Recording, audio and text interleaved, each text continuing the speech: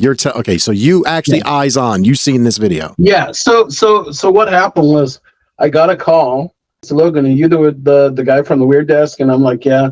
Said, we got something to show you. I open it and it's me and like 5 other people in my office. But then he zooms out or zooms backwards, and now the oil rig and the circle thing are in the same video image, and you see that this thing is bigger than the oil rig. So time out 1 second.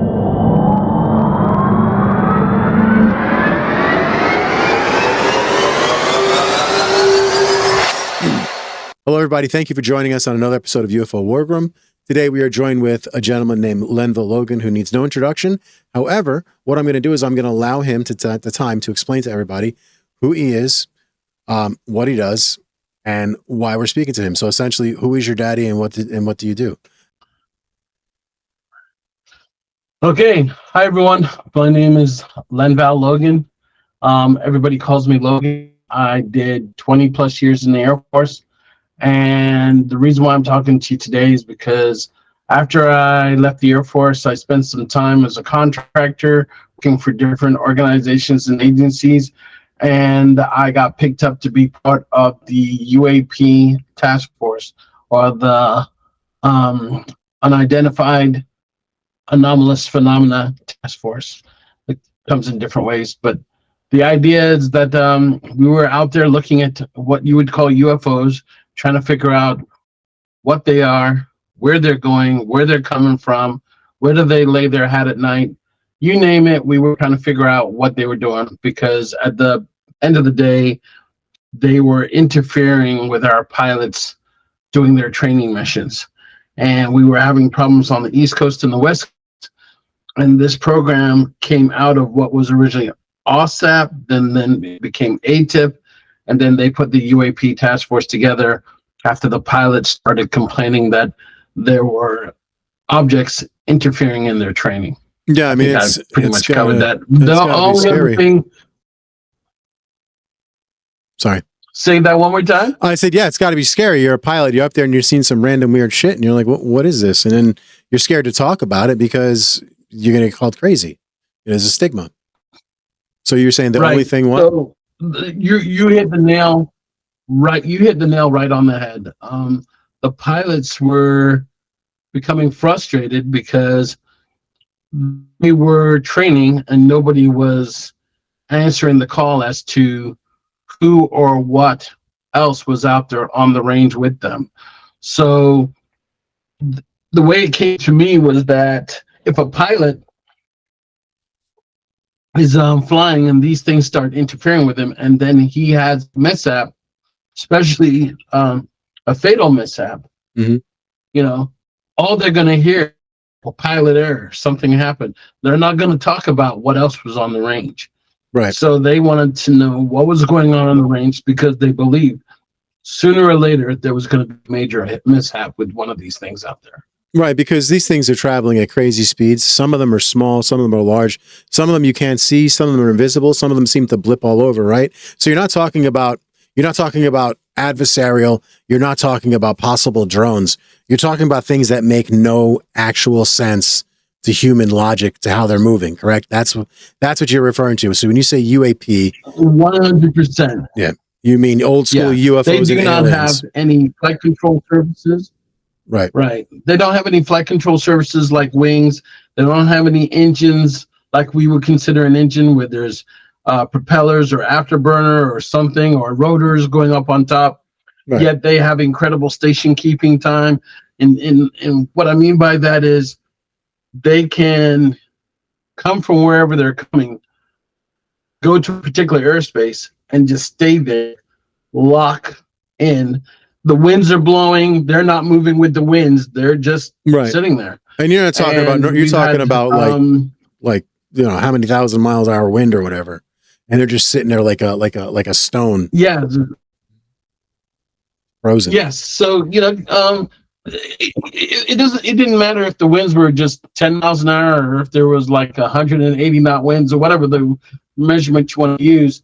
The fact was that these things just kind of locked in there like a stone, as you so aptly described. and didn't move. And us were like, okay, if it's over there, we're going to train over here.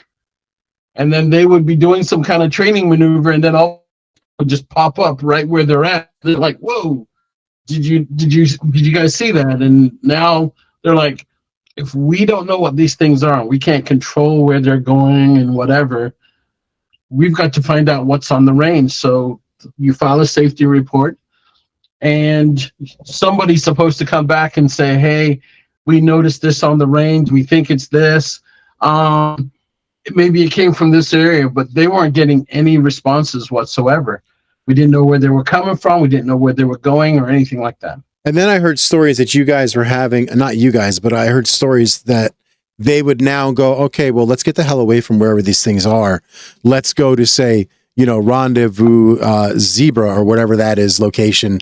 And then they would go there, and by the time they would get there, the fucking things would already be there before they would show up, right? Like these things would be like, hey, here we are. Saw you. Right. So that's and specifically, that was the USS Nimitz incident with the Tic Tac. What there was something that looked like a giant Tic Tac, but it was about the size of an F-18. And if I remember, Commander Graver and his wingman, Alex Dietrich, they were on a training mission. And what happened was they got a call. Hey, you got weapons on board? No, we're training, blah, blah, blah.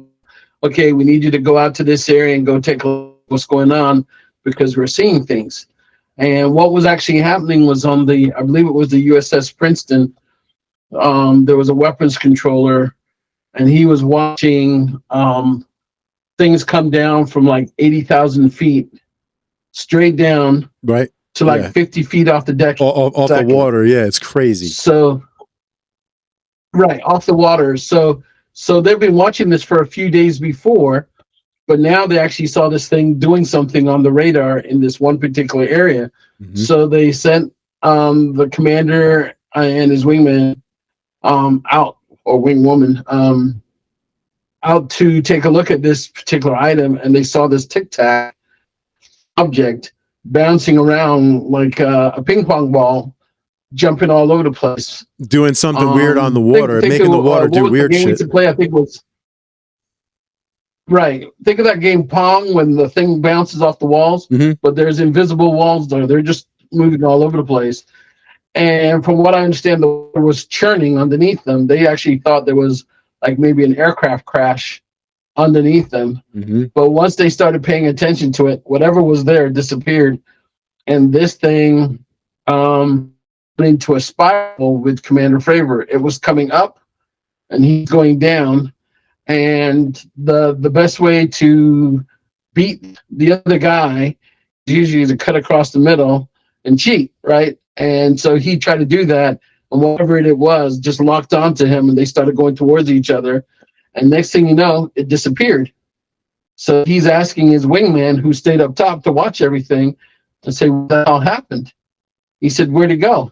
And she goes, and then they got a call from the Princeton, from what I understand, was they said the object we're just looking at is now at your cap point.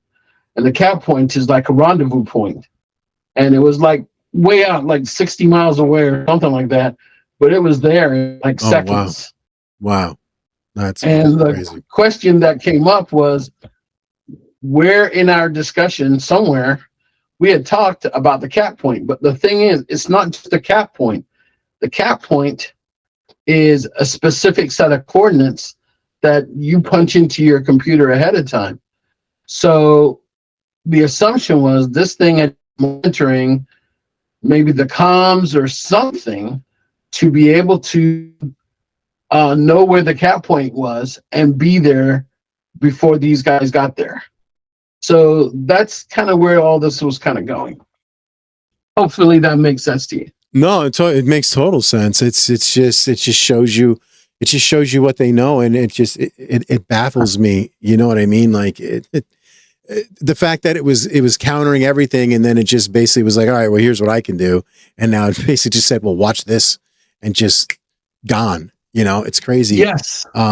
I believe I spoke to you about the thing that I saw. You got the right point. The thing that I saw, it looked like it was a flat disc, and then it turned sideways and shaped like a C, and then it was there and then gone. It didn't like disappear; it vanished. So I assumed it went invisible. When I was filming this is when I was filming the drones 2 years ago, and then 5 minutes after that, during the live stream, a helicopter goes flying over me about 200-300 feet, blacked out, real low.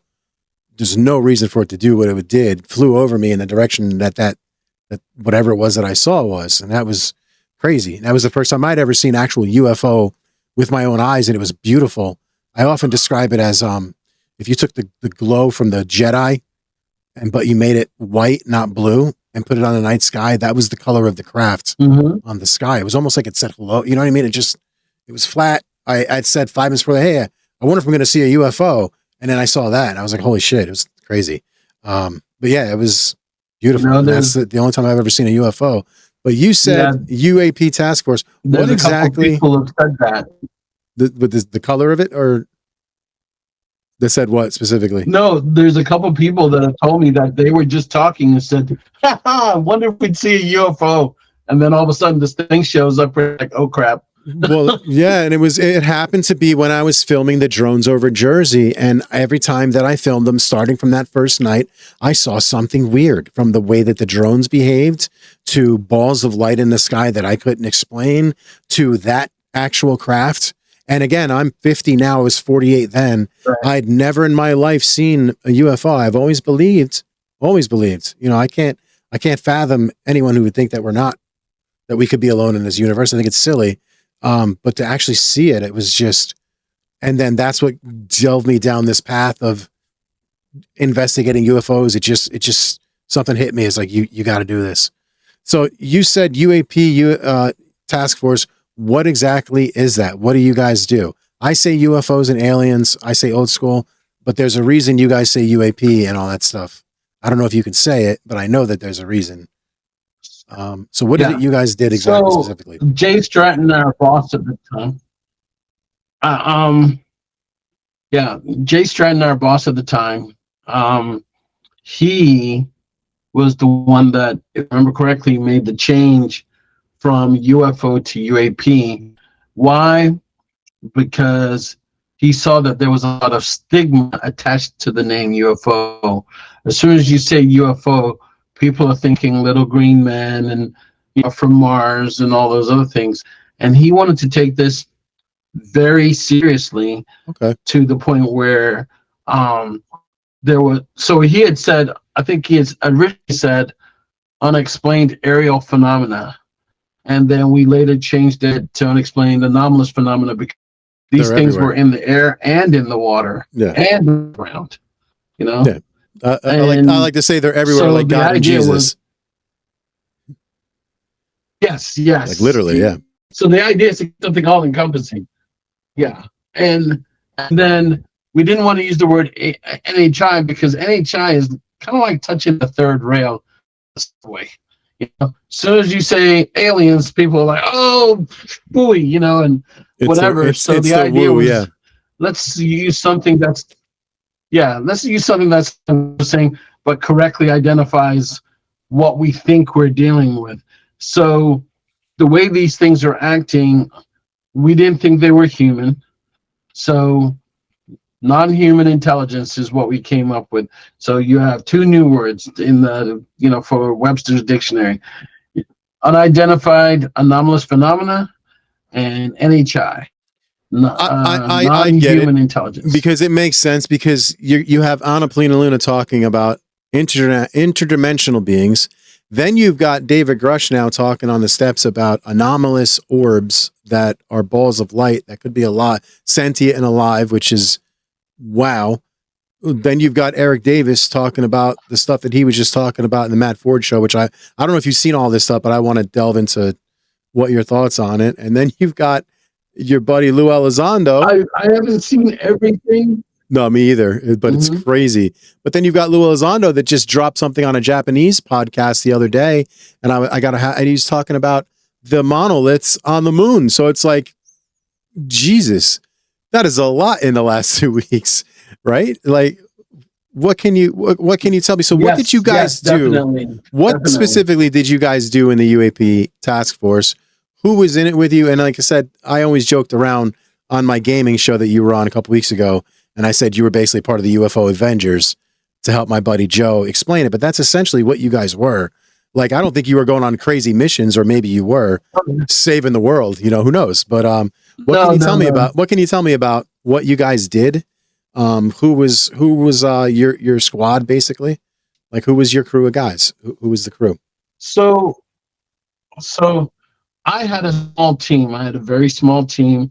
I can't say where I worked, but I had a very small team in my office. One guy was imagery, one guy was signals, and I was the all source guy.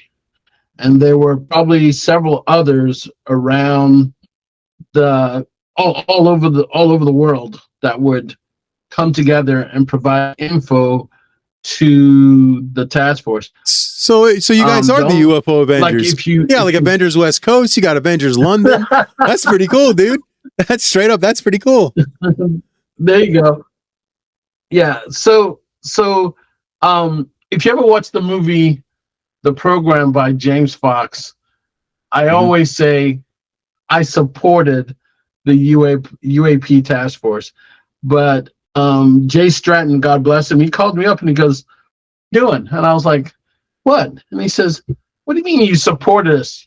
You were in there. I vetted you. I invited you in. I opened the door for you to come in. So what do you mean you supported us?" I was like, "Well, I didn't want to presume anything, you know." And he said, "No, you tell everybody you were part of the task force." I was like, "Yes, sir. I was a part of the task force. I got it."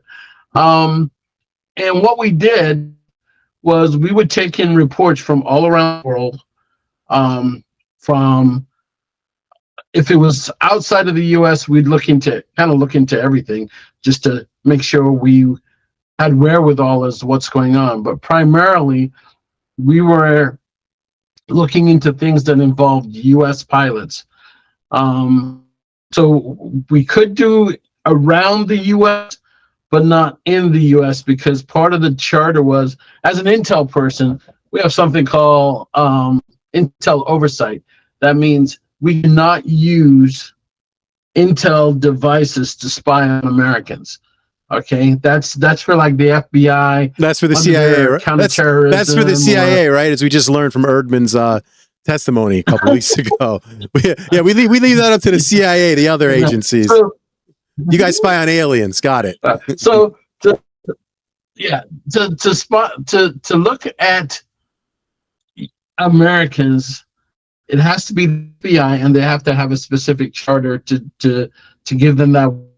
CIA is overseas, FBI is stateside. Okay, so we would get reports from the FBI about things happening in the States. You know, maybe there was an F-16 out in Utah. Maybe there was an F-15 down in Florida, or something else. C-5 flying stuff, and they come across something, and they file a report. Air Force, OSI, Office of Special Investigations, may file a report on behalf of the pilot and whatever. So between what was happening stateside and coming through OSI and the FBI, and then what was going on overseas that we were getting reports about, we will put it all together and try to capture imagery, get the pilot's debriefing, see if there was any signals intelligence, any we could. It's like a full court press. Let's gather information about what this thing is, and let's see if we can understand it. Where's it going? Where's it coming from? What's it actually do? All those things. And the problem that we had was they're all different. They're all different shapes, sizes. Different. Sometimes you have orb. Yes. Different sizes, different shapes, different colors, doing different things. And you're sitting there trying to put everything in a nice little box, and it doesn't fit. Right. If it's an enemy aircraft, you usually know what type of aircraft it is, and you can put it in that box. Hey, this is a fighter. oh, that's their bomber, you know. But now it's not the adversary that you think you have, and it doesn't quite fit because today it looked like a balloon, another day it's like an octopus, another day it's like a fireball going across the sky. Sometimes it's just a light, sometimes it's a giant triangle. There's just too many shapes, and we were like, what are we looking at here? And then you have to listen to the pilot tell you what he saw, and sometimes what he sees and what is recorded on his equipment is not always the same. It looks different. Okay, hold on 1 second. So can you give me, it's weird. You give me an example of that? So you're talking about the shape of it, the size of it, or his general conscious concept of what he witnessed visibly doesn't represent either what the sensor or cameras are seeing, right? So could you give me an example of that without getting yourself in trouble? Yes, that is true. So we could have, I'll start with the ground first. So we could have 2 guys or 3 guys come across a UAP. First, they can give different colors. Then they can say, well, I saw it move side to side and it was doing this weird oscillating thing. And the other one was like, no, it was standing perfectly still. And you're like, okay, so one of these guys is lying, you know, and then you start trying to break it down. Well, how long did you see it for?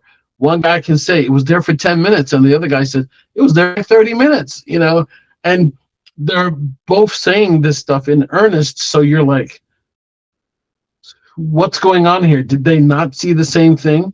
And in some cases, we might have come to the conclusion that they didn't see the same thing, because we've had orbs come down and we've had split. They come down as a ball of light, and they split off into 3 different things. And maybe one guy was really concentrating on the left while the other guy was concentrating on the right. Who knows what the third one was doing? It could have been messing with their heads. We don't know. Now I'm going to assume, and you obviously, I understand you can say or you can't say, I'm assuming you've visibly seen these things on sensors, videos, etc., in high definition, pixelation, blah, blah, blah, like you've seen them in 4K, etc. I'm assuming you're looking at stuff that the everyday average man has never seen, etc. But if you witnessed, like, for instance, you've got 2 guys that say, guy A says the thing did this, this, and this, and guy B says it does this, and now you see the actual video, and then this is what you're seeing is the visual representation, and then you see it doesn't even do anything of what the hell they saw. Like, have you had that happen? Yes. Crazy. Yes. Crazy. There was so sometimes the sensor operator would call and say, hey, watching this thing do this weird thing. So we would say, okay, tell us where it's at, and he would tell us what channel to go to pull up the live stream. We go watch the live stream, and he was watching it, and you'll see it do something, and he goes, well, did you see that? And I was like, see what? And he goes, oh, did you not see that thing come out the back? Or did you not see how it went to a certain building and then literally comes to a building, goes up and over the building, and you're like, well, that's definitely showing some type of intelligence because it's avoiding an obstacle. Yeah, otherwise it would have ripped right through the friggin' building, yeah. Right. And then other times you would, the reason why the operator called us in the first place was, first he saw it doing something that no other aircraft should be able to do. He's calling us, tells us to get on the channel. We're all on the channel. And then all of a sudden it starts moving in a very mundane manner, like it's just a balloon just floating with the wind. And you're like, sure, this is what you saw? And he's like, yeah. And then all of a sudden, maybe you'll see it do something weird, but it's like they know there's a camera on them. Yeah. Okay. I'm not sure how that works. The thing with Corbell, it looked like it was playing peekaboo in the clouds. It looked like it was hiding, like it was going from cloud to cloud. Yeah, 100%. Yes. Or the other one that said, oh, you're locked on, motherfucker. Watch this, and it zoomed this way and took off like a laser beam. That was absolutely batshit crazy. So that's the stuff you're seeing, but you're seeing it in high def 4K resolution. And I can only imagine seeing it for the first time. Like, what am I, So Star Wars? it wasn't always high def. Star Wars. It wasn't always high def. Sometimes it was the picture based on what the government has released. I would say the pictures were always better than what the government's released. But sometimes they were like 4K, full color, whatever. But the majority of them were, it was an IR thing. So you're looking for the dark versus the white. Mhm. And we'd ask the guy, would say, hey, can you just turn on regular electro-optical? And the guy would tell you, he said, if I do that, I'll lose it. And we just do it real quick. And he flips it, and you can't see a damn thing. Right. Yeah. You're just seeing all the other scenery out there. He turns it back to an EO thing, an IR thing, and then all of a sudden you're seeing this ball of light go through whatever neighborhood it's going through. And sometimes it's so low, you're thinking to yourself, okay, this thing's pretty low. Somebody's got to hear something. And we've actually watched people come out of their houses in the middle of the night with a flashlight. And when this thing goes over the top of them, maybe 20 feet over the top of their heads, they don't even give any indication that they saw anything. Yeah, they don't hear it, they don't see it. That was the thing with the drones, is I was getting them with they would do weird things. Like there was the one that I showed you that pulse flashed the camera. A few seconds before I filmed that, it was frozen solid in place. And then when I picked the camera up and started filming, it started moving right as I got the camera up.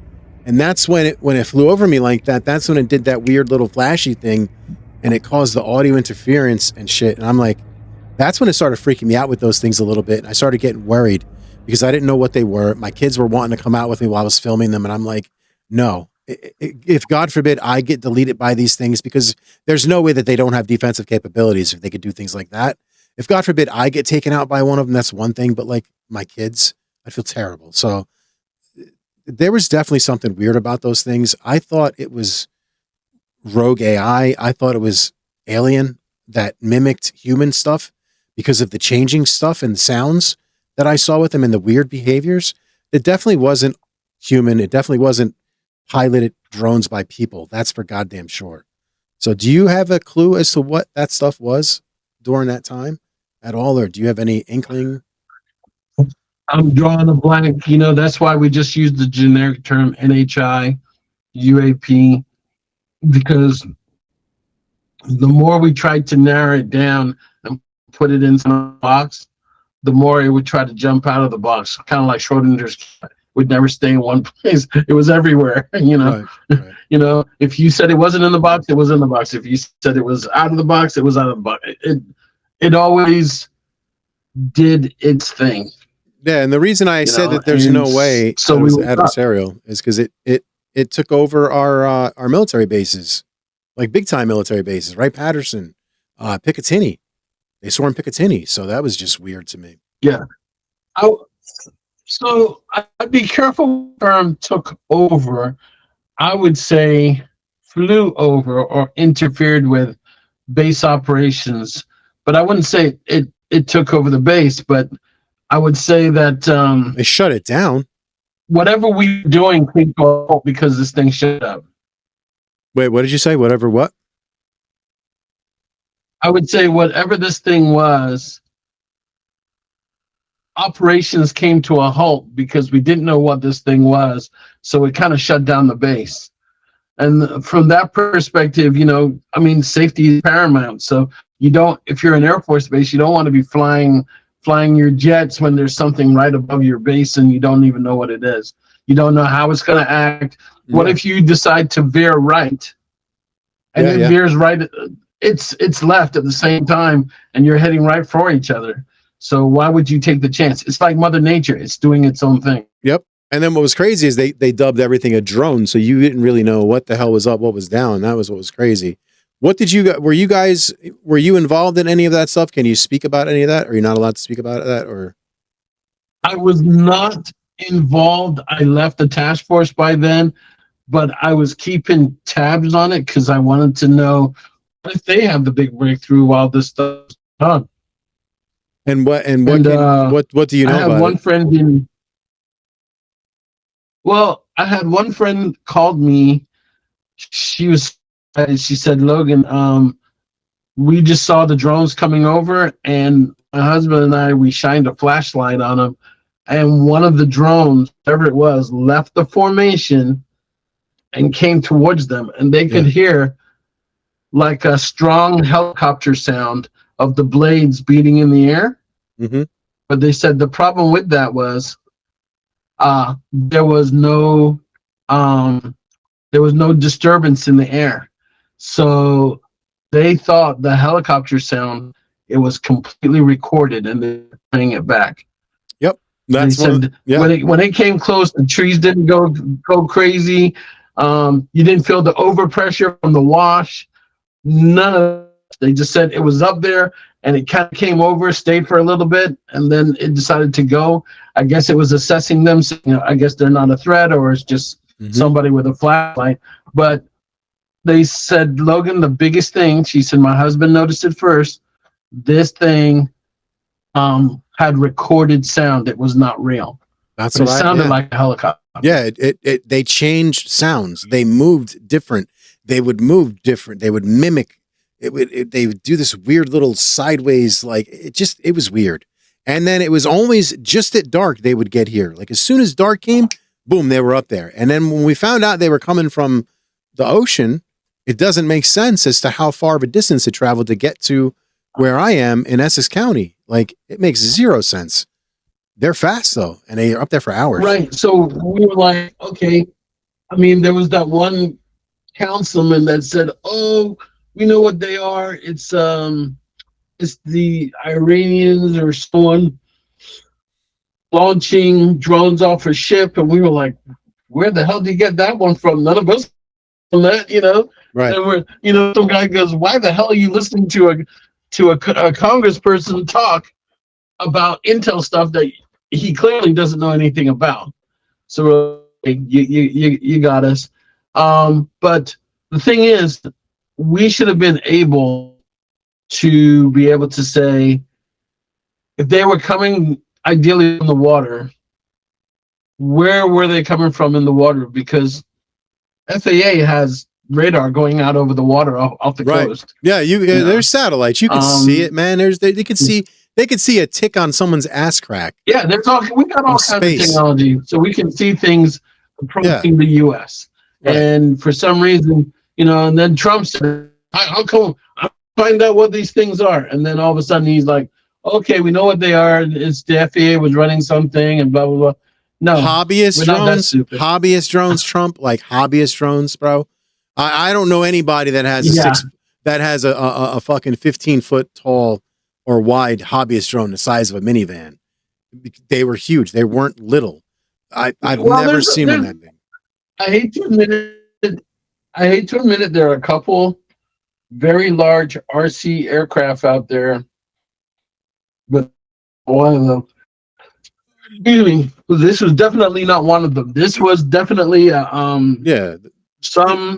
something not human is what object up there that was mimicking our stuff. Yeah, I was thinking either alien or not human, as you put it, or I was thinking it was rogue AI, something that got activated years ago that they fucking lost control of, because at the rate of which you're messing with AI nowadays, it scares the shit out of me. I don't know about you, but it scares the living hell out of me. So could be possible. It could be that. Yeah. So I'll say this. I just lost my headphones. Hold on a second. So one of the things that a friend told me, his hypothesis was that these things were something from the last ice age. And as we've slowly started digging, coming out of the ice age, they've been activated and they're just following their original set of orders.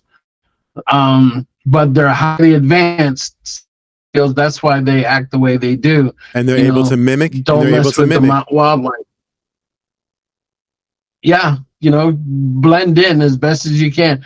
But I mean, obviously they're not perfect, because why do they turn on their lights at night so we can see them?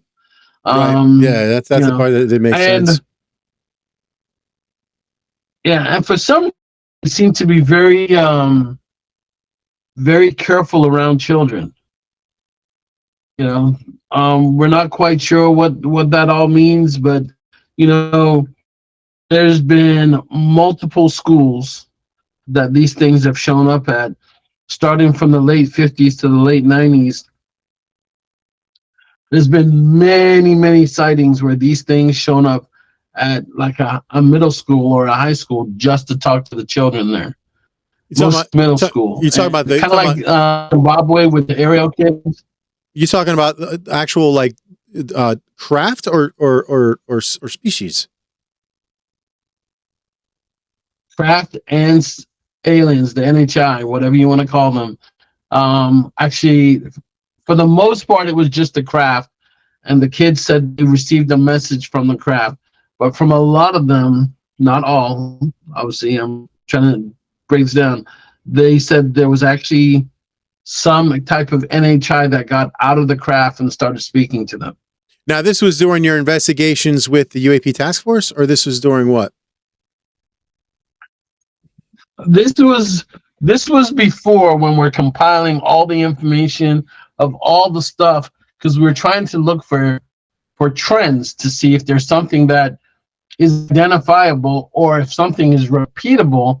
Could we set up like a honey trap and be like waiting to see if it actually shows up? Right. Like that. And what did the ones that went to the schools, what did they normally like, alien wise? What did they look like? Did they look like a certain species, or? For the most part, it looked grays. There's a couple where it looked like the Nordics and some of the other ones, but the vast majority of them, from what I remember, it was the grays, the small grays.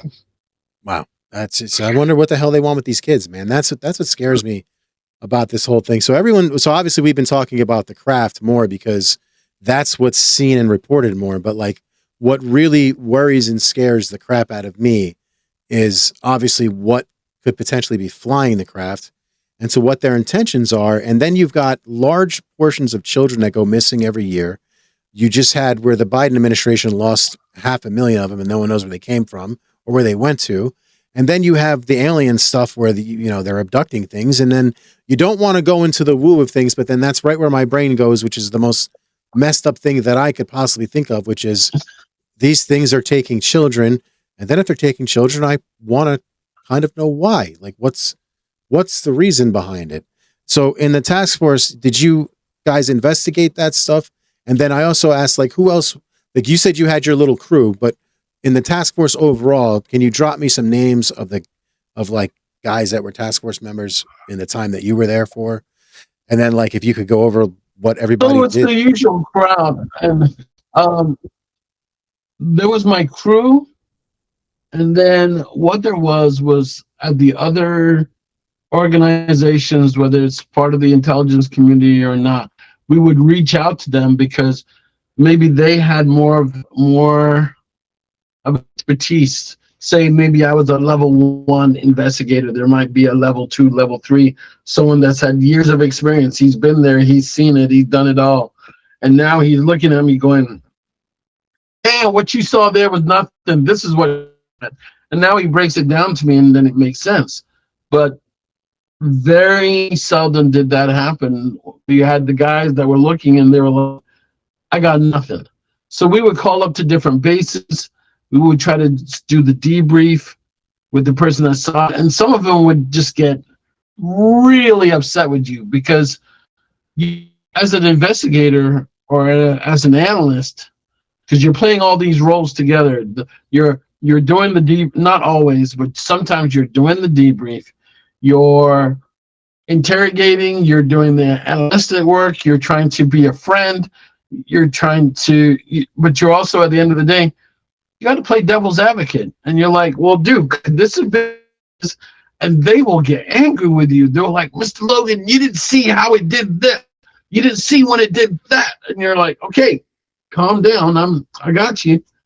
But, let's take a step back. And they're like, you could read their body language and see that they were reliving the moment, and it was not polite. No, I get it. It's just baffling to me.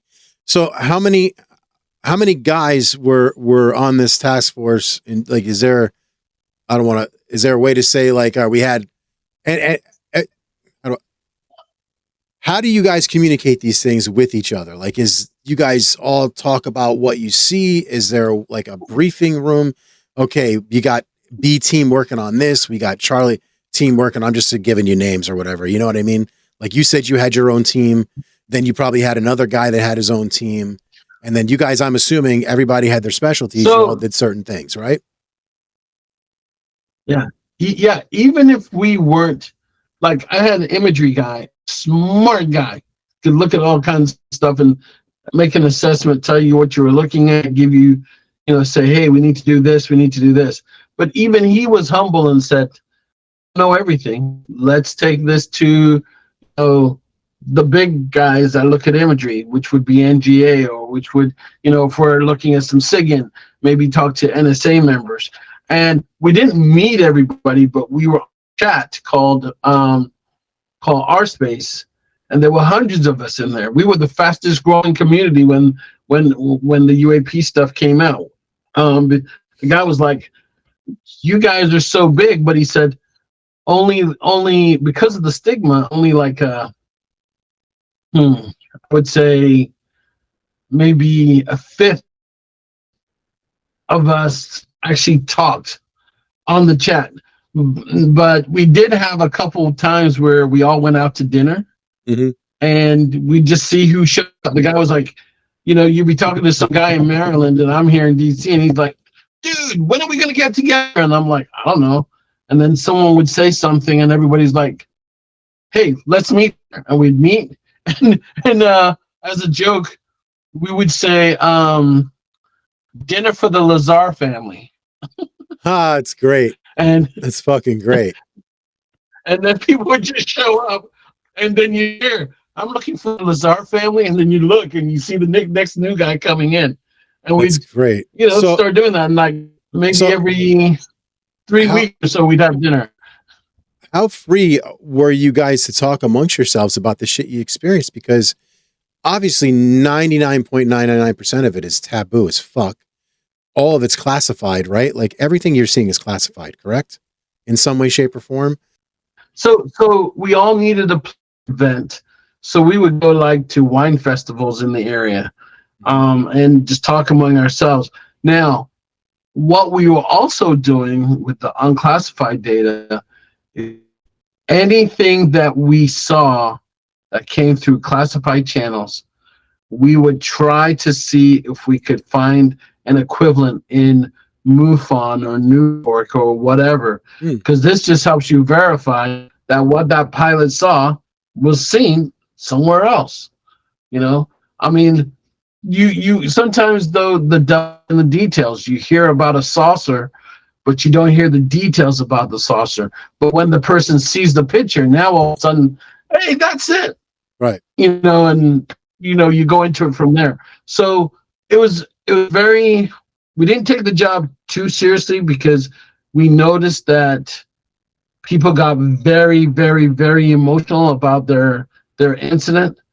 But we even had a thing, Vito, where we asked all the intel guys on the channel, we said, if you've had a UAP experience and you want to talk about it, put in this document on this R space. And there were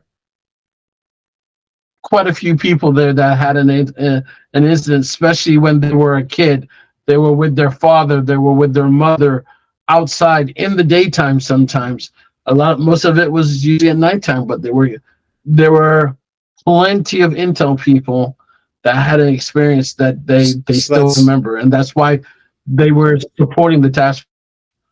That's what I was going to ask you. How many people that were a part of that task force that that had experiences, that are experiencers, have some type of psionic ability, have some type of how many of those can you speak on that, or is that something you can speak on, or is that an NDA?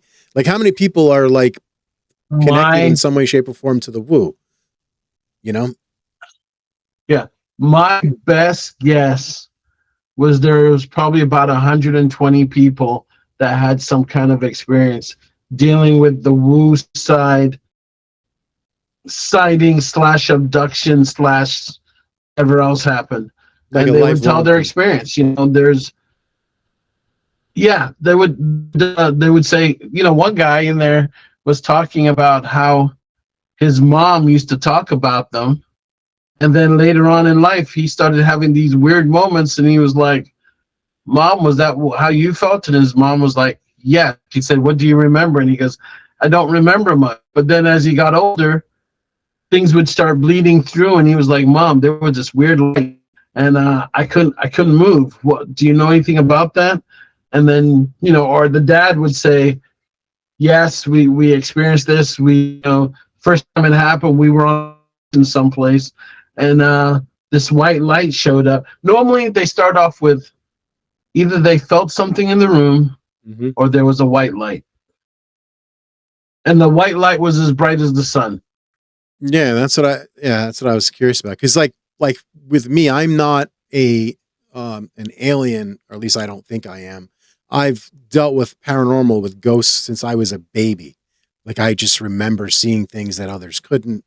I had an entire conversation with my grandfather. I had a weird conversation with my sister that wasn't my sister. It's crazy. You can actually watch the interview on Total Disclosure with Ty, and it's some of the shit that's freaked me out since I was a child, especially the ghost part, because I always say I can fist fight an alien, but I can't fist fight a ghost. Alien would probably kick my ass, but at least I could try. You know what I mean? I don't stand a fight against a ghost, but it scares me. You can touch the other one, you don't know what to Yeah. do. Or at least I think I could touch it. With the ghosts, who the hell knows? So Right. I know what I've experienced. I know I've seen it interact with things objectively in the world. So, but that's what I've seen. I've noticed that a lot of people are experiencers. Are you yourself an experiencer, or have you witnessed a UFO, or not after the fact on the task force, previous? I saw a UFO when I was a kid living in England. I didn't really know or understand what I saw, but it looked like an iron that you iron your clothes with.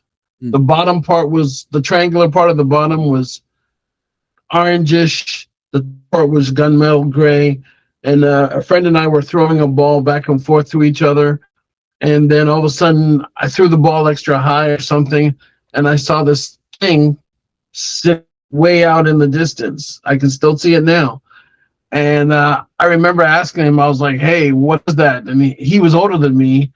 So he says, that's a helicopter. And I was like, I don't hear a helicopter. I don't hear anything. And we're sitting there debating what it was. And next thing you know, you could hear this roar, and these two F flying out of this one area came towards it. And this thing just kind of like, it moved so fast, it was almost like it vanished. And I remember going in to tell my friend's mom, because she was making dinner, saying, hey, get ready for dinner or whatever. And she goes, oh, be quiet. You guys have too much imagination, and go eat. And so I kind of did that, and it wasn't until later that I started saying, I wonder if I can find this. And it just so happened that there was a magazine that I found 2 years ago that had the picture of what I saw in there. Wow. So now I'm trying to find if anybody's. What I will do is I will scan the picture for you, and I will send it to you, and you can show people. But yeah, for sure. I mean, about how big I've was it? never seen it anywhere else, and then got surprised by finding it in a magazine. So crazy. Do you know about how large it was?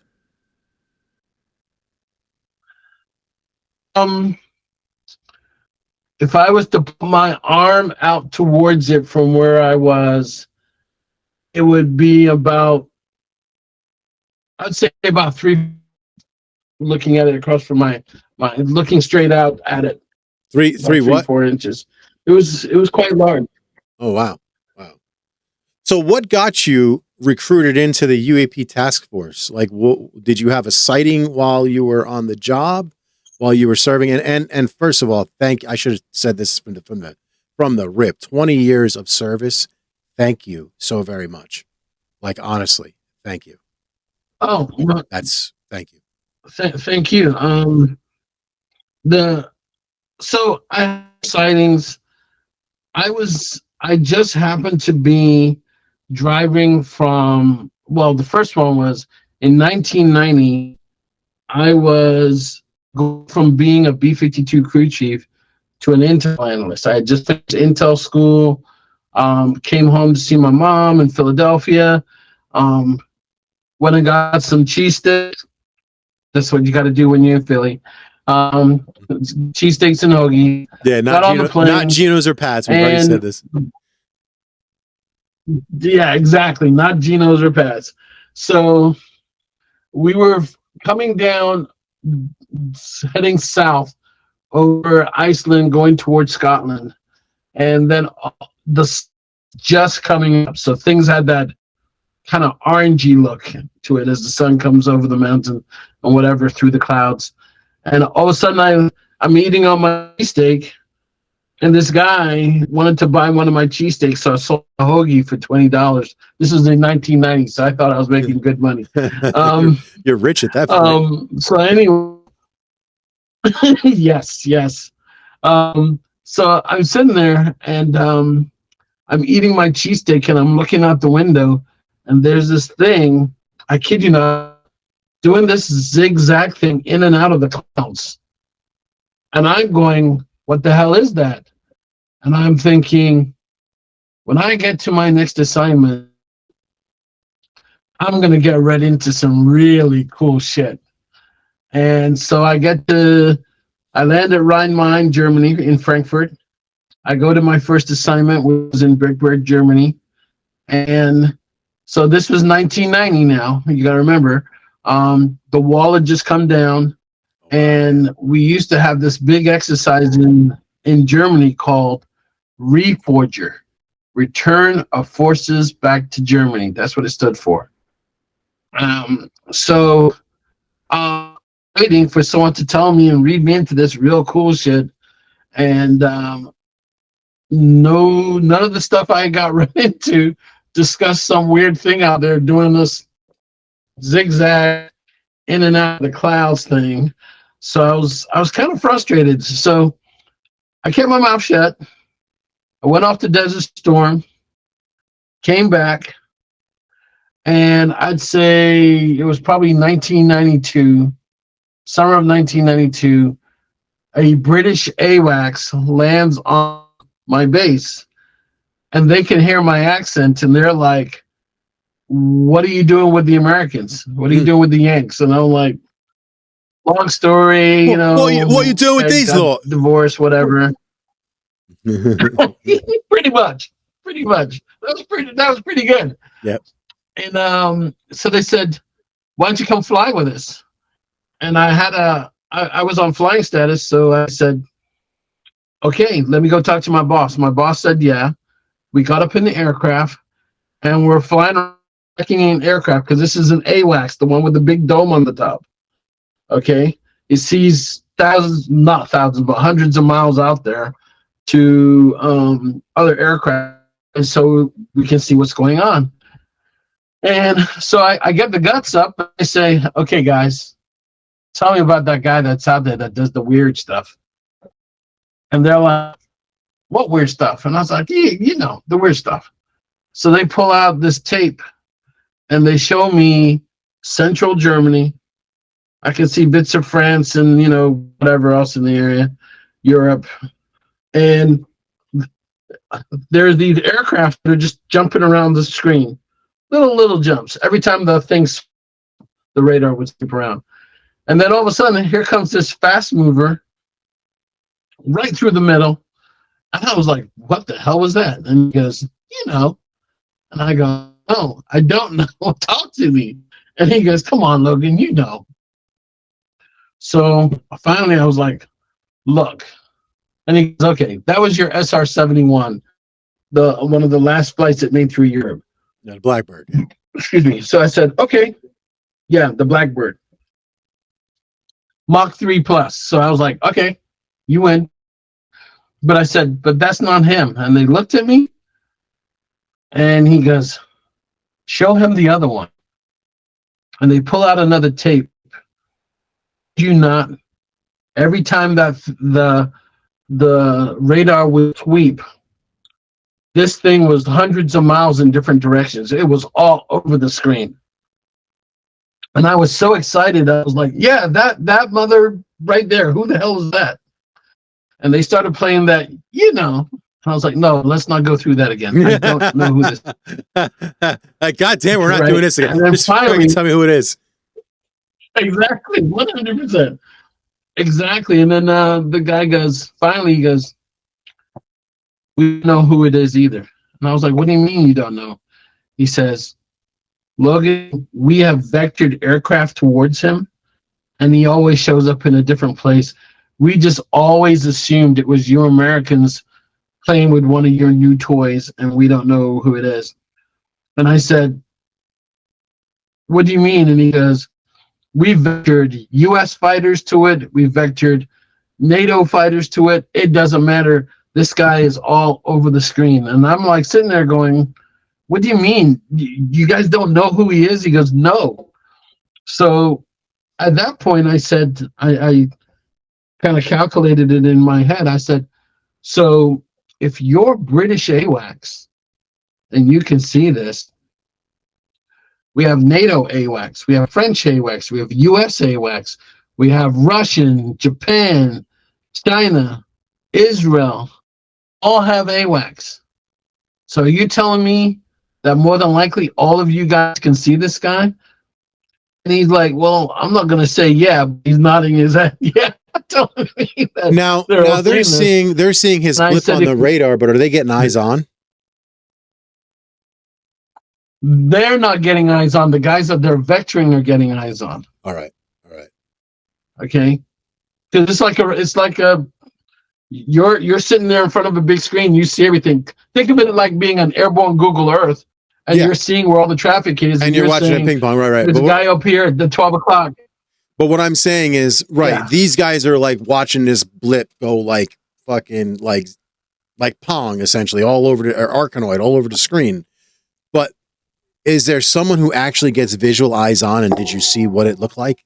The shape of this thing? The pilot that they vector towards the object, he usually, not always, but he usually sees what they're seeing on the scope. He's seeing it with his eyeballs. Got it. And did he give any type of anything as to what this looks? Can you speak on that? Like what it looked like?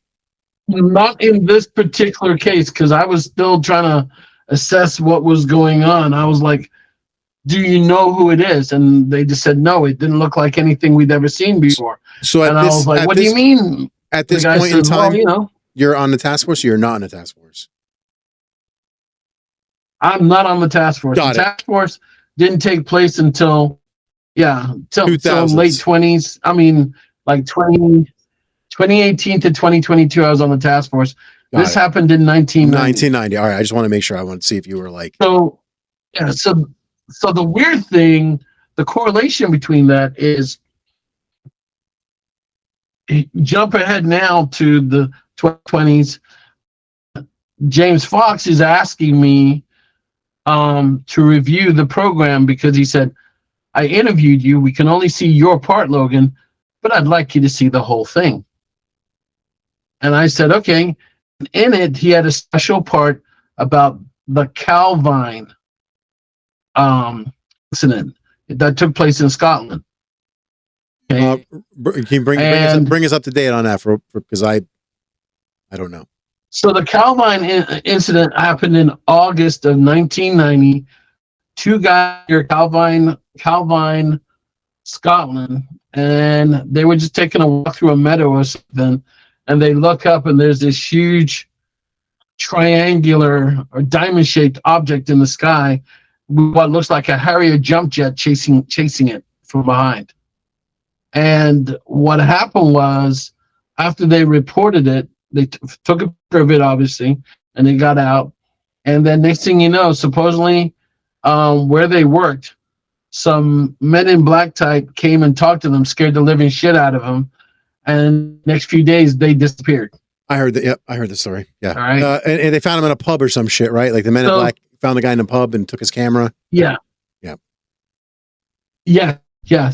So What they saw was in August of 1990. What I saw was in January of 1990. Okay. So you guys saw the same and thing. it was the same exact thing.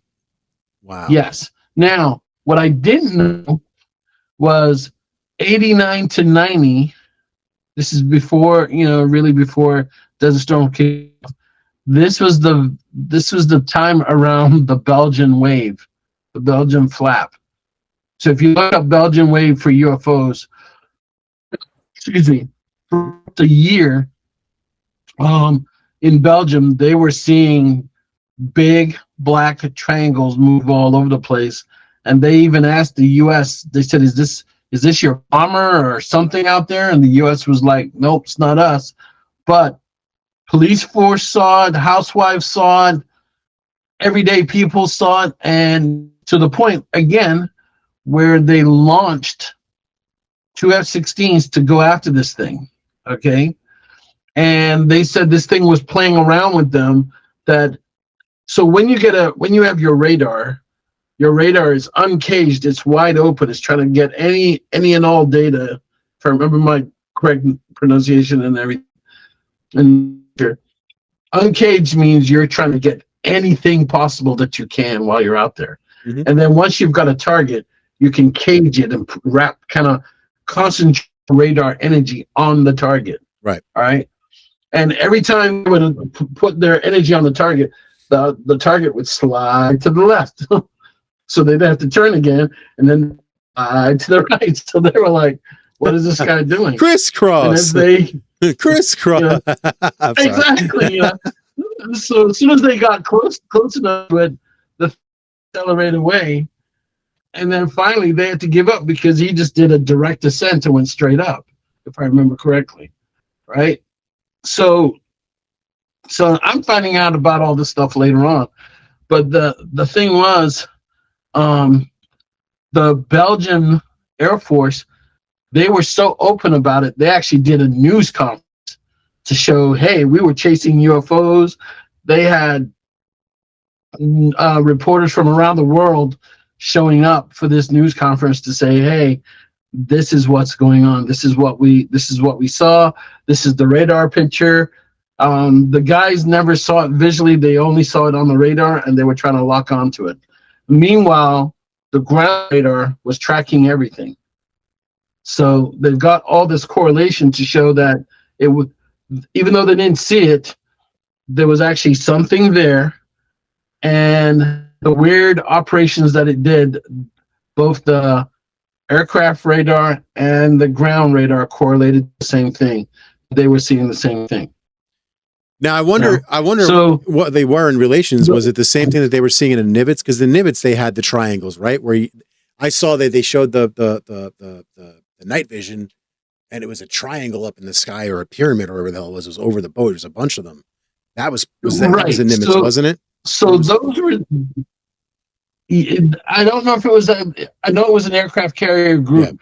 Yeah. So which one it was, but they did see triangular objects, and the thing is, there's a thing on the camera called bokeh or bokeh, whatever you want to call it, and it's the way the camera lens shuts.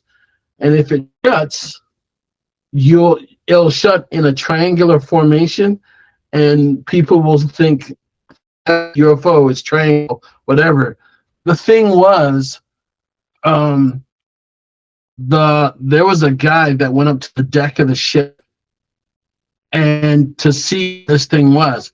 And before he even started taking, using the camera, because there's a bunch of guys on a Navy ship, I think they're called the Snoopy, and they have cameras for anything that, if they want to record something, they have all the high-tech digital cameras and whatever. So he got up on the deck and he took pictures of this thing. And even before I took the pictures, I could see there were triangular objects up there.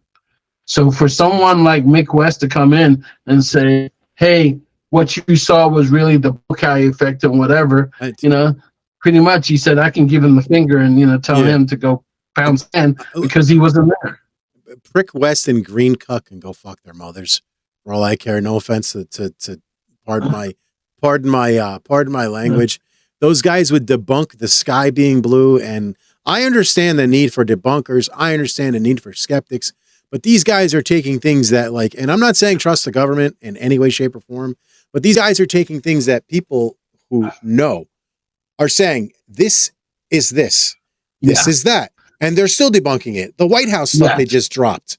They're still, what are you Mongos doing? They're showing you that you had 7 separate craft watching a moon landing. 7 of them different watching the moon landing. Was it 7 different species? I don't know. It could have been. But now you've got these Mongos trying to debate it, debunk it. Are you out of your minds? And anyone that's saying that the drops from and I get it, they weren't the best, but it's not nothing. It's not a nothing burger.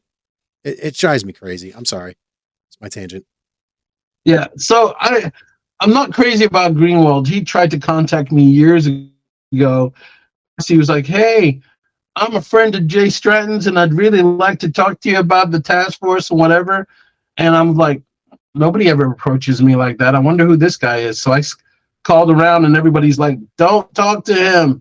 So I just stayed away from him and didn't answer his calls or anything or his emails. Like, how much more on the take of a Fed can you be? That's what I look at those guys like they're on a take, that they're paid debunkers.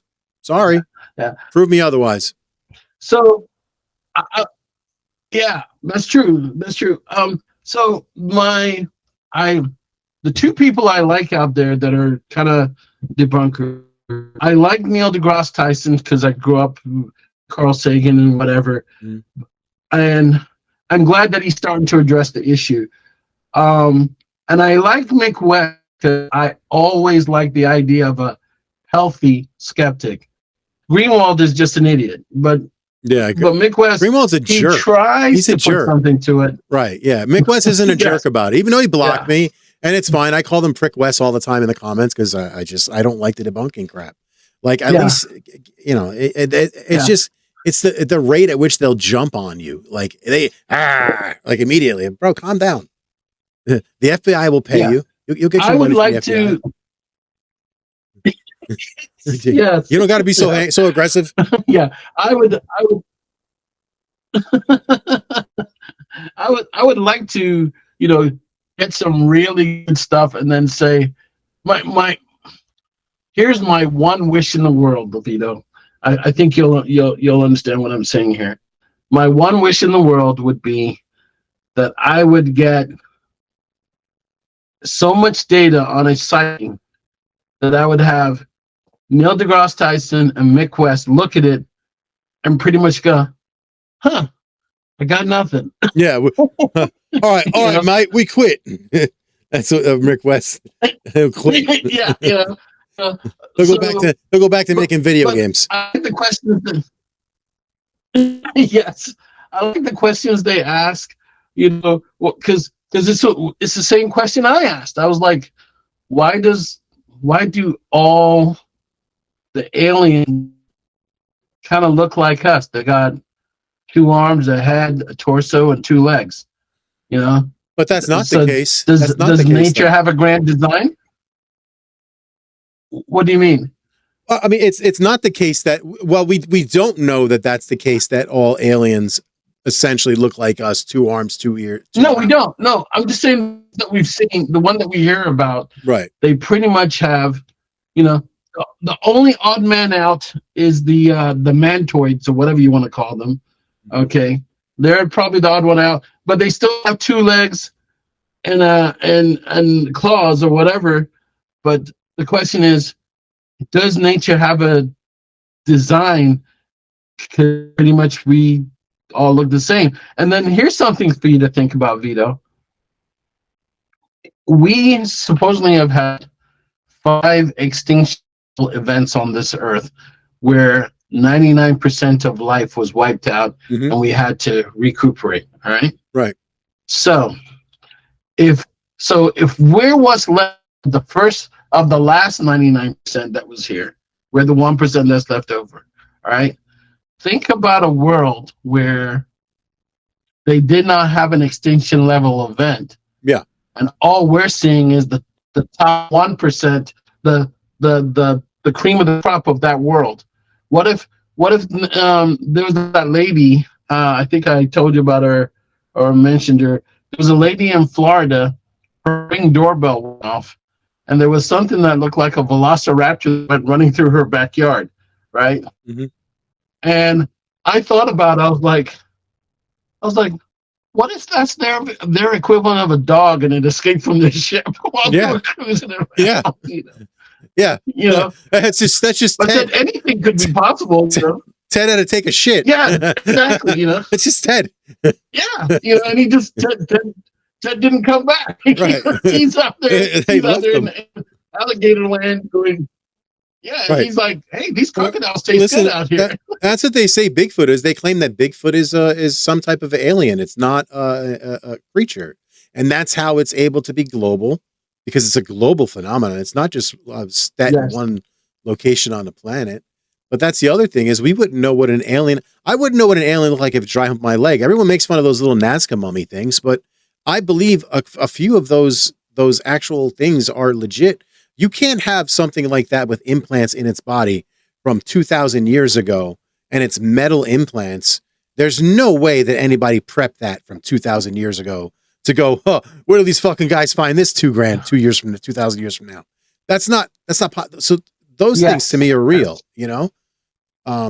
It's crazy. So there's I think Graham Hancock had it right, Vito, that before the last ice age, man was there, and man might have been around with the Neanderthals and the Cro-Magnons and the bunch of whatevers, and we have record. Lord knows what else. We have record. There's records of it, isn't there?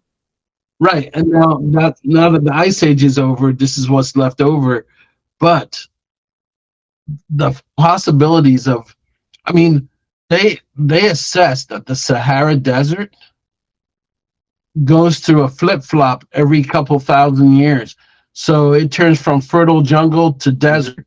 So imagine what could be underneath all that sand right now. Imagine what could be under all the ice in Antarctica, or imagine what, like you said, under the sand. What's under? They're talking about there's structures. 100%. There's structures 1.5 miles down in the ground. There's no way humans built that from back then. It's impossible. Right. And you're talking about cataclysmic events 5 times. You can look in Egypt and see them. Humans did not build those buildings by normal means. Right. From back then. It's impossible. Absolutely impossible. 100%. And then there's that underground city in Turkey called Derinku. Obekli Tepe. I can't pronounce it. The Wi-Fi did a whole thing. It's not the same one. Is one. It's another one, right? The city is called, it's called Derinkuru or something like that. And they said it was an underground city and it could hold 20,000 people, right? Some guy was redoing his basement, knocked the wall out. Next thing you know, he finds this underground city. And they found, I think, a second one in Turkey, but the first one they found is the biggest. Yeah, I'm sure and it goes down something like 20 floors. And at the very bottom of it, there's a friggin' lake with fresh water. Mm-hmm. How are you going to find that? I mean, even with modern technology, I think the only thing we can do is go, well, there's an aquifer down there, but that's about all we know, you know, and so on to the water table and whatever. But someone's going to have to sit back, take a step back and kind of explain all this to us, because the history that this is not jiving. Well, they're not telling us the truth. And it's not so much take a step back. Someone needs to cut the bullshit and just tell us the truth. It's about time the Vatican tells us what they know. It's about time the Smithsonian stops playing games and tells us what they know and what they've been up to. And that's where I want to lead to the next question. So you in the 90s, you saw the same diamond shaped object as the people in the city that you're talking about. And then you were asking them, and then what got you in the task force? Like you said, you got in the task force in 2000. So from 1990 up until 2000, whatever, were you investigating UFOs and stuff like that? Because you're asking these guys about, so it looks like you're kind of investigating it. Were you doing it on a So I was doing it on the sly. Okay. Just kind of looking into things here and there. And then my wife told me, she asked me the question, she said, what are you going to do when you grow up? And, retirement, when retirement happens. And I told her, I said, I'm gonna play I video games. need something to keep my mind active. Right. I have to know more about whatever these things are flying around in the sky. And I started working on this app, and then 6 months later, the story comes out with Lue Elizondo about his program. So I invited myself to meet him and say, "Are you serious about all this stuff I'm talking about?" Now hold on a And second. he said, "Yes." Because And I've tried to invite myself to talk to this guy too. It doesn't work out so well. How did you get to do that? Like what are you doing back then? You had a high up military rank, right? Is that your master? yeah, I don't I understand did. the ranks. So how Yeah. are you able to have the clout to go, So come here, fucker, let's talk? Like, how do you just have that clout? I don't mean to call him fucker, but I'm just saying, you know what I mean? Like, I just found out where he was going to be at in certain places, and I just kind of showed up one day and I said, "Hey, my name is Logan. I work at such and such, and if you're serious about the stuff that you're talking about, we should talk." And he goes, all right, brother, I'll be there." okay. And he shows up with Jay Stratton, Chris Mellon, and this entourage. I respect the shit out of that, because I think that's why we click pretty well, because you go get her. That's what I do. I don't just sit back and let shit happen to me. I go get it. I love that. Well, I figured the only thing he could do is say no. Yeah, exactly. Right.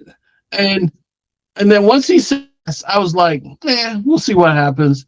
And where I work, there's quite a bit of security. Okay. And all of a sudden, I'm hearing on my door where I'm sitting there with my other guys, and I hear, "Hey, yeah, we're here to see Mr. Logan." And I'm like, I know that voice. Oh crap. And then I see all of them, and I was like, what the hell have I gotten myself into? So we go off to this conference room, and they give us the briefing from hell, where they show us all kinds of stuff, and we're just like, I'm looking at everybody to see who's gonna start laughing first, because I'm taking it all seriously. So it's like, so you had like a Men in Black. So you had like a Men in Black moment. You got the best of the best of the best. Like, they dragged you in that room and sat you in that uncomfortable chair. Yes, yeah. And said, "Watch this video, kid." Yeah, that's crazy. Yeah. So when we were done, nobody was laughing, and pretty much my peers or people that I worked with said, because they saw that who was involved: the Navy, Air Force, Marines, Army, Intelligence Agency, USDI, everybody that was involved. They were like, "Okay, how can we help?" And said, well, Logan came to us and said he thinks he can do this. He thinks he can do this. And now I'm being kind of held to the fire, but I'm like, I was real quick to protect myself, boss. I didn't sign anything. Oh, good shit. Ass. Good shit. So when you're in that room with the other task force members, are they being read in for the first time? Like, is this you're being read in? You're being recruited? Like, explain this to me. Like, you're just, what is this process exactly? So it wasn't this process was not an official process. It was like a sit down. Our group meets your group, and we're telling you we have a problem. Logan is telling us that he's a problem solver. We want to see if you guys can help us solve our problem. Nice. So they presented what their problem was. So who else is in that room with you, if you could say? Elizondo, Stratton. So the only names I will officially say was Jay Stratton, Lue Elizondo, and Chris Mellon. Nice. And they had other people. They had 2 pilots, Navy pilots, and some other guys there. And they started talking about what the problem was. And I mean, to my crew's credit, nobody laughed. We were like, okay, they showed us some interesting stuff. I'm not What leaving. can we do? That's a holy grail for me. You ain't getting me out of the room for shit. You got dragged me out of that room, buddy. I'm strapping in. Like, when do we get pizza? You know what I mean? I will tell you this. When do we start? Let's go. So first meeting with the worker bees, it was me and the other guys, all right? Lue and the entourage are leaving now because I looked at some pictures and I said, fake, real. They're like, how do you know this is real? I said, those have been seen elsewhere around the world, and I'm breaking it all down as best as I know, my best guess. Now you're talking craft right now. You're not talking actual bodies, right? Or are you talking both? Right, craft, just pictures of craft. Right. Pictures of craft, videos of craft. So they're leaving, and all of a sudden, Jay Stratton said to Lue, and Lue turns around, walks back to me because I'm walking behind him, and he goes, dude, you're in. In what? And he goes, you'll see. And that was it. And so I said, I can't be in. You haven't really talked to my boss yet. I got to tell him that I got a new problem to solve. He's probably like, yeah, I've already handled that, right? No. So what happened was Jay Stratton, his deputy, and others said, just tell us when to come back and we'll do it. So they came back, and I had told my boss, the big boss, told him what the problem set was, and he's looking at me like, are you serious? And I said, yeah. And he goes, Logan, he says, I will give them 30 minutes. No, 60 minutes to make their case, and then after that, we'll figure it out. So again, they came over, sat down, the big leaders, senior, my Stratton and his deputy, and Chris Mellon, they're talking, whatever. And an hour and a half later, we're still in the room, and finally my boss says, well, they're in the know, and if you know them, he says, I'll know this is serious. If you don't know them, I'm going to say we're done. So he says, gentlemen, come back to the office. So my immediate boss and the big boss takes everybody back into this office, and I go back to my little desk and I'm doing my stuff. And then, no kidding, 2 hours later, my boss walks in, my immediate boss, and says, you are cleared hot. Give him as much support as you can. And that was it. Damn. That's dope.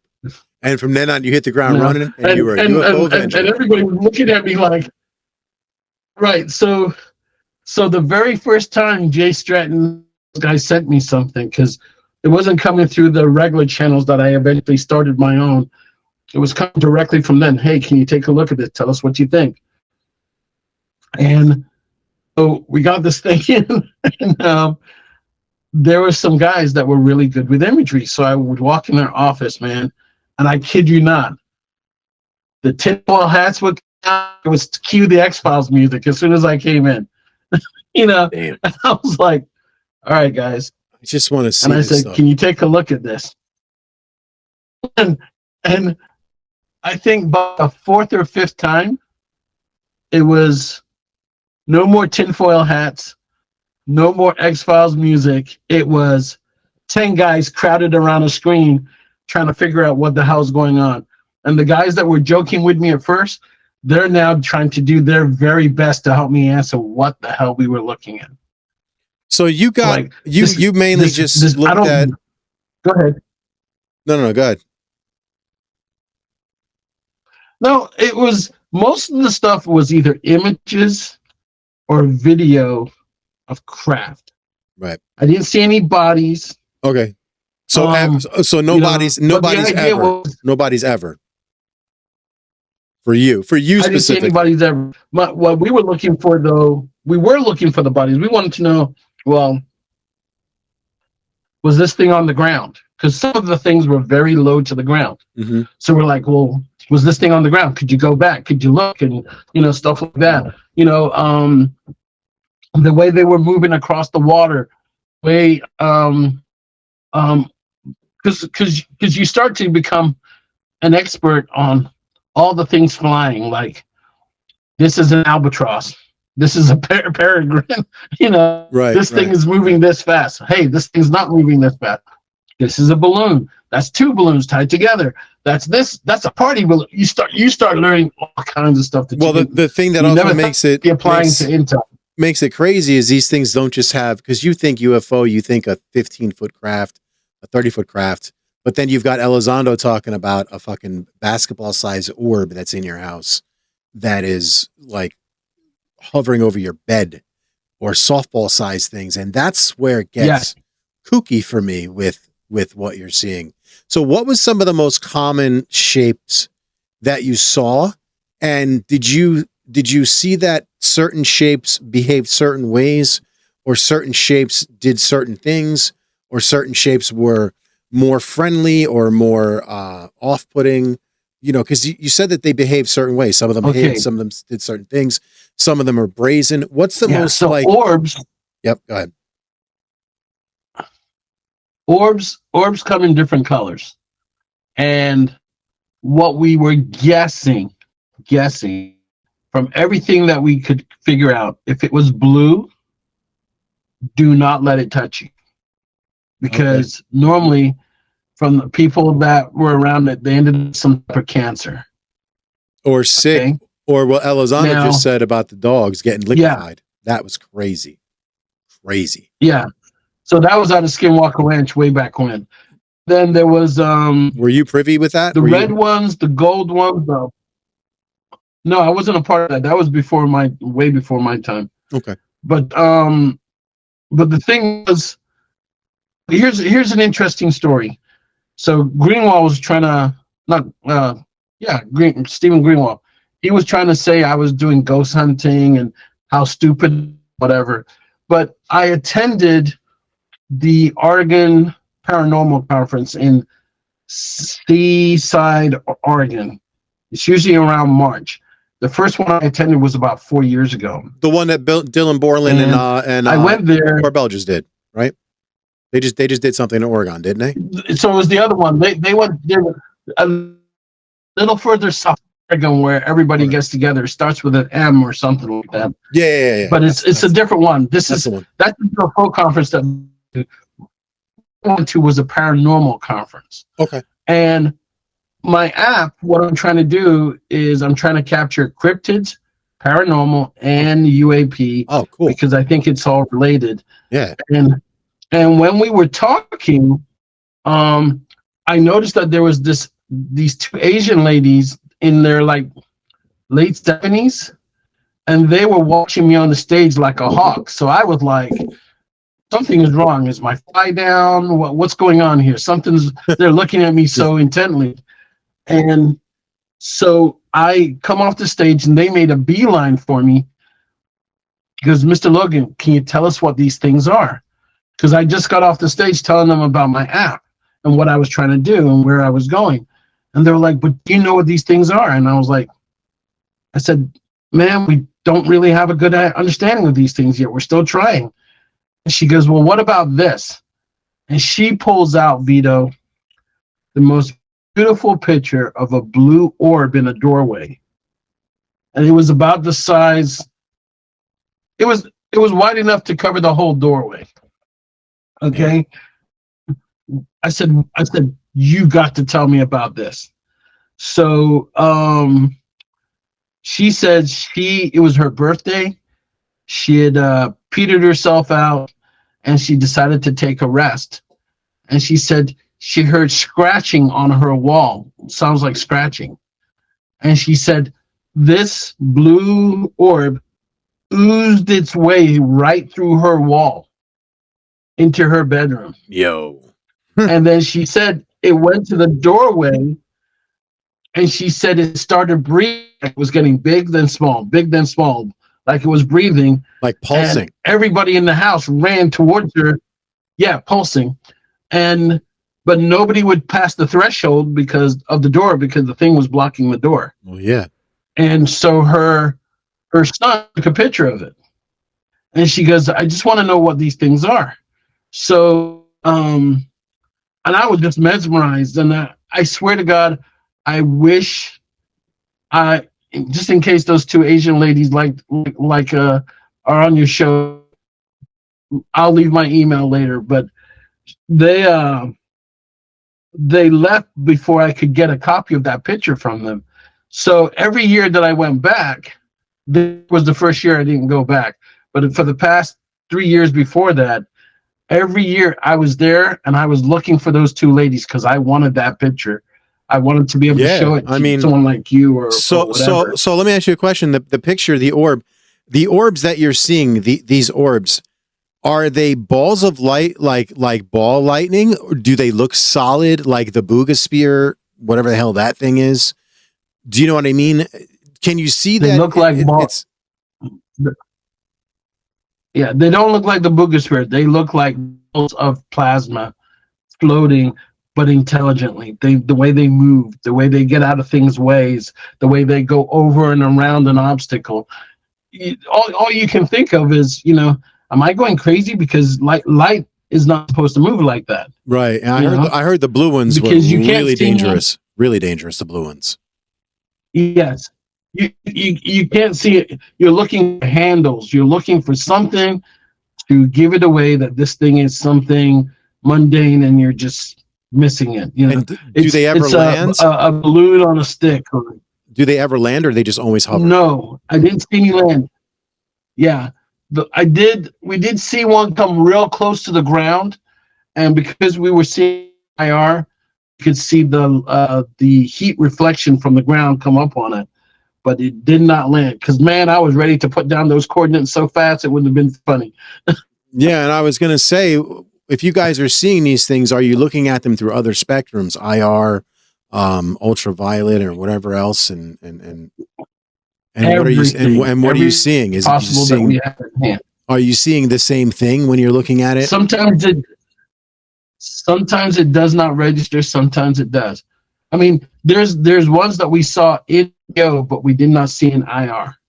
There's ones that we saw in IR, and we did not see in EO, and then there's ones that you saw all of them. So you get recruited in a UAP task force by Elizondo and by Jay Stratton and a couple other guys you can't talk about. What's your first assignment? Like, what do you do? Like, are you doing actual missions? Are you just recording information? Like, do you certain members, obviously you guys all do different stuff on the task force, right? Like Dr. Eric Davis, he's on the task force, right? But he did something different. Jason Sands, was he on the task force? Or what was Jason Sands was a part of something? No, Jason was not on the task force. Okay. Was Dylan Borland or Matthew Brown ever parts of the task force, or you can't say? No, they were never part of the task force. Okay. David Grush? So there were people that supported the task force, but they were not a part of the task force. Let's put it this way. Let's say you got two families working separately. One is in the know, one is not in the know, but you know that other family has better expertise than you. Got it. You're going to make a deal with them that, hey, whenever there's something I don't understand, I'm going to send it over to you and you guys take a look at it and give me a report back. So I want to see if what you just said. Some of these people what? Go ahead. Well, because some of these people were in the other unit, not assigned to the task force. That's what I wanted to ask, because I mentioned Dylan Borland and Matt Brown, and I wasn't sure if you said they were not a part of the task force, but they worked with other things with you guys to support the task force. Well, that would be interesting if that's what you just said. Neither one of them were part of the task force. Dylan is I would consider him a close friend. He was not part of the force. He just came to us. Remember I told you that we had this chat function, RSpace, all right? Got it. Dylan came up on RSpace and said, dude, we need to talk. And okay. So I said, we're going to talk in some classified spaces. And he goes, yep. And he showed up and we had a nice long talk. The same thing. So we were on RSpace when Jason Sands showed up and everybody was like, dude, did you hear that story? And I called up everybody. I was just like, guys, we got something here, and I'm not the one to do this one because he was talking about the alien and everything. Yeah. And I just a little too much above my head. You're talking about the one where he saw him in the desert, or the shooting him in the cave thing where you were on, where you happened to be on Joe Rogan? The one in the desert. Okay. Yeah, the one in the desert is the one that we did the research on to find out where he was he assigned when he said he was, who were the people that were with him, and figure all that stuff out. The other stuff, when he's shooting aliens and all that other stuff, we don't know where that came from, so we just kind of accepted it. That's his story, not anything. No. I get it, man. Listen, you don't know what this guy has done in his life, or if what he's saying could be true. You don't know this. You know what I mean? So that's why 100%. I'm not saying I believe everything Jason's saying, but I'm not going to call the man a liar because you don't know what this poor man's gone through. He's clearly seen some shit. He's clearly seen some shit or dealt with some shit in his life. But you have to understand from our point of view. So here's James Fox doing an interview with him, and by accident, when James Fox was preparing, he left Jason Sands' name up on the board. So everybody started looking for who this Jason Sands was, right?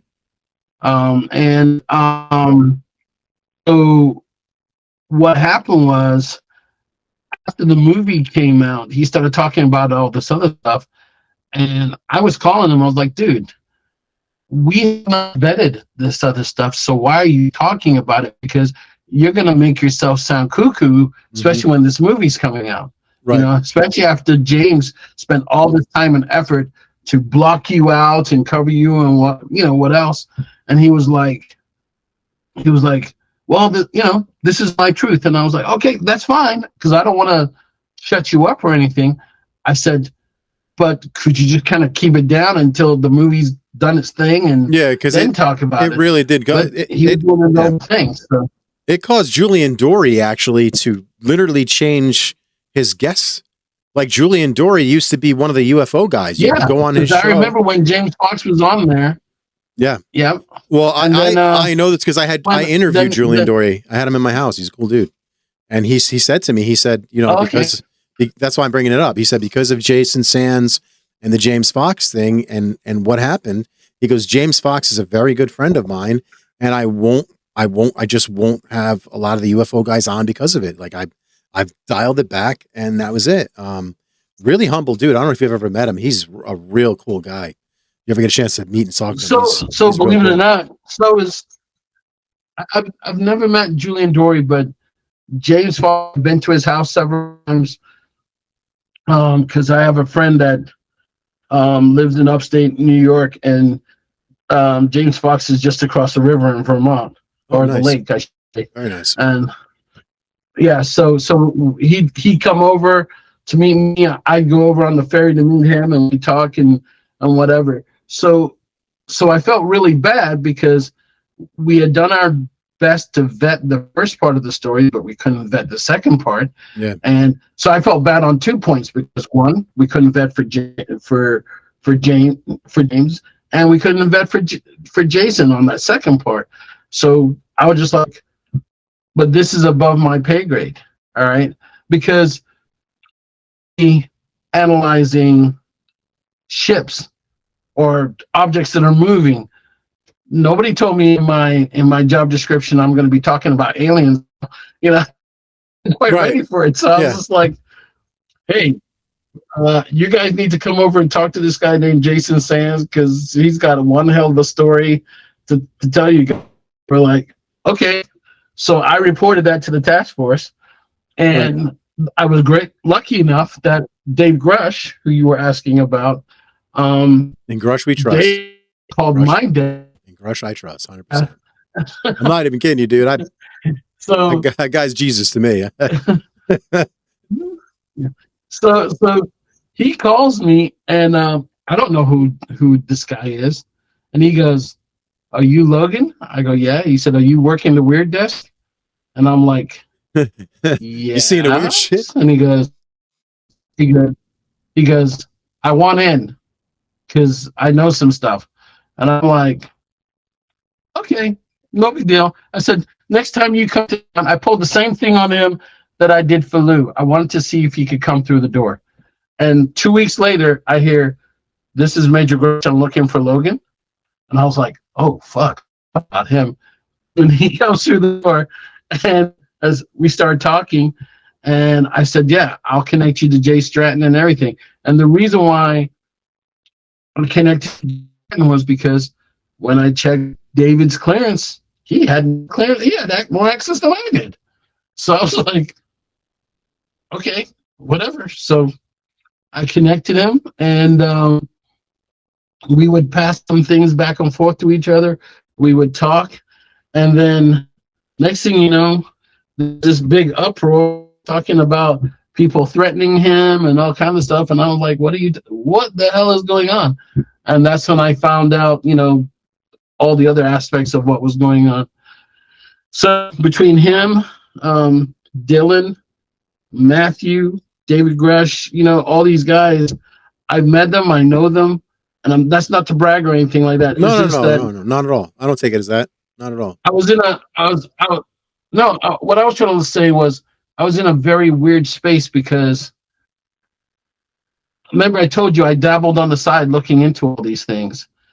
Mm-hmm. So now my life has just come full circle where I'm actually being asked by the government to look into something that I was already curious about. Where else does that happen? Yeah, and you're not only being asked by the government, but you're being asked by like the guy who's become the guy. You know what I mean? Like you're getting called by David fucking Rush. Like, God, I'm a little starstruck at this point. Like, all right. I've met and gotten drunk with my favorite band, Oasis.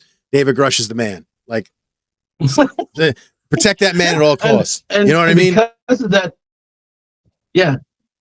And because of that, I now have in my phone, I can call Hal Putoff. I can call Eric Davis. I can call Jacques Vallée. I can call Travis Taylor. And I would say they're mentors. I can call them and go, sir, I just saw this. I'm having a problem with this. I don't understand this. And they are listening to me and giving me feedback. Wow. And in my wildest dreams, I would have never thought that I would have access to these people and be able to say, hey, you're a UFO Avenger, buddy. Can you tell me about that plasma thing that you're talking? Yeah. What the hell? Stop selling yourself short, Logan. Called, yeah. I'm proud to call Jay Stratton and Travis and Lue and Hal Putoff, all those my friends, and learn from them because I have a very active imagination. Mine gets screwed on something. I'm sitting there going, who can I call? And the Ghostbusters. So to me, the UFO Ghostbusters. For tactical stuff, I will call Lue. For strategic stuff, I would call Chris Mellon. For operations on how to look at a certain problem, I would call Jay Stratton, and they always gave me good advice. Wow. Now I'm not to say to make mistakes because we're only human, but to be able to just call them up and say, sir, I'm building this app, but I'm noticing this. How do you think this would happen? Could I do this? And then he goes, well, Logan, what are the people saying? And he'll analyze it from that point of view. That's Jay Stratton. He'll look at it.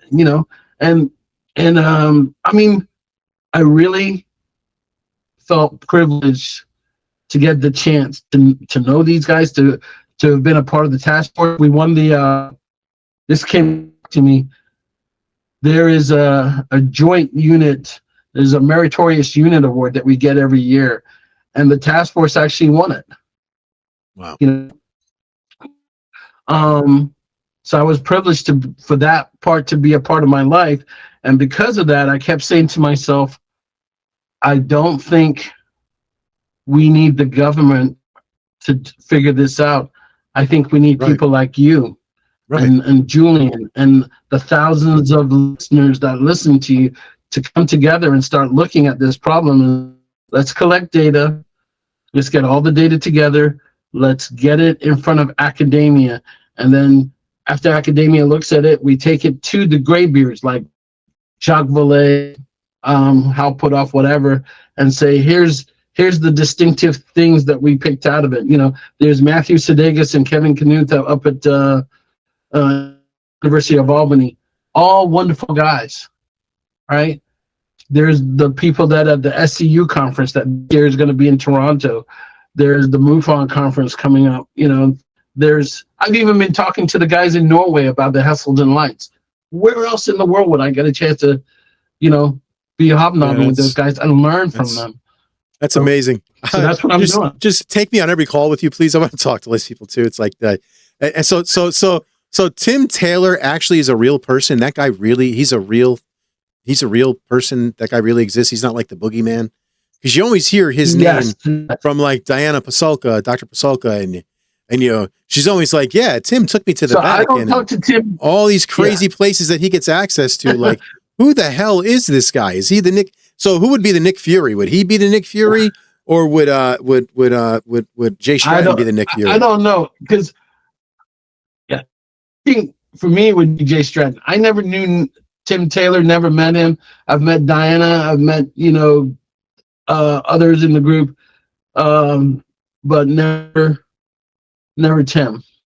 Wow. I would have loved to have met him, but I mean, the way she talks about some of the things she's been on, I'm impressed. Well, yeah, because dude, who is this guy that he has the clout to go, yeah, we're going to go in the Vatican. Yeah, we're just going to go walk around the Smithsonian. Yeah, we're just going to go talk to the Pope. Like, bro, who is this guy? And what you were saying about the graybeards, that information that all these graybeards know needs to be passed on, like the Harold Malmgrams who passed away. And Lord knows what he took with him, man. Yes.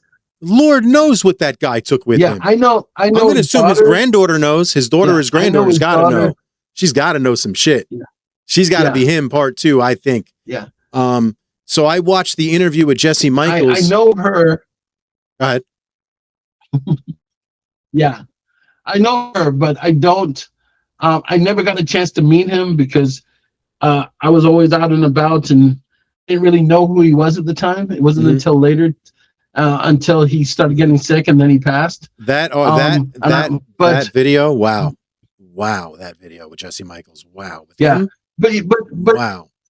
But you see, my life has been filled with these things where I meet people or have the chance to meet someone and I don't know who they are at the time because my mind was elsewhere. Mm-hmm. When I was a B-52 crew chief in the late 80s, we took a B-52 out to Edwards Air Force Base. Met Chuck Yeager. Didn't know who the hell he was. My whole crew knew who he was, and I was the odd man out. There was, everyone's asking me questions. They're like, "That was Chuck Yeager." I was like, "Okay, I got you. I got to make a phone call." They're like, "Logan, don't you know who Chuck Yeager is?" And after they explained it, I was like, "Oh crap, I'm going." We went out there. Wonderful guy. But at the time, Logan was But one of the things that I'm trying to work something out with Jacques Vallée on his classification. Wonderful guy. He seemed genuinely happy because I was trying to take some of his work and take it to the generation. It needs to be. And he was like, let me know how I can help you do this. It needs to be, but like I was saying, and I think I'm just going to say I think more people should. I mean, if you get the chance, listen to Hal Puthoff, Jacques Vallée, Eric Davis, and all these guys. If you get the chance, because you learn some really interesting nuggets of information. I would actually give my left testicle to have an interview with Dr. Eric Davis, especially. And I wanted it before that last interview, but after that interview, my God, would I love to speak to that man. Wow. Like the little bit that I heard from it, it was just mind blowing. But like I was saying, the interview that they just did on Jesse Michaels with the two directors, I forget their names. They did the TV show back in, they were talking about, right? The two directors they just interviewed, the big name they were talking about, Steven Spielberg. I think I missed that one. It's just recently. I forget their goddamn. Bryce. I'll pull up a second. The Dark Skies. Yeah, the two guys, yeah, dark skies guys, yes. So the interview that they just did with them, and how one of them was talking about how he was actually like neighbors and getting groomed, and he's not realizing. I'm listening, I'm screaming at the thing going, "You're being groomed, you goofball." He was trying to get you to basically be him for the rest of his life. You were gonna, like, you're the writer of Dark Skies, but you were about to be let in on all the shit. Because this guy was like the director of Navy intelligence or something like that. And they kept getting Navy guys, and how he took some of the stories that the guy told him. Did you listen to that one or no? Did you not listen to that one? Am I killing it for you? I'm sorry. I did not, but no, I'm going to watch it, but keep going. Keep going. You just broke up. What did you say? So basically the Dark Skies guys were saying that keep going. They were approached by somebody from the Office of Navy Intelligence or whatever, and ends up finding out that some of the stories that he gave, such as Kennedy was assassinated because of the UFO thing, which I believe firmly is the truth. That's the reason Kennedy was assassinated, because he was about to scatter the CIA, and rightfully so. That was one of the things that they were talking about. And this guy comes out of the thing as this random party and is like, some of this stuff you guys got right and some of it you got wrong. And the guy's like, yeah, we got it right because I was using the stories I was being told by this dude that was like second in charge to Reagan. And this guy ended up being like, I guess he ended up being the guy that had all the UFO secrets. And they were saying how, I guess they approached him to have him release all the information and to feed him real stories. And that's what they're saying that Steven Spielberg is. That Spielberg was the guy that they went to those guys at Dark Skies first. The Dark Skies guys told him to eat a dick. We're good. Because they didn't know who the hell he was or where he came from. And then that's where Steven Spielberg gets all these crazy, all this shit that he shouldn't know, but he seems to know. So that's what they were talking about was all that. So it's just crazy. There are guys out there. There are guys out there that I've met, and it was purely by accident. And they just walked up to me and they said, well, this is wrong, but if you take a look at this or whatever. I'm like, how the hell do you know that? And he said, well, this is what really happened back then. That's why this happened over here. And everything they'd said made sense. But how was I going to prove it? And some of the stuff I could, some of the stuff I couldn't. I even had one guy come into my office. I was looking at one of the videos of this thing moving around, and he just looked at it and he goes, oh, that's a class. And I was like, what? Wait, that's a and what? Goes, you roboted. That's a what? Oh, I had another life. He told me the class of vehicle, that UFO that I was looking at. And I was like, what? He goes, oh, I had another life before I came here. And I was like, so you know all this stuff? And he goes, maybe. And then he just leaves. And then he never talked to me again. Motherfucker. Like, you son of a bitch. Just left me hanging. And I was like, yeah, you son of a bitch. Just showed you a great pair of titties and left. He was just, he was just totally surprised that I had it on my monitor and I was looking at it. And he goes, yeah, oh, that's a class too. Well, I wonder what it's doing over there. And I was like, how do you know this? And he, oh, I had another life. And, and I was like, oh, dude, so we're going to sit down and talk about this. Sure.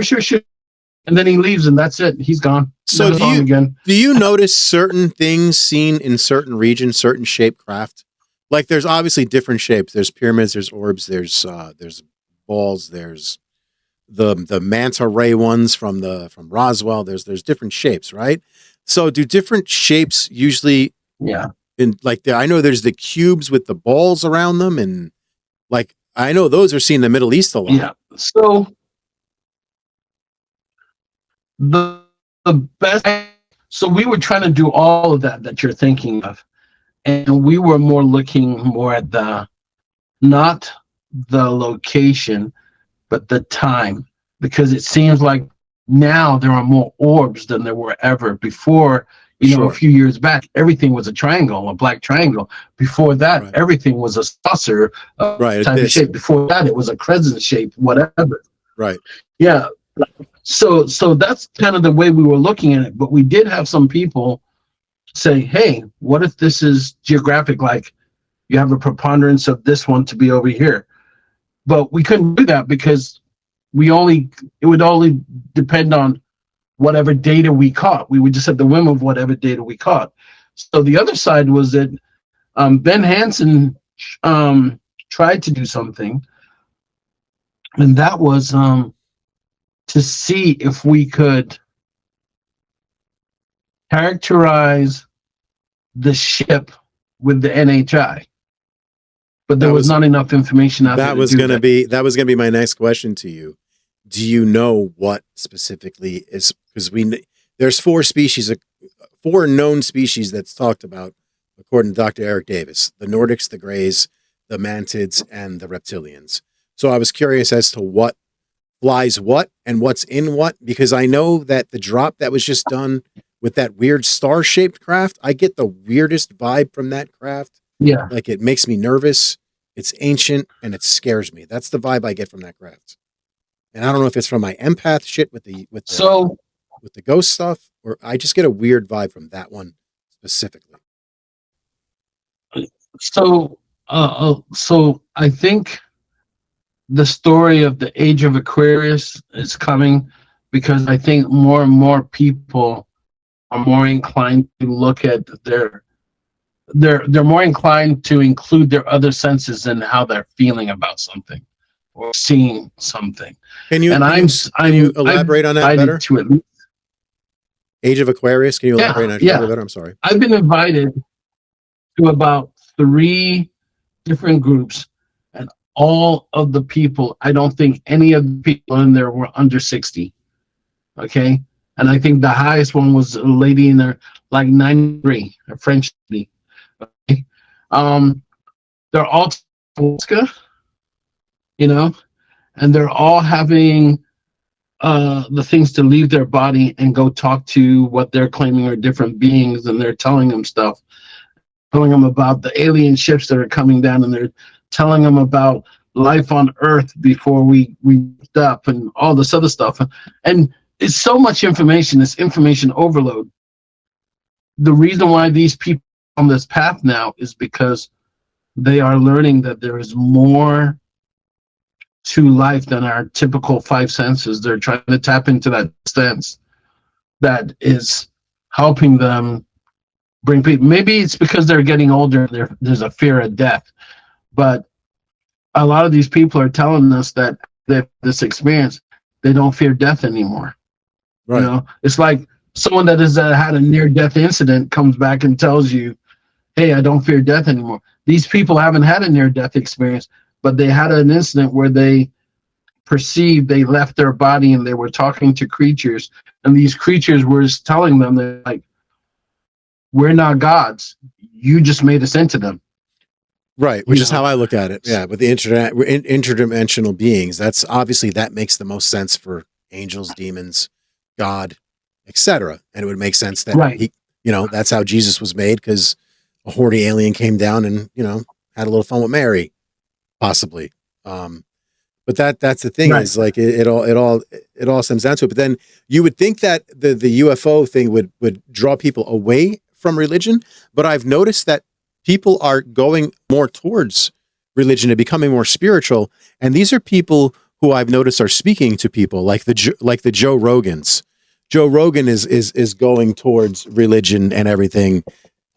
Meanwhile, he was, always like a little hippie stoner for most of his life, but now he seems to have become more spiritual, more religious, and it does seem to lean towards Catholicism. So I'm noticing there's something there. Is there anything that you know about that from your task force time that you could talk about? I'm not very religious, and I've noticed Joe Rogan. I don't know about from speaking to certain people. I'm going to leave their names blank, but I've mentioned them to you before, that they've mentioned to me about Catholicism, and that might be their religion to look towards and for salvation for whatever the hell is coming. Do you think that there's something like bad? What do you think that this whole thing is like? Obviously there's no way of saying that everything is good or everything is bad. Yeah. Everything that I see, either the religious break it down religiously, the non-religious break it down scientifically. Right. But those that are in the religion side, it is whatever their religion is, because whatever this thing is, it seems to be above any of the religions. It seems to be, it just seems to be, it is Right. whatever it is. Right. And they're trying to search and find out more about it, but the Catholicism doesn't really fit, because we're always told, if you're in the religious sphere, talk to your priest and he'll talk to God for you and whatever. That doesn't to go along with Catholicism, because that's not what the people are hearing. Right. The people are, from what I've been hearing, what they're hearing is that I'm the one you're looking for. Talk to me so I can help you.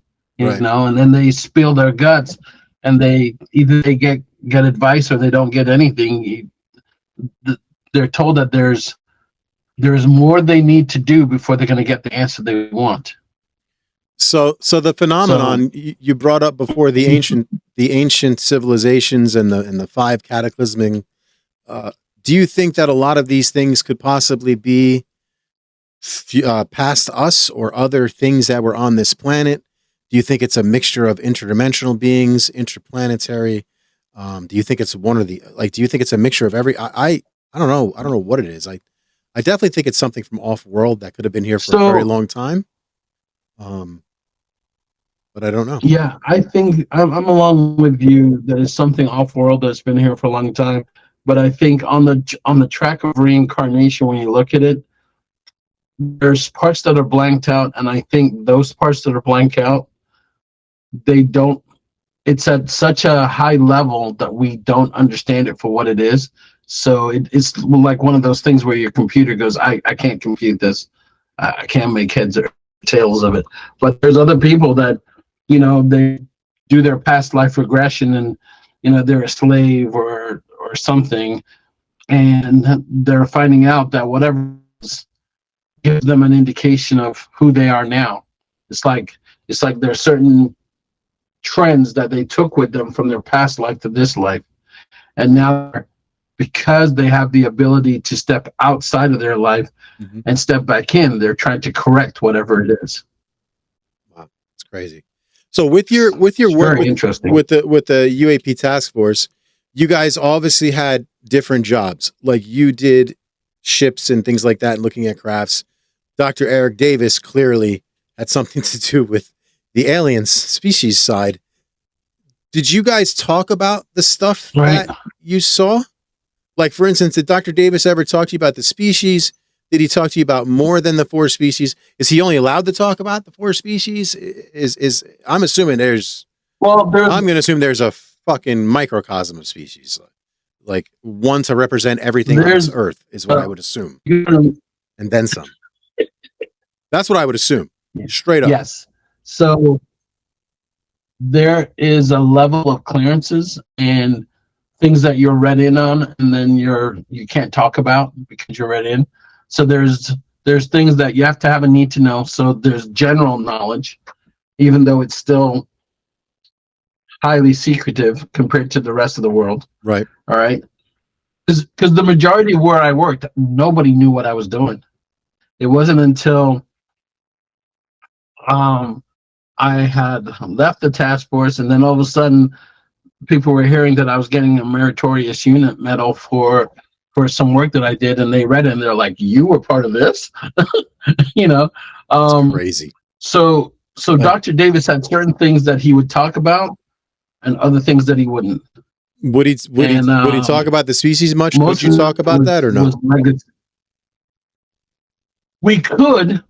That's not where it led, because, again, for some reason, nobody really to touch the area of NHI. It was more about the nuts and bolts of what we're dealing with. Why are we seeing these things? What are they trying to do? Why are they bothering us, or is it we're interpreting it as them bothering us? Right. What is going on? I just want to know what their intent is. Is it malicious? I'm going to assume it's all over the spectrum. So I'm glad you brought that up, because when joining the task force, number one question was, I need to know if they are friend or foe. Yeah. And I'm hoping that they're friend, because if they're foe, we're screwed. Yeah, because there's nothing we can do. This isn't Independence Day, the movie. We're not yippee-ki-yay, motherfucker, and taking an alien ship down. That's just not happening. It's just not. Unless we have their tech and then some, it's not happening. Period. We are getting wiped out like an ant colony. Right. And there's nothing we can do to stop it. So to say otherwise and to assume otherwise is the most asinine thing ever. I'm sorry. I go on tangents.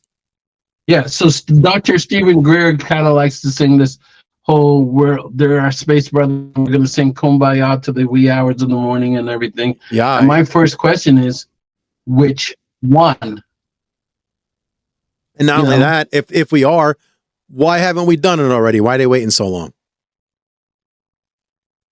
Yeah. You know, what's taking Bijou so long to be our friend? Him and his Bijou. I'm sorry. Yes. Yes. So I'm always, every time someone says NHI, I go, they talk about it in general terms, and I said, which one? And they're like, well, all of them. I was like, no, you're talking like you're talking about a very specific individual. Which NHI does he belong to, or making this up because you feel like you're on the right track? And then they'll say, well, I feel that this is the right thing and whatever. And I was like, okay, just as long as we established that baseline, because we've heard that there are good reptilian aliens, and we heard there are bad Nordics, and there are bad Greys as well. Right. So to assume that because like something is, some are after their own agenda and some are not. But to assume that something is smarter than us, but like my buddy Joe Cade, he assumes that because these things are older than us and they're spacefaring and that they've reached this and the ability to do XYZ, that they're just automatically going to be nice. And I'm like, dude, you don't know that. I look at things like this. I look at mantids and I look at reptilians as things in nature. I don't know one single cuddly reptile, and mantids would rip your face off if they were like 6 inches larger, because they eat everything. Like a mantid will eat a bird, for Christ's sake. So that's how I look at those two things and wonder, how dangerous are they? And then again, like you said, the Nordics, we don't know if they're nice. The Nordics were the ones that tried to allegedly have us get rid of our nuclear weapons when they made that deal. Yes. So one of the stories that we heard was that in the universe or cosmos or Milky Way galaxy or whatever, we had Nordics, tall and short grays, reptilians, and I think maybe the mantids, but they were in our area of the universe. So they've been watching us for years, millions of years, hundreds of years, whatever. Right. And we had built a relationship with them. But supposedly, when we set off the first nuke, it was like turning on a flashlight in the dark. All of a sudden, we got everybody's attention. Not just those four, but everything, right? Right. So what I've heard is that those four are part of the Galactic Federation, and we're supposed to be a part of it, but we're not for some reason. And they have to defend us against all the other ones that are coming here, unless there's some kind of treaty. And the treaty is saying, oh, you can look at the monkeys, but if you take one, you got to put it back where you took it from, And so talk, and there's so much noise, you don't know what's real and what's not. Right. So you have to just kind of take it and then put it away and then retrieve it when you think it's something that you can work with. So you being on the UFO Avengers and knowing what you know and what you're allowed to say and whatnot, what do you feel? I'm always gonna say UFO Avengers. I'm sorry. I'm not diminishing what you did. I think I straight up think what you guys did was amazing. No. And like legitimately, I think you're probably, and we don't know it, and I'm sure you'll never admit to it. I'm sure there's shit that you guys have done that saved the earth for all we know, for Christ's sake. You know what I mean? But like, where was I going with this? What do you think that their intentions are with everything that you know and that you've spoken to people about and all the people that you know, which is, everybody that everyone and their mother would love to know in this avenue of life. So what do you think that their intentions are? I think my best guess is that there is something that they're looking for us to show that we have the potential to be better beings or something like that.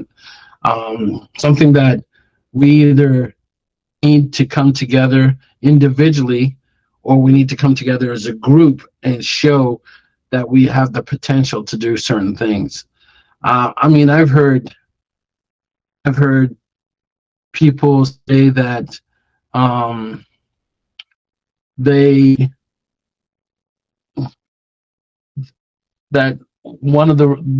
so supposedly there's rules and they stand by their rule of law, not ours.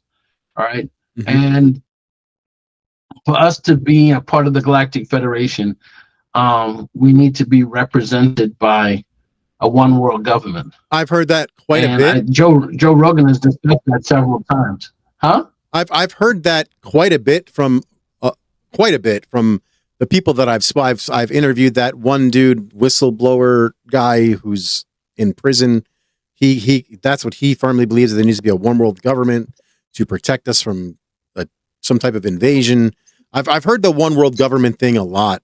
And from what and that is what's crazy. And from everything that you see that happens globally, you see so much crazy destabilization, human on human. Like, for instance, everything that's going on right now with Europe, where they're just opening the floodgates to cause just straight chaos and havoc all along that region with everything that's going on over there. And you wonder, how does that benefit humankind in any way? So then, as crazy as it sounds, it makes me wonder, is that alien influenced? And I know it sounds crazy. And if that is alien influence, that's not good, because none of that is good. You don't flood regions with too much people and expect it to be okay. And it's without law, and it's just not, what's going on is not good. But maybe that's part of the test.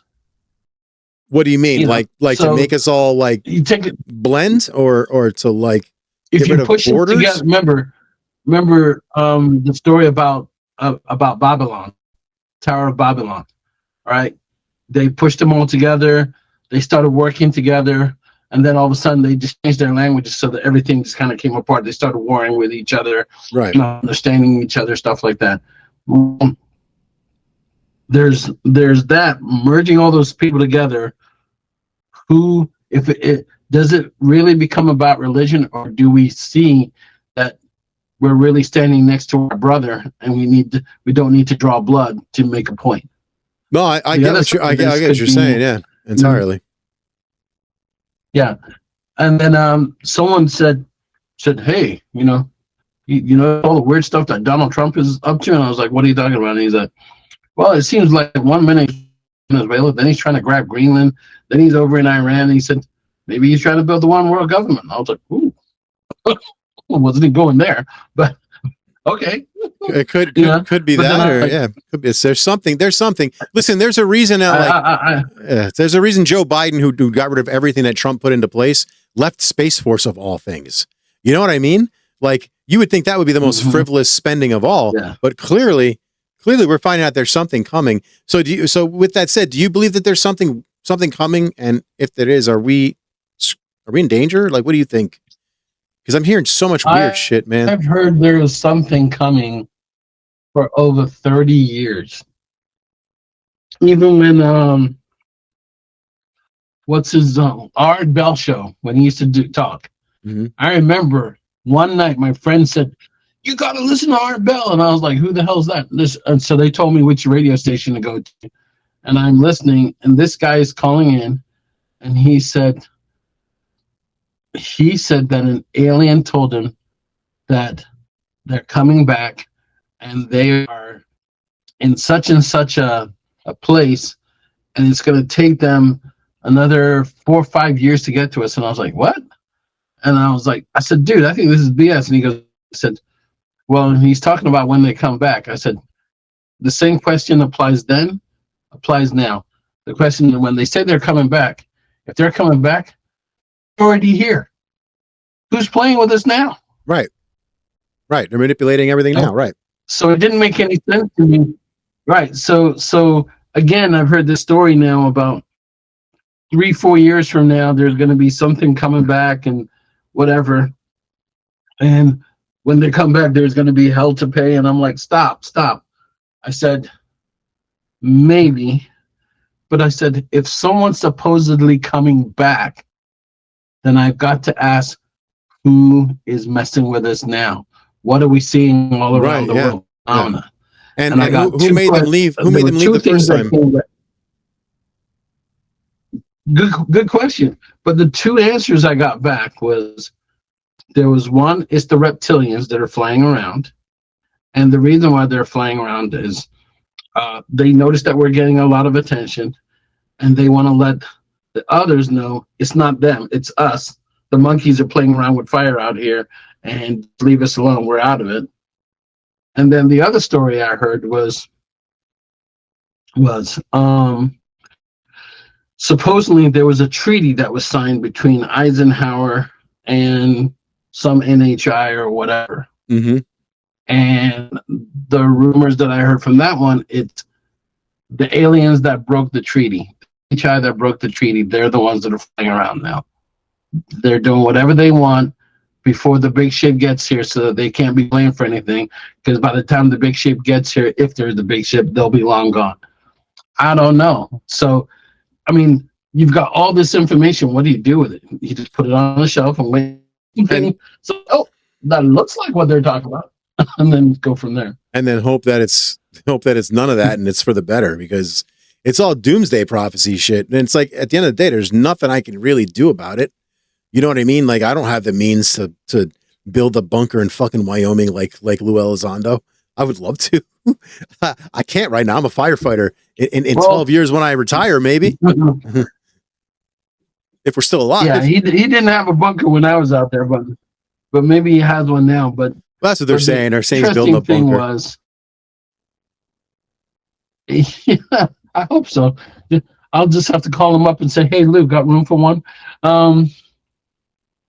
But the thing is, with all these doom and gloom, you know, Lou was telling us in his book and whatever, that when he was into all this originally, part of AATIP, people were telling him to leave it alone because it's demonology. It's about the fallen ones, whatever, right? And so my head, maybe I'm wrong, but my head says, do we follow along with what they say? Do we say, okay, we're not going to touch it? Or if we're going to have a fighting chance, do we learn how to defeat it and figure out what it is? Right, yeah. And I'd rather learn how to defeat it and figure out what it is than leave it for my kids to try and figure out. I agree 100%, because I'd rather fight that battle myself than put it than trust somebody else to do it, because I know I'm going to try and win. Yeah, that's crazy. Do you think that we've made advancements in reverse engineering, or do you know if we've made advancements, and if so, like how far? Can we? Because did you watch the anything? I'd like to think so. Like the S4 documentary, right? So did you just watch that latest documentary S4 with Bob Lazar and Luigi that he just released on I think it's Amazon? No, people have been telling me I need to get it, and I want to. Oh my but I haven't I haven't watched it. All yet. right, I don't want to ruin it. You have to see it. There's a scene in there, and I'm just like, well, how do you know this? Like, he's talking about basically when the craft does this and when the craft jumps into space, and I'm like, well, how do you know that? Like, it's cool that you know what it can kind of do sitting in your little lab, but you're talking about this thing going into space, leaving the atmosphere, and jumping. So how could you possibly know that if you don't have some type of documentation or proof that this is happening? So yeah, definitely watch that, because that blew. I'm like, I can't. I'm supposed to be interviewing Luigi at some point. I can't wait to talk to him about this, You have no idea. There's 4 people that I would love to interview, and that's Dave Grush, Bob Lazar, Dylan Borland, and Matthew Brown. And I speak to 2 of the 4 of them on a semi-regular basis. But, you know, obviously they don't let you interview them. But I would love to talk to Lazar about that stuff. Like, wow. I think I would too. You know, I have a friend who claims he's psychic, and he says, Logan, he says, you put me in front, I'll tell you if they're lying to you or not. And I would really love to just let him be a fly on the wall and just kind of be like looking at him, just kind of asking my questions and seeing what they're saying. And he's like, you know, but I haven't had that opportunity. Don't know if I ever will. He's retired from the military now, and he's doing his own thing. But every now and then, when I'm thinking of talking to an individual and ask him certain questions, that's one of the you should reach out to him. Yo, so what did you hear that thing with Lue Elizondo? It just dropped literally like 2 days ago about the monoliths on the moon. Did you see that? And what did you think about that? He was talking about that. Yeah. I'm going to just say I will neither confirm nor deny what the existence of anything, because I've seen things that, and I've heard things that sound like, and to me there's too much noise around it. So right, I don't want to say anything about it yet. So like you know, hypothetically, they say the dark side of the moon has like a fucking species, a city on the other side of it.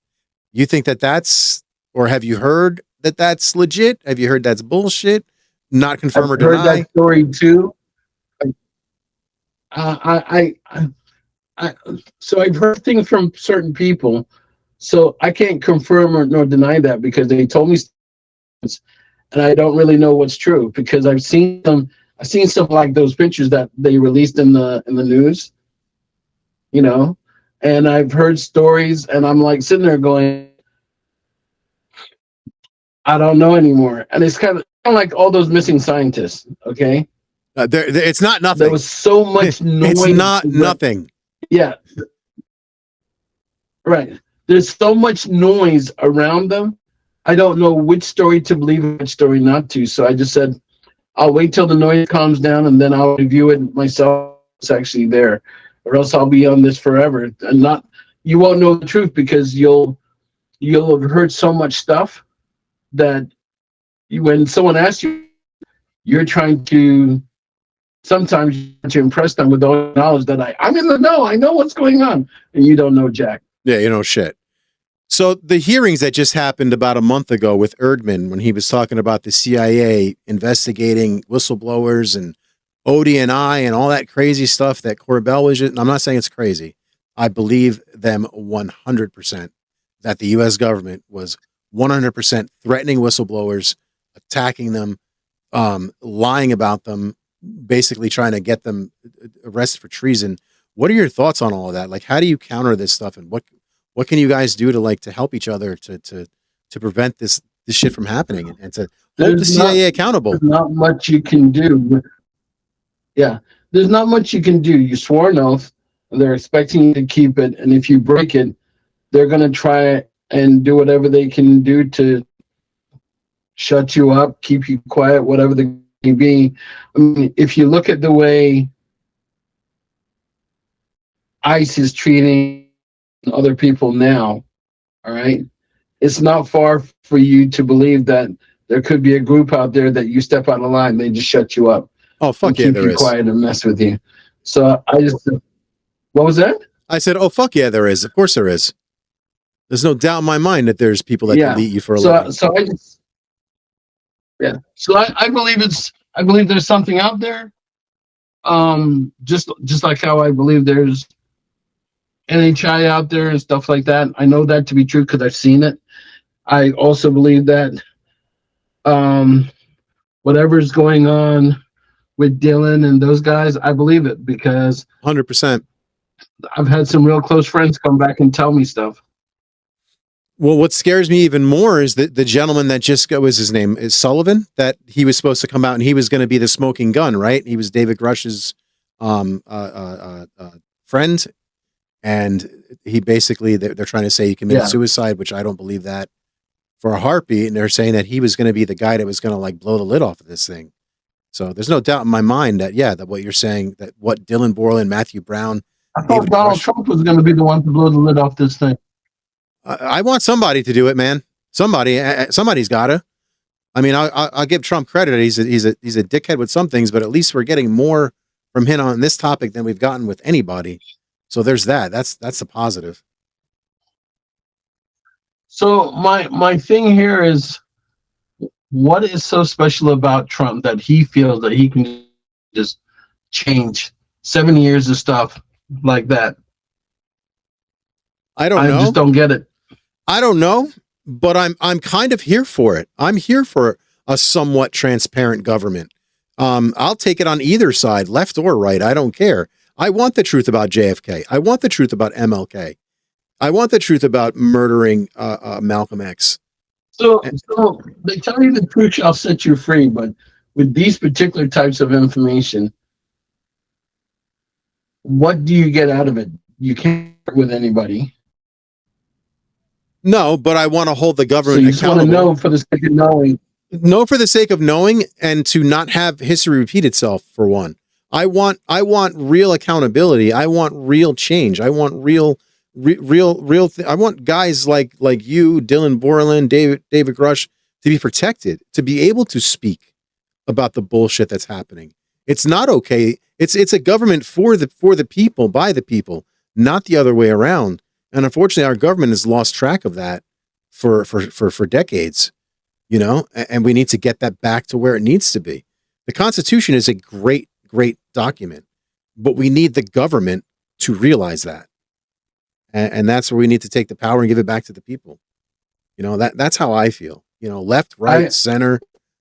I want the truth. I don't care what it is. So let me ask you this. I'm going to put you on the spot. Go for it. If a man in black showed up at your doorstep and says, I'm going to show you everything because you're a true patriot, but you can't say anything, would you take it? I don't know. How much time do I have to answer that question? That's true. That's it. I would at least like 24 hours to really sit that through. Because what are the stipulations? We don't need to know. What's the stipulations? Well, the stipulation is that they truly want your opinion, your input, but it's got to be your opinion, your input. Okay. And when they tell you the truth, you can't tell anybody else. But why is that? So here's my thing. That's what my thing is. Like, I'm big against secrets and lies. Like, I hate being lied to. I can't stand liars. So in that case, it makes me wonder, why are you being so secretive? What are you hiding? And what is it that is so dangerous about it that I've got to now keep quiet? And what makes me so special that you've got to come to me of all of the other Mongos in the world, that you come to my goofy ass of all the people. Like I have all those questions of why. So, I'm a big why guy. I'm with you. I'm with you. But let's say their understanding is, one, the reason why they're going to tell you because it's come to a critical point where they specifically need your input, and they won't tell you what the real story is, but the only thing they're going to tell you is this: you have some alien DNA in you, and they've chosen you to be a part of the decision group. Okay, but again, what's the reason? Are we in danger? Is me keeping this secret?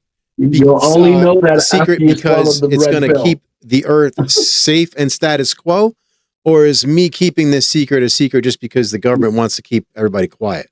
You know what I'm saying? Like, does it keep the Earth safe? Right. Or it depends on the stipulation of the secret and why I'm being told I can't tell. If I'm being told I can't tell just because the government has done some really fucked up shit to people and they want to continue that, then no, fuck the government. I'm going to say, sure, I'll keep my mouth shut, and then I'm going to make sure this story gets out. But if it's something that's going to harm people, I agree with you. Right, but if the real thing is, if we tell you the truth,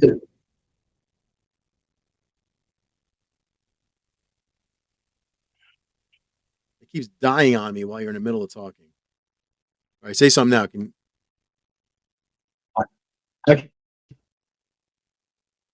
I can hear you. Okay. Yeah. No, it's 1, 2, 3. Yep. All right. So what were you saying? So what's the purpose?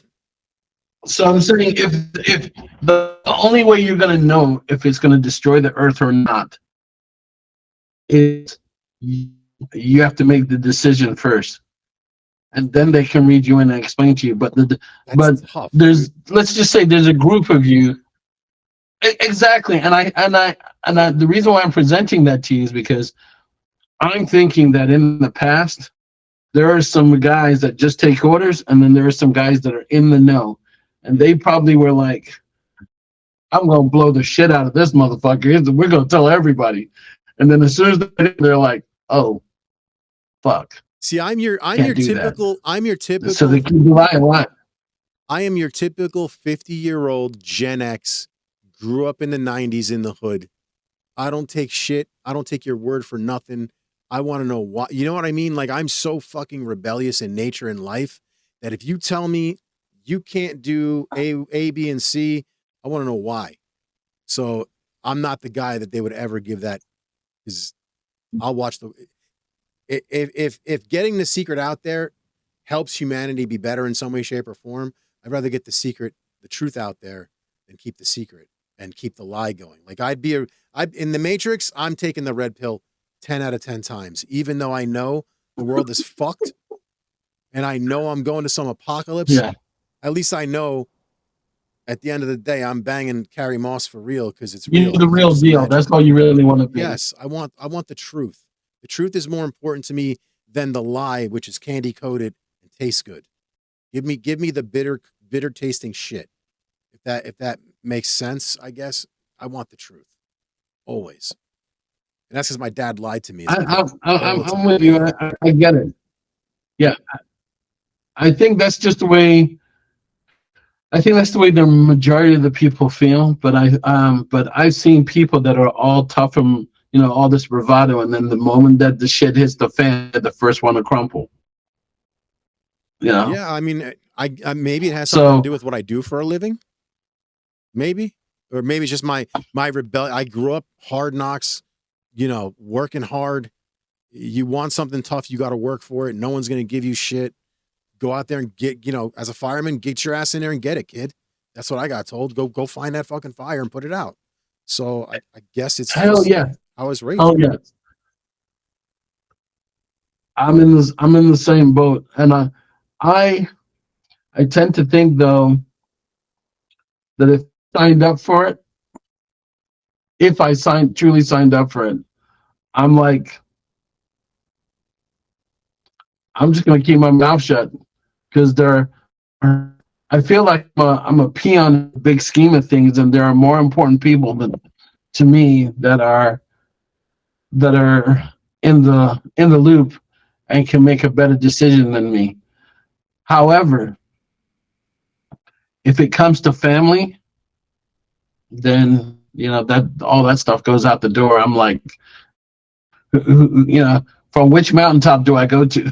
yeah, because if it's about family. At the end of the day, I got 4 kids. 3 of them are beautiful girls, and I got a son that I want to see grow up, and I want to walk my daughters down the aisle and give them away to their husbands and go live on a beach with my wife when I retire. That's what I want. That's what I hope to do for a living. But I also want to know the truth.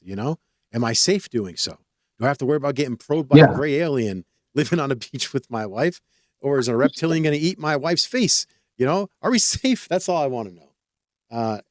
And if it's the truth, I can handle that. The truth is harsh. I can handle that. Yeah. If it's there, they've been saved. Keep it. I think I can handle it, but good. I'm with you. I think I can handle it. It's just okay. If once I got the data and I can handle it, the question is, how does it affect me and mine? And when I say me and mine, that's my family and my friends. And if this is something so terrible that, because again, I've been around people that you think can handle anything, and then all of a sudden something happens and you go, What happened to Jimmy? Jimmy lost it. You know? Jimmy's crying like a bitch in the field. What happened, bro? He spilled his milk. No, I get it exactly. Yes. Yeah. But So that's I just why. know. That's how I'm going to do. I just want to know if we're in danger. So you're just like everybody else. And I what was that? And I can understand the government making a deal with the aliens. If the aliens came down and said, listen, there's nothing you can do. You either take this deal or we'll enslave your entire planet. You know, you give us 300,000 humans a year, no questions asked, and we'll give you technology. I can understand that because now you're talking about saving the human race. You know, you have to fucking cull 300,000 of whatever just because it is what it is. So I could totally see that happening. But, you know, I don't know what the story is. You hear so many crazy stories, but then the crazy story ends up becoming the truth.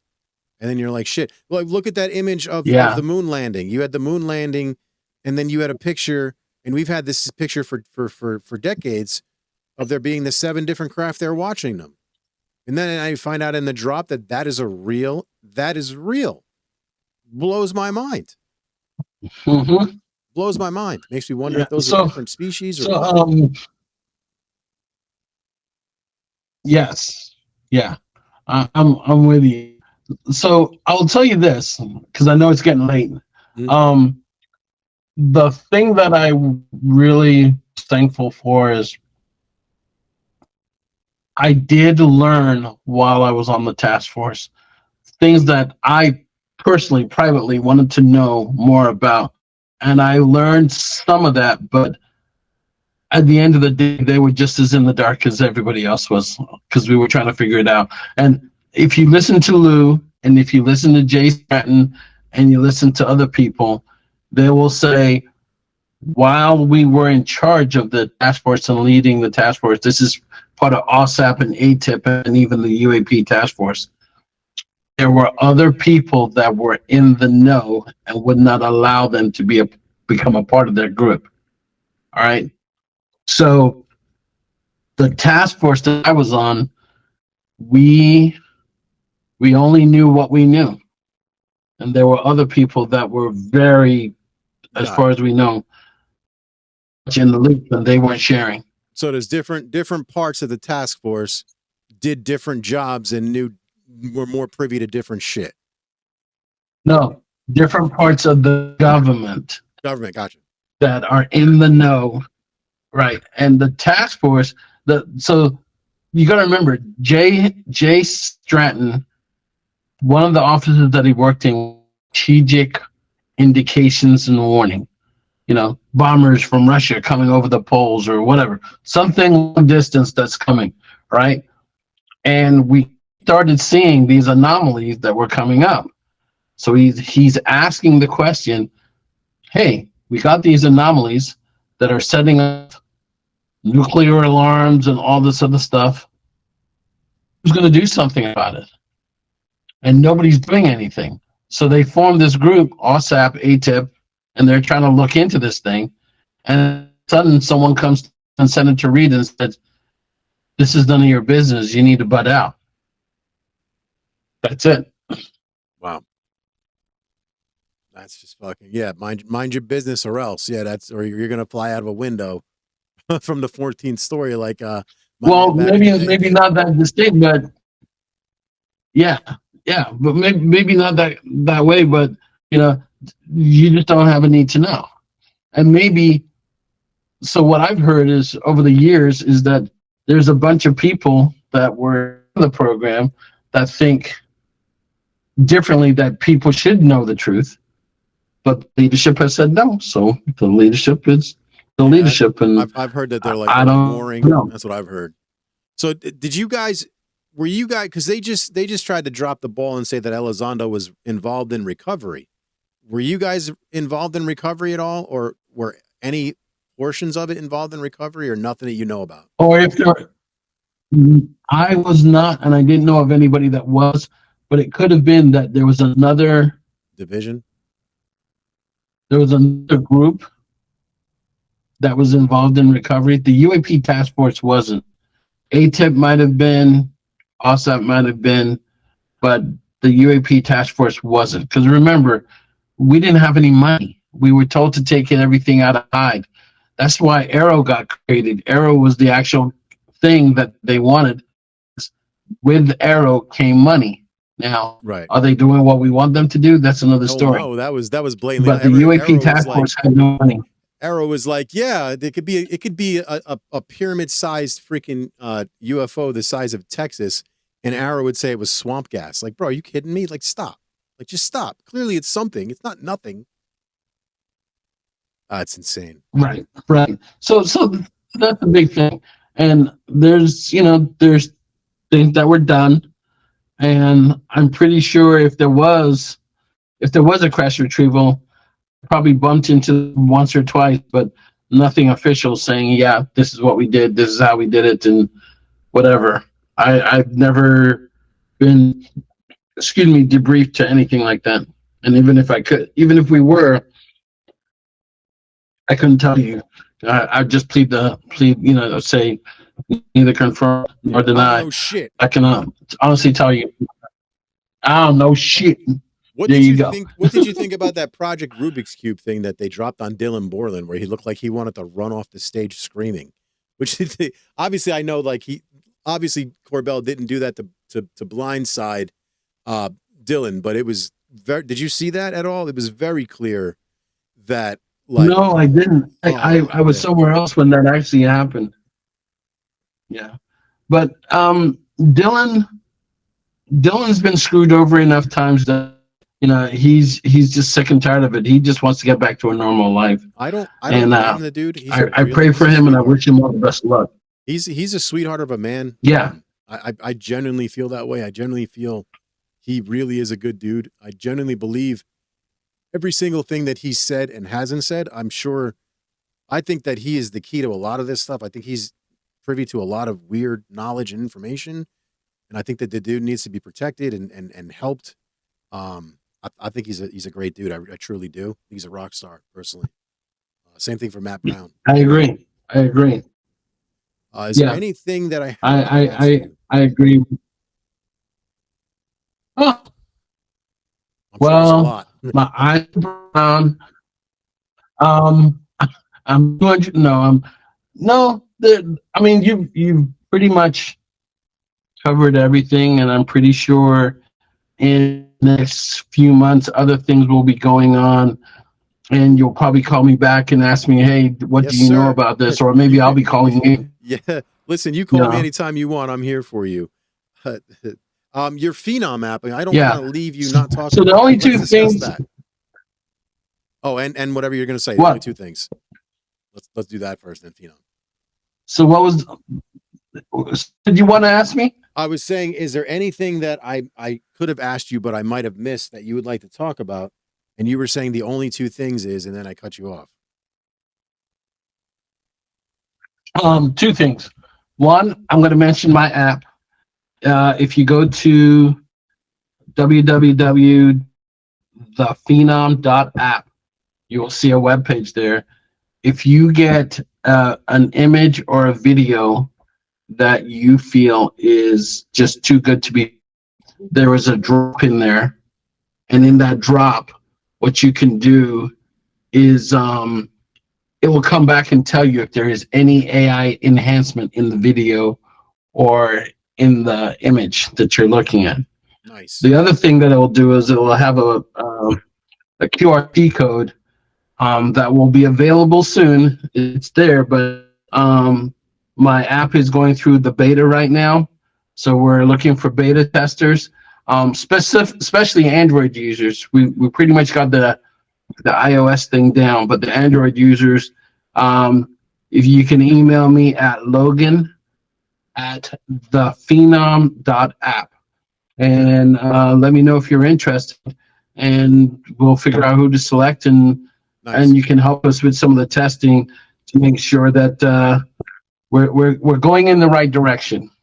Okay, and I'm hoping that once we really get going, we'll be working with you some more, Vito, to share the knowledge. I am here. I'm a little channel with a big mouth, and I know a bunch of people. So anytime you want to jump on, brother, I'm going to have you on. I'll send you, because we're going to do a bunch of lives with like Ty, Gino from the Y-Files, Joe from UAP Reporting Center, and Gene Sticko.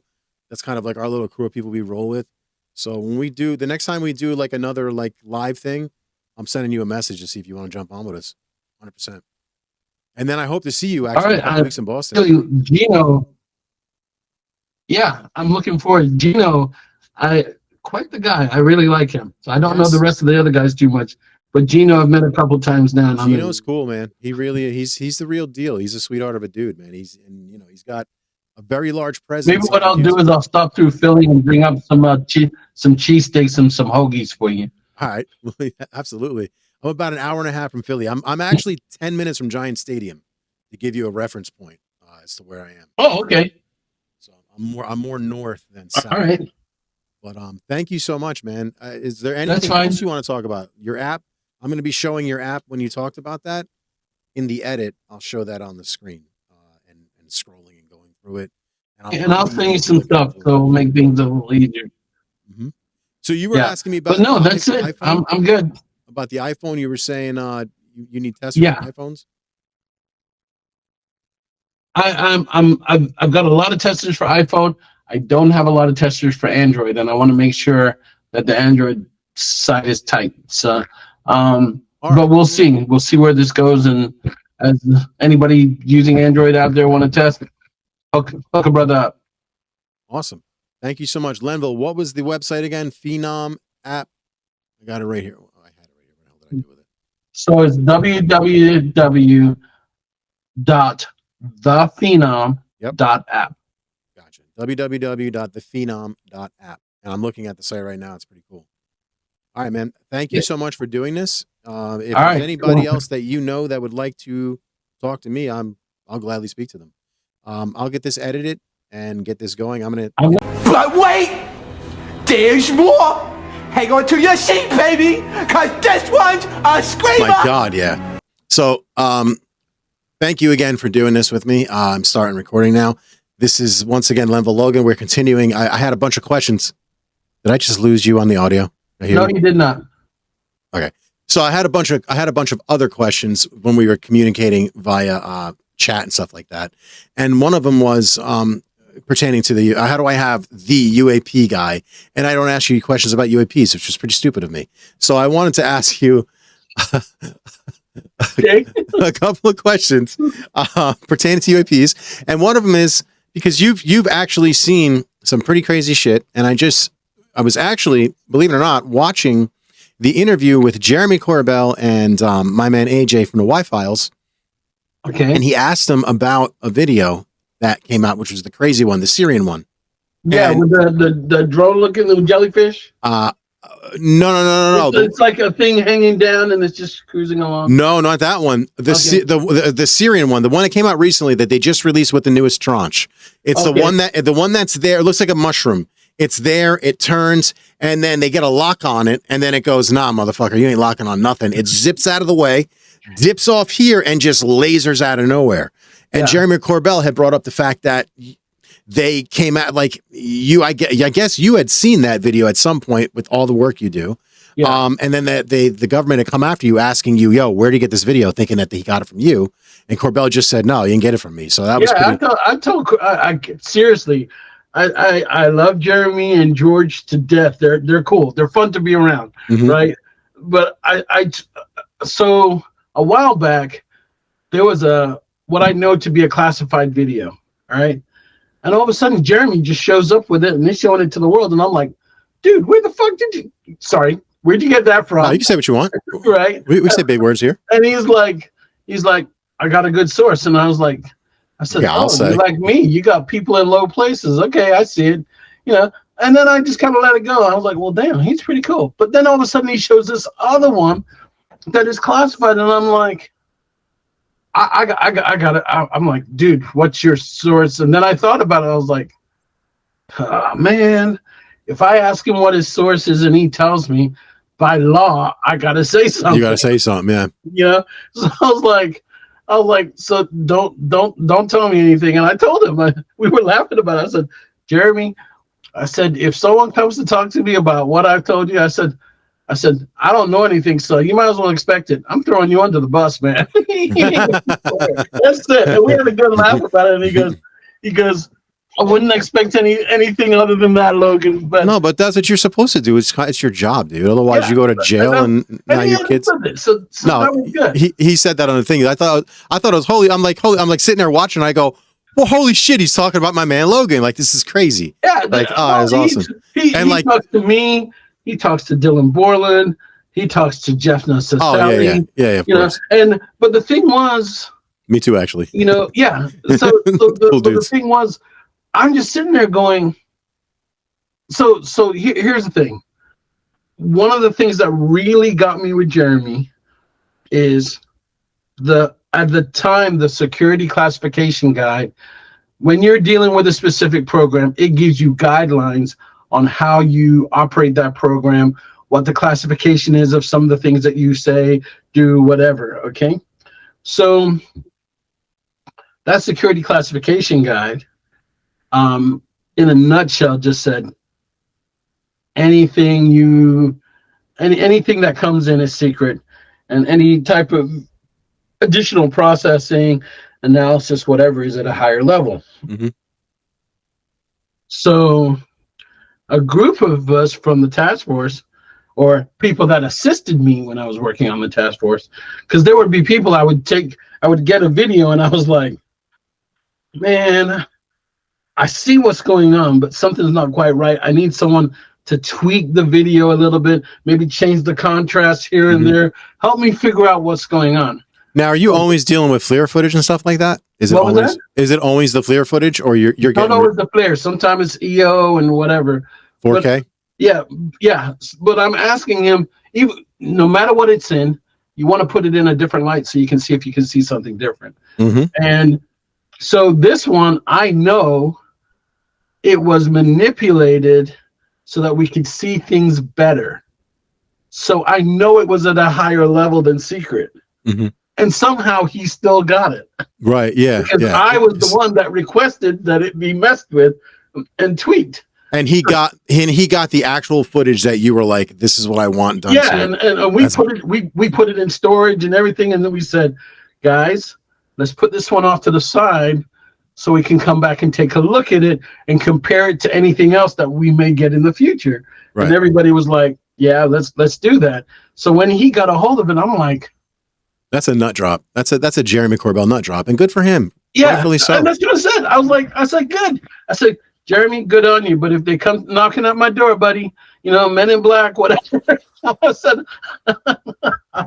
I'm turning you in so fast. Your head will because you're the place that they'll come to, right? Like that's what he said. He said that they questioned you or some shit. I was like, that's crazy, man. I got some phone calls going. I got some phone calls from guys that were part of the task force. Mm-hmm. Assisted the task force, and one person I wasn't quite sure about, but it was official, and he said, I just want to know, do you know how Jeremy Corbell got that video? And I said, no. And he says, are you sure? Could there be do you think there's a leak somewhere? I was Clearly. A leak? Motherfucker, there's a dam broken. There's something going on if he got it, but it sure as hell wasn't me. And I said, I don't think it was any of the guys that I knew, because we were like, I mean, those same guys, they were calling me to go, did you see what Jeremy just released? I mean, there was something there. But I got to good on Jeremy. He pulled it off. I don't know how he and George did it, but those two guys are remarkable. Well, no, good. Listen, they're the dudes, man. Those are the dudes. And I get it. People get irritated by his candor, his attitude, the way that he is. He doesn't dress up. He's just himself. He keeps keeping it real. That's just how the dude is. So of course he's going to have access to shit that nobody else has seen. And for people to like mouth off about it, to me, it's just, it blows my mind when I see it. Yeah. To tell you the truth, all of them, Leslie Kane, Jeremy Fox, all of them, they all come with a subtle nuance that really makes me pay attention to them, because at their level, they're keeping it real. And the way how I determine if I want to hang out with someone, this is just, it's a Logan thing. I got to see if they've got a sense of humor, or how tightly are they wound, right? If they're wound too tightly, I'm like, nope, I'm not going to deal with this person, because the moment something flips, he's going off on someone or she's going off on somebody. I guess that's why you and I get along very well, because my sense of humor is ridiculous. Yeah, but Jeremy, George, James Fox, Leslie, even the guy that did Asia Disclosure. I can't remember his name off the top of my head because I don't talk to him that much. Dan Farrar, I think his name is. Yeah, Dan. Pretty cool dude. All right. At least my interaction with him. And we could laugh, we could joke. And even the not the podcasters and stuff like you, but even like Dr. Eric Davis, he's got an awesome sense of humor when you get past all the other, inconsistencies with him. He's awesome. He laughs and tells you jokes, and I like that because it makes me feel like I'm around someone real. Does he like games? Does he like games and stuff like video games? I don't think he's into so much the video games. He used to. So one of the thing about Eric and I is, I used to be stationed at Kunsan Air Force Base in South Korea, and I went through a rapid educational class to get my degrees and stuff. Hold on a second. Was this during the UAP Task Force stuff? No. South Korea? That was before. I was in South Korea from. All right. I spent 18 months in South Korea from 1999 to 2000. I was only asking because that's where the rumored UFO that's too big to be moved is allegedly to be. Oh built. Yeah, I'm not going to chase after that stuff. Okay. But I hear you. But Eric, a few years earlier, he worked as a teacher for the University of Maryland at the same base as me. So as soon as we knew that we were at the same base, the first it was such and such, you did this, and then after that it was okay. Now let's get down to the down and dirty, and talk about the UAPs. And he has just been a wealth of knowledge to me. All of them. I want to call all of them my mentors, because I don't consider myself an expert. I consider myself someone that has slightly more knowledge than most, and is trying his best to connect the dots, if you will. Dude, you're the real deal. You've seen things that no one else has. Like you are the guy who saw that crazy ass video from Corbell first. Yeah. Well, I don't know if I saw it first, but I'm definitely the one that it came to, and we, I called a bunch of guys up and said, hey, we need to manipulate this thing, because I said, I don't know what's there. Could you slow it down? Could you speed it up? Could you change the contrast so maybe we can see some things a little bit better? So the footage that we have, is there longer a version of that? Like, how long do you know that they were watching that? Can you say? Okay, whatever you see in the tranches, most of the time there's a longer video to it. Okay. Yeah, right. And I'm not talking just a few minutes. Some things could be hours, an hour, 2 hours. Yeah. So that's what I was getting at. Like, you guys were watching that, whatever the hell that was. They were watching it for a while. You could call us the Watchers. Yeah. Okay. All right. So that's awesome. That's a great idea. All right. So you're like the Watcher. Okay. So do you know for how long about that they were watching that particular thing? Can you say? I don't recall. I want to say it was like I do not recall, but I want to say it's like a 20-minute video or something like that. Wow. So that's a 20-minute video of it doing unusual. Is that the most unusual thing it does? Or is that just in that particular one? I think yes. It's yeah. Which because some unusual. Of them, what it is the operator that sees it doing weird shit from the beginning. So he's looking at it, trying to assess. So put it this way: he's looking at some other stuff. This thing interferes with his view. He's now going, "What the hell was that?" Shiny penny. Right. And then he's like, "Should I be recording this?" Hell yeah. Right. And so there's some decision making, because it could be there's several sensor operators that are all running, and they're like, guys, should we do something? So then they decide, yeah, we're gonna record this. And then sometimes whatever it is becomes very mundane. It looks normal. It's just that it's an object that's unusual, but it's showing no weird flight characteristics or whatever. And then sometimes they're showing the weird flight characteristics. They don't like, it's like, hey, I'm here. Check me out. Let me do my stuff. And you just go with it. So with all of the things that you've seen, have you seen stuff morph? Because that was the stuff that I saw weird during the drones, was things seemed to change shape to me. Drones seem to become orbs, vice versa. Have you specifically seen stuff like that in the years? I didn't see a lot of it, but I did see a couple that look like they changed their physical characteristics. Like from a, say, like a jetliner to a disc. Not like a jetliner to a disc, but let's say from an angle, it looked like it changed size. Oh, wow. And then from another angle, it looked, the biggest one was changing the size, but from another angle, it looked like, it looks solid. And then you're watching it, and then you're seeing it slowly change to where it's like, it's got some kind of, I don't know if you ever watched it's like something inside of it is moving. Whereas before you couldn't see it. Oh, wow. You saw something that would just look like a ball. And then as it's moving, it changes and morphs. And then it looks like, best I could tell you is maybe like a lava lamp. Wow. So kind of like the glow that Dylan Borland talked about on the shield of it, or are you talking about the internal of it looked like a lava lamp? And what shape was it? It looked kind of funny. It was maneuvering.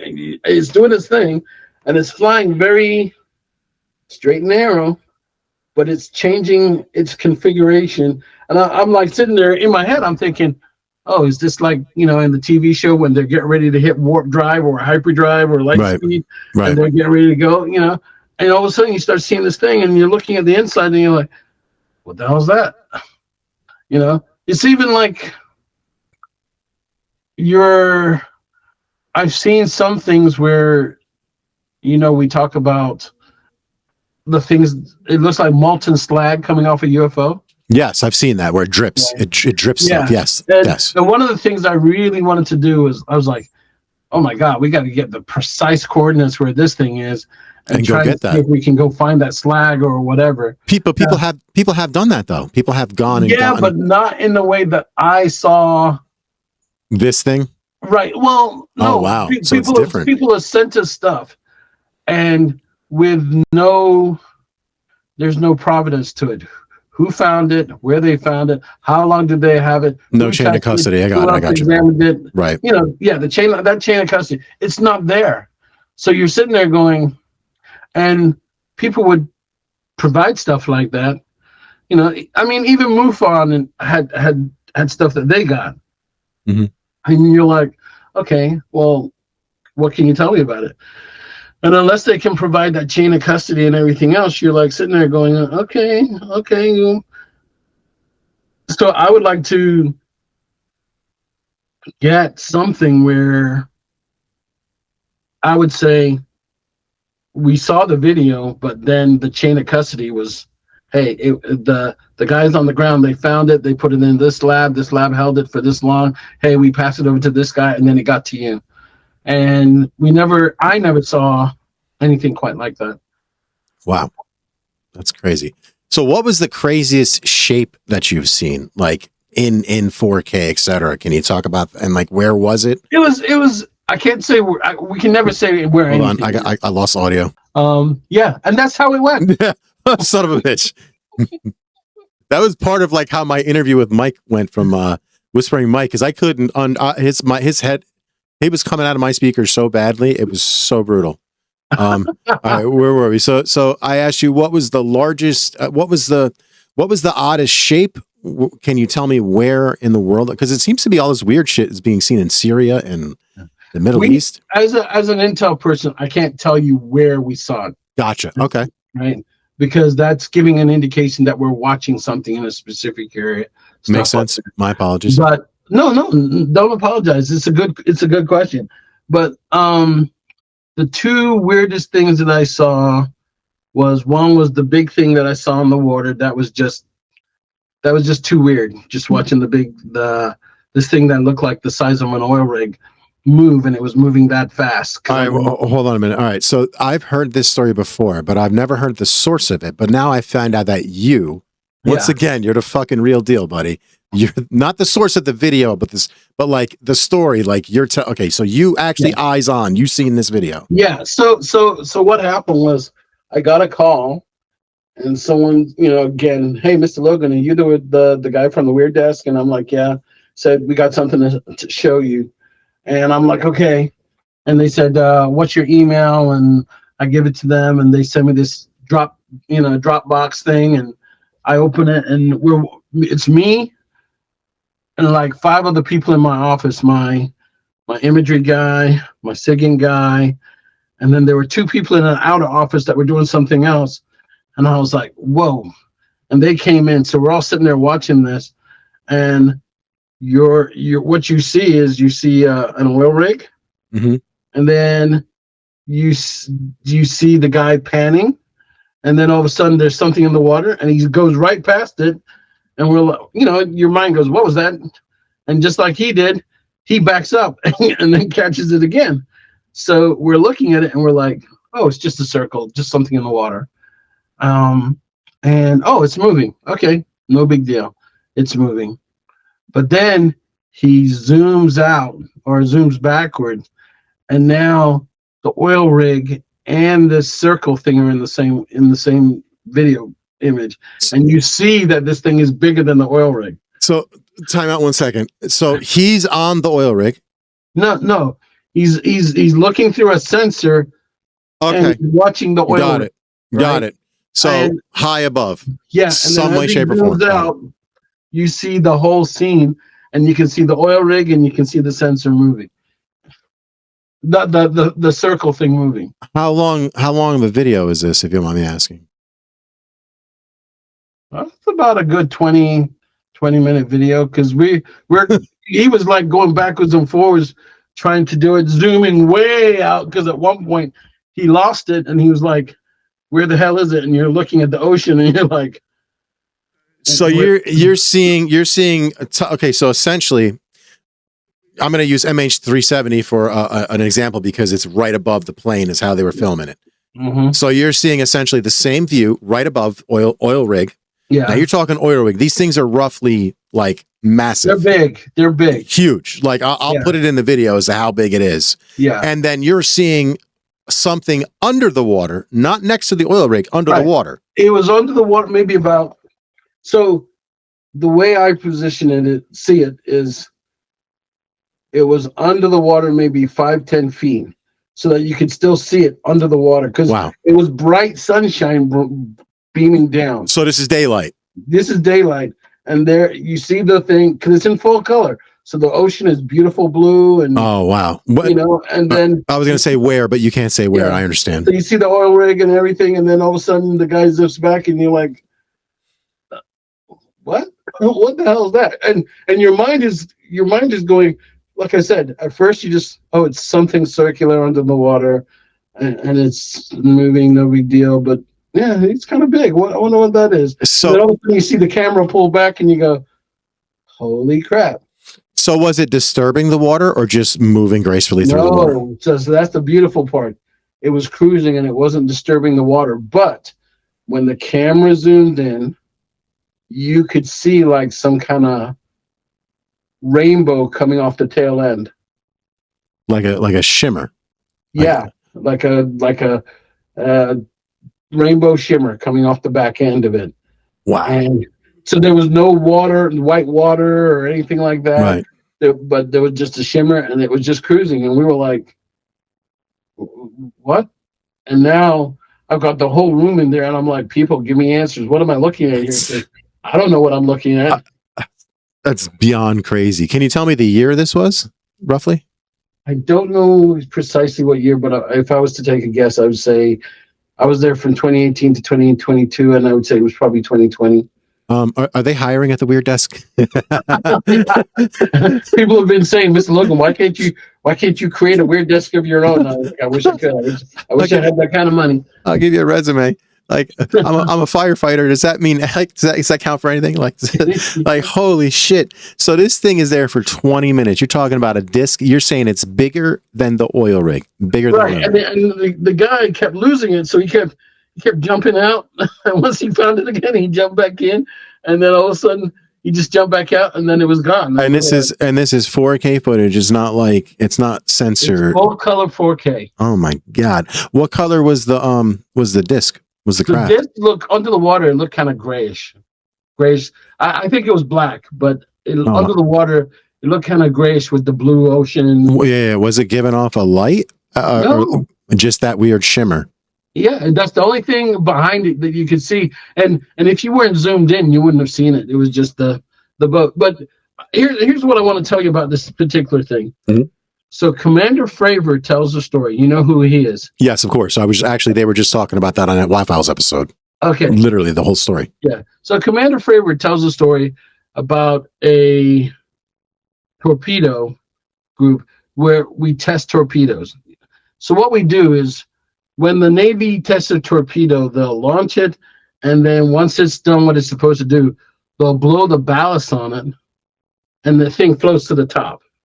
Okay, Mm-hmm. the torpedo. Right. And then they're able to take it back and be able to look at the computer inside and see, how fast it was going, what anomalies happened to the engine, if anything fluctuated or whatever, to make it work. The idea is to make sure that the thing's working at the most optimum capability that it can, right? So he tells the story that somebody else told him, and this person that told him this was the guy that experienced this. And he said, the guy said they had launched the torpedo out, and they went to go get it, and they hang them off a helicopter, and what they do is the diver connects the front of the torpedo or whatever to the helicopter, and they hoist him up and the torpedo back up. Mm-hmm. And they go home, right? So the way the story goes, as best as I remember it right now, is that they hoisted him down. He's just about to connect to the torpedo, hasn't connected yet, and all of a sudden he feels the helicopter jerk him backwards, right? And he looks down, and there is, under the water, what he calls a huge black island coming up out of the water. Okay? And he said it was huge. It was an island, not like a little flotilla, but a huge black island coming up out of the water. So my man is dangling from a helicopter. Yes. So I say I get this right. He's dangling from a helicopter like a Mission Impossible movie, connecting some shit in the water. Yeah. And the helicopter somehow either senses it or sees it, or the pilot is looking down, sees what's there, and he's like pulling back on the joystick. And so he gets jerked back, and he said this island came up out of the water, somehow snatches the torpedo, and they all go back underneath the water. Right? Just go back underneath the water and disappear. So it's just like, nah, this is mine. See you later. Right. And so, I'm guessing they're trying to come up with the best way to explain, hey, that one we're not bringing back home because we couldn't find it. Or yeah. But when I saw this thing with the oil rig, E.T. got my homework. yeah, exactly. So we're all looking, going, what the hell? And I called Lou and I said, hey, Lou, whenever you can you come over and take a look at this? And he goes, why? I said, I think I found Commander Fravor's island. Right. I don't know if it was real. I said, I think. Right. Because this thing was huge, and he called it wasn't like a little 10-foot circle or whatever. He said it was like, the guy explained it was like an island that came up out of the water. That is fucking absolutely bananas. What shaped like a disc also? Yes, it was just this big circular island thing that came up. They said it was huge. So I'm sitting there going, if I ever get a chance to talk to Commander Fravor, I want to see if I can drill down into this some more. But Lou was probably the one that was going to meet Commander Fravor, or if he hadn't already, because I don't think they had started that show unidentified yet. Okay. Because I know he had talked to Commander Fravor on that show, and he had talked to Commander Dietrich and whatever. But I said, dude, you know, everyone was like, you called Lue Elizondo, dude. I was most of the time it's, hey brother, can you come over here? But I think I said, dude, you got to come over here and take a look at this. And he's like, what?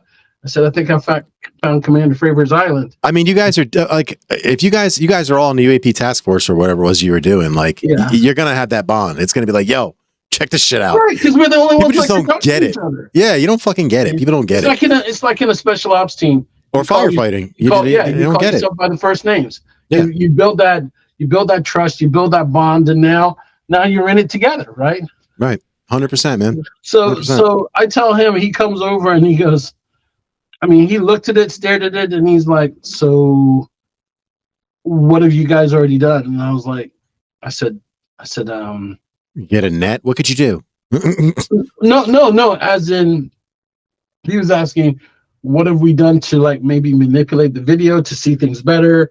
You know, maybe figure out what that shimmer is on the back. Maybe do close-up video so we can see if there are any weird protrusions on this island or boat, whatever the frigate was. You know, that's what he was asking. Mm-hmm. And I said, no, the only thing that we've seen this shimmering thing in the back. And he goes, show me. So I just sped up to that part and said, here. And he's like, I'm like, I don't even know what that is. But I said, but if I was a paying man, I said, a betting man, sorry. I'd say, I believe this to be Commander Favor's island. And he was like, oh, yeah, right. And I said, I have no proof. This is just my guess as an analyst, because I've never heard of anything else being in the water. Right. I mean, you heard rumors about there's supposed to be something. Yep. Yeah, that makes other UAP. Mm-hmm. Crawls the bottom of the water, and I said, this is the only other thing that it could be. And if you get near it, it'll fuck you up. Right. And I said, I can neither confirm nor deny, but obviously if this guy was close enough from a torpedo thing and he was there and it didn't mess him up, I'm thinking there's possibly a connection here between these two things. And I was hoping we would find why did it take the torpedo? I wonder, like, what was... We don't know. Maybe they're assessing our technology. We don't know. I would assume they already have it. I mean, no. Okay, put it this way. When we tag animals, if we tag a zebra, right? Mm-hmm. We don't just leave it at that one zebra. We tag several zebras to see if they're different. What's unique about this one versus the other one? And I want to say this. If they grabbed one torpedo, they probably grabbed a couple of them, and there's probably a bunch of people that said, "Yeah, man, I couldn't find what I was looking for. It got lost, whatever." Right, or maybe it's using the material for whatever. Yeah, you don't know, or maybe they're just trying to assess our level of technology to see what we're fucking with. Yeah, no, that's actually a great way of thinking about it. It's genius. Because I mean, there's stories about things under the water already. Like the Brits had a bomber. I can't remember the name of it. They had this one bomber or aircraft that flew over the English Channel, mm-hmm. chasing after a UFO, and it just disappeared. Right. And everybody was like, "Well, homeboy's gone." And years later, they find the aircraft at the bottom of the English Channel. It's locked from the inside, but there's no body in there. Oh shit! Yeah. So they took him. They took him, and the craft went bye-bye. They put the craft in the water. As we could assess, because the guy said it was locked from the inside. So I don't even know if they dredged it or anything, but I know they made like some kind of thing for the pilot to say, "Hey, we lost this guy," or whatever. There's another one in Lake Michigan where there's actually a plaque there that says, "We lost this guy. He was chasing a UFO," and then all of a sudden they said the UFO disappeared, and they saw the aircraft just come down, smack right into the water. All the observers did. That's nuts. And so the best answer is, and I think this is what the pilots were afraid of, why we started the task force. They're worried that if there is a major mishap, all you're going to hear on the news is pilot error, and nobody's going to mention that there was somebody else out there or something else. Yeah. Right, because when this pilot in Lake Michigan died, if I remember correctly, the story was that they believed that he didn't put his oxygen mask on and he went too high and passed out. Right. Yeah, and they could be right, but we'll never know. Right. And what are the chances of a pilot doing that just for the hell of it? No, I mean it's been known to happen. Okay. But they train you. There's actually a video out there. You can go to Air Force physiological whatever, and they show you all the Air Force guys lined up in a chamber, and then they tell you to take your oxygen mask off, and they turn up the pressure, and you're supposed to learn your own symptoms for when you are suffering from hypoxia. That makes sense. And then you see these guys start doing all the stupid stuff. Me, when I did it, I froze like a statue. I was like, da da da da da da da da.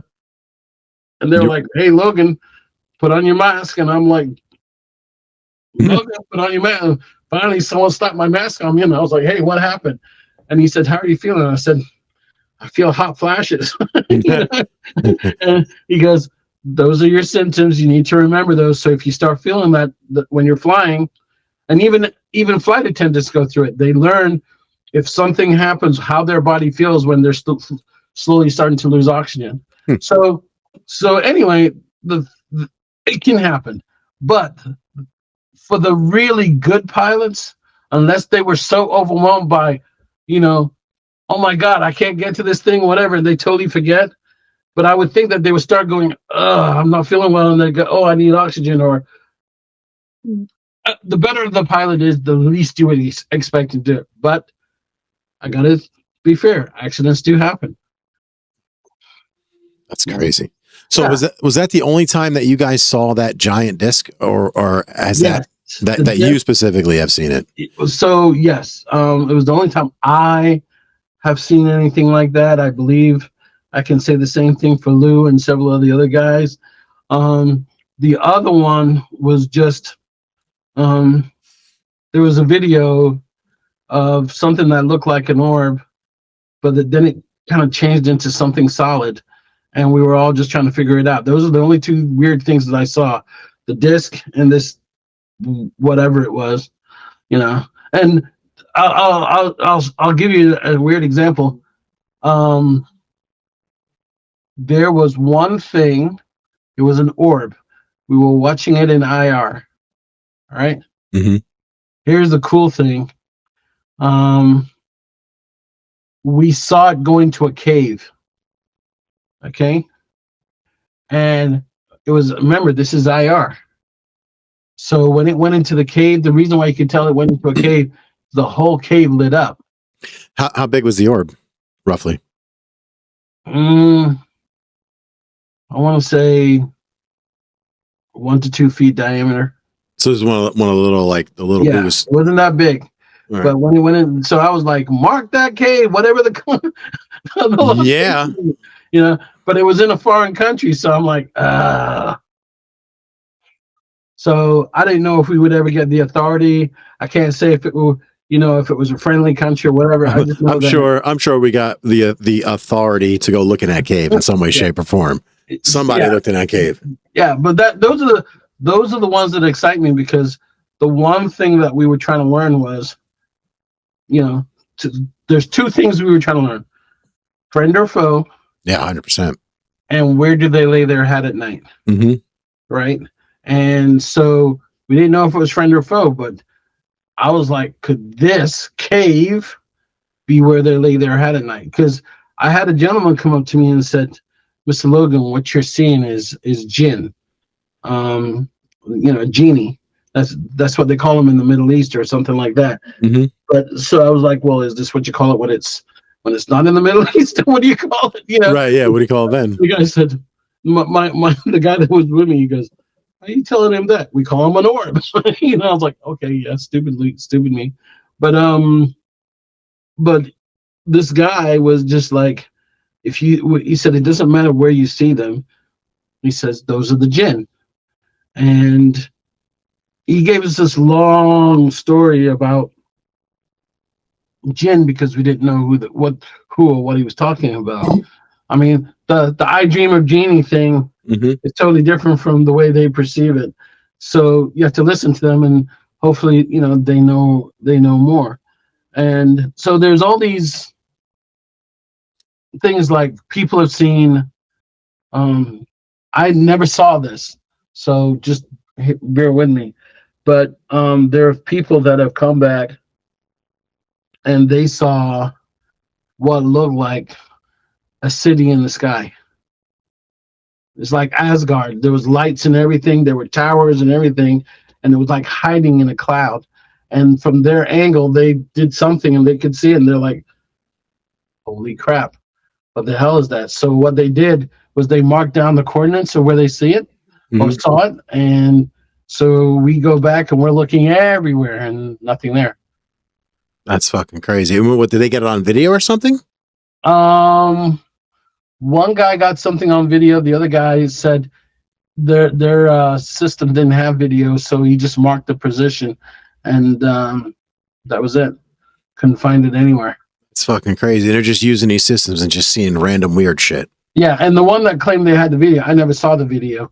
So, because there would be times when we get a report, and I'd say, whoever knows either the process to get it, or if they know somebody in that squadron, because there were so many people in our chat. Our chat was the fastest growing chat because everybody wanted to know what UAPs really were. Right. So what happened was we told them, we said, let's try and reach out to these guys. And sometimes we would hear that guy's no longer here, or some would just say flat out, no, it's not there anymore. It was given to somebody else or whatever. But you work with what you got. So you guys investigated more than just UFOs, and you guys got to look at just end up getting. I'm sure weird shit was thrown your way, right? Right. Well, they're calling me the weird desk. Okay. But primarily, I'm there for UAP, but I'm hearing other stories as well. Bigfoot. And one of the things I know we did internally, I thought this was funny. I asked about UAP experience, and somebody put together some kind of filing system, and he said, anybody in this UAP group that's had an experience of some type, paranormal, cryptid, whatever, I want you to put it into this document. And that sucker within a few days was filling up quite quickly with all these military members putting in experiences from either their granddaddy, their dad, themselves, or somebody else, and it was growing quite fast. And even the group was growing quite fast, because I think we got to like 3,500 people in there in the group. But the problem was we had lurkers. Lurkers are just people that come in, they don't say shit, but they listen to everything you say, and you have no idea who these guys are. Okay, what their intentions are. Yeah, so let's say we had about 3,000 people. You would probably only get, on a good day, you would probably get maybe 150 people in the chat for a 24-hour period.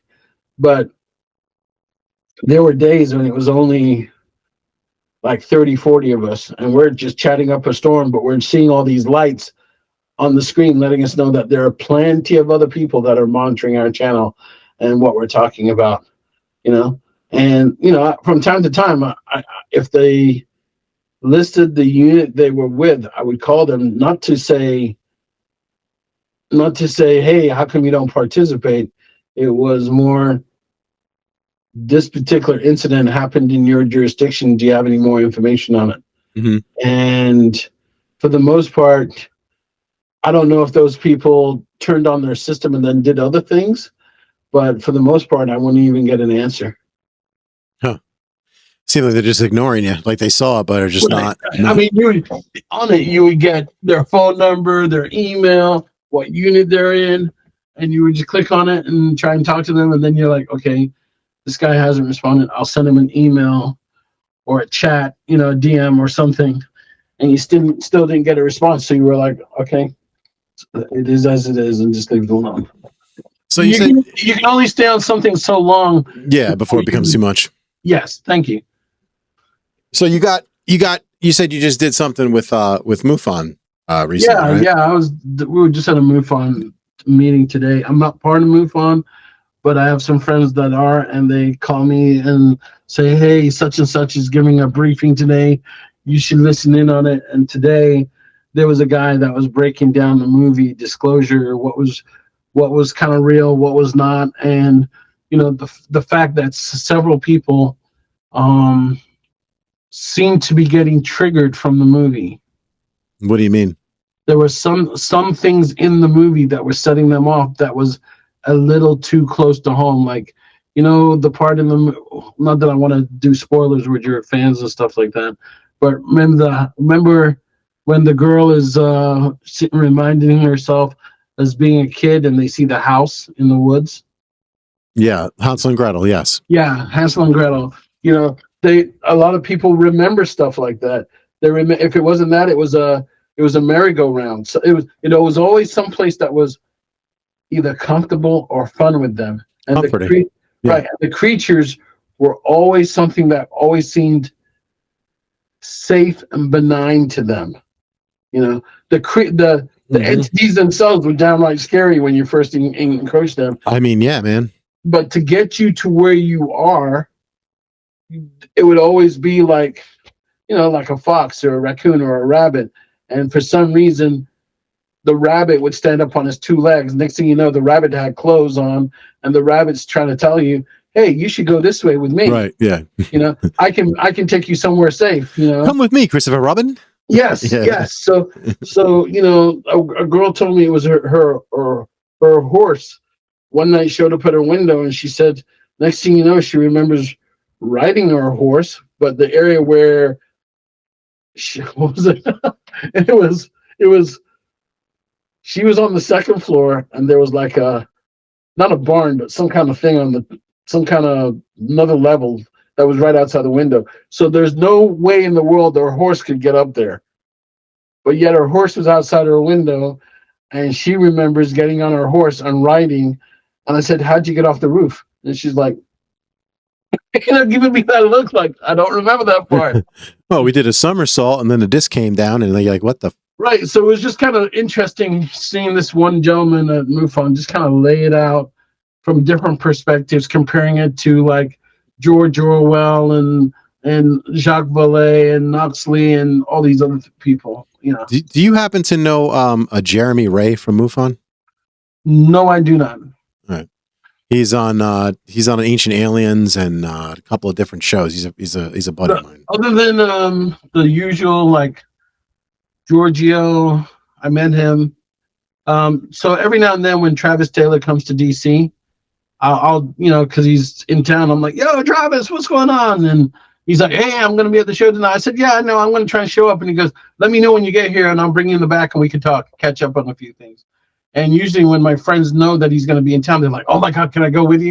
And I was like, as long as Travis says it's okay. And usually he said, yeah, sure, bring whoever.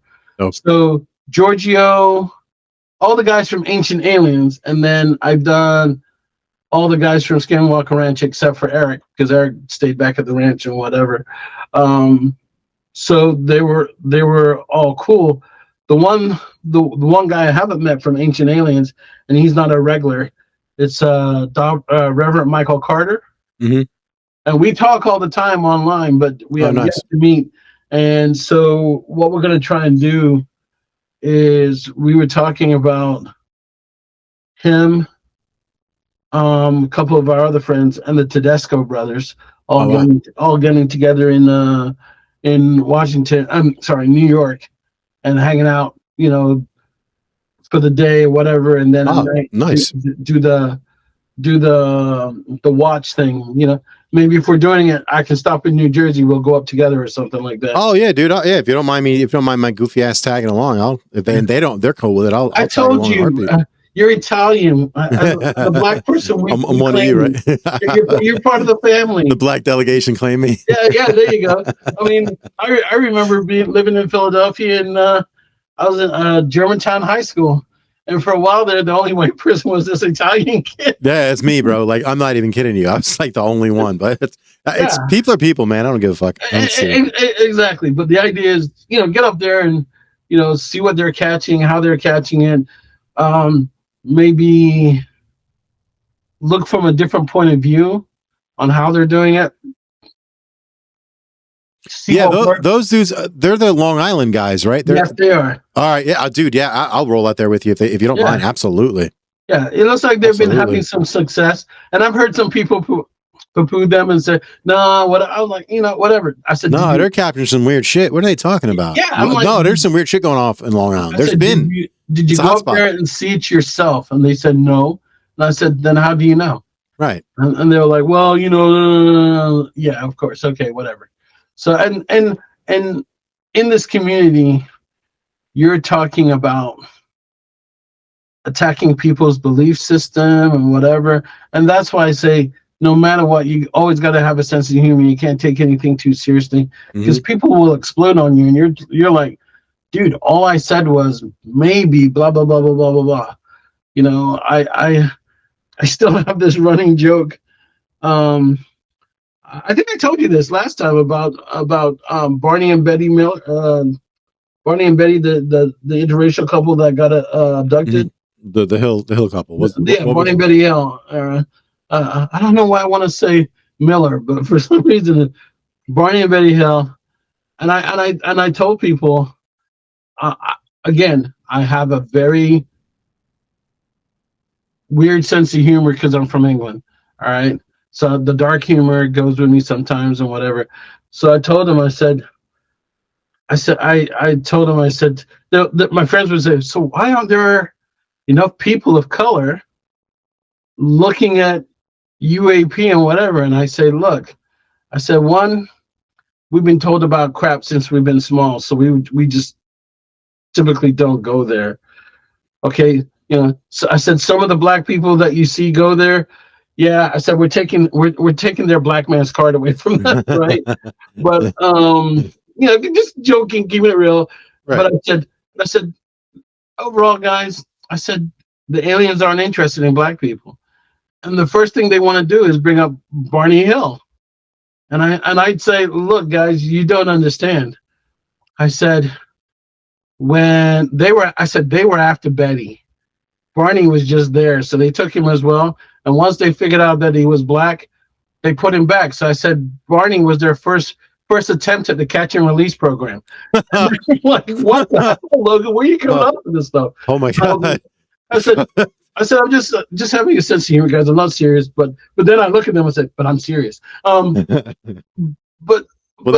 was the Key and Peele skit where the zombies didn't want. Yes, and so I've had a bunch of people tell me that I should be doing more to bring the black community into this thing. But I said, what are you, the guy? I don't understand. How does that work? I don't know. That's like finding a random Asian guy going, you should be the guy. Yes. I said, guys, I'm not interested in that. I'm just interested in working with like-minded people. Right. That are looking at the phenomena from every which way but loose, trying to figure out what is going on. Let's connect the dots together. Let's what is it? Your chocolate fell in my Reese cup, or my peanut butter fell in your chocolate. Okay, let's make Reese cups together. Yeah. And go figure it out. So that's where I'm truly at. But this experience, this ride on the task force has truly been interesting because I've met so many wonderful people, and I get to call people like Eric Davis and Hal Puthoff kind of like mentor. I mean, they're not true mentors because I'm not around them all the time. But the fact that I can call them and say, hey, I've got an idea, or I saw something, or I was just told this, and I think this does this way, and this does this way, and the physics says this, and then they're like, Eric's like, Logan, you're missing this part of the physics problem. I'm like, whoa, okay, here's what happens, da da da da da da da, and he'll they take the time to explain it to me. Beatrice Villarreal, wonderful woman, love her to death. Her and Dennis Hansberg, and I talk to them, and they take the time to explain aspects of what they're doing that haven't been seen before. Yeah, that's it. Their stuff is good. I don't even understand it, but it's groundbreaking. My buddies Ty and Gene are pretty good friends with them. They seem to be wonderful people. Yeah. And Dennis has already invited me out to the ship so I can go out to see the Baltic anomaly with him. So my wife has said, sweet. Yeah, my wife has said, hell no, because last time we went out to Hawaii, we went out on a boat excursion, and she turned green and was throwing stuff back up in the ocean. She gave back what she got. She was chumming the water. Yes, she was chumming the water. She was like, nope, I can't do it. So, but I'm gonna go and try and figure out. I just gotta figure out what my schedule is gonna be and when they're gonna do it again. But Dennis, rock solid. Beatrice, rock solid. I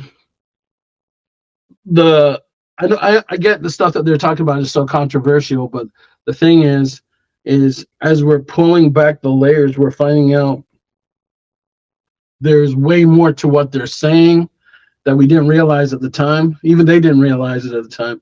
And then we're figuring out some of the other people that are seeing the same thing, different universities, especially for Vasco, for what Beatrice is doing. You're talking about with the weird little orbs in the sky, the orb network was the spear network, as they're calling it. I think it is the spear. Is the I'm not spear sure network? it's called spear, but I know they call her project is called Vasco, vanishing something another. Okay, but the idea is, for your audience who do not realize this, what she's done is she's gotten star charts with these plates that the observatories used to use to look at the stars, and we noticed that if you look at these plates and look at the stars, this is before Sputnik, so there's no satellites. right. There were all these light sources that were there, and it seems that right before a nuclear event, there were more lights than normal. And then when you go back and look at the same part of the sky, not so many lights. So something was moving in and then moving back out at their own volition during when there was going to be certain nuclear events. And even one of the big ones was during the Washington, D.C. wave in 1952. Right. Yeah. Yeah, someone was taking pictures of the stars right before that. Sure enough, there's a whole bunch of lights up there, and then right after, not so many lights. So the question is, what were those objects? That's why the government just needs to, like, we talked about this the first time we talked. It's just enough already. Like, we just tell us what it is, and stop treating people like they're ignorant and stupid. I agree with you, but in coming from the national security perspective, I can see why, because the day that confirmation happens, because I don't call it disclosure, right? The day that confirmation happens, it's never going to be enough.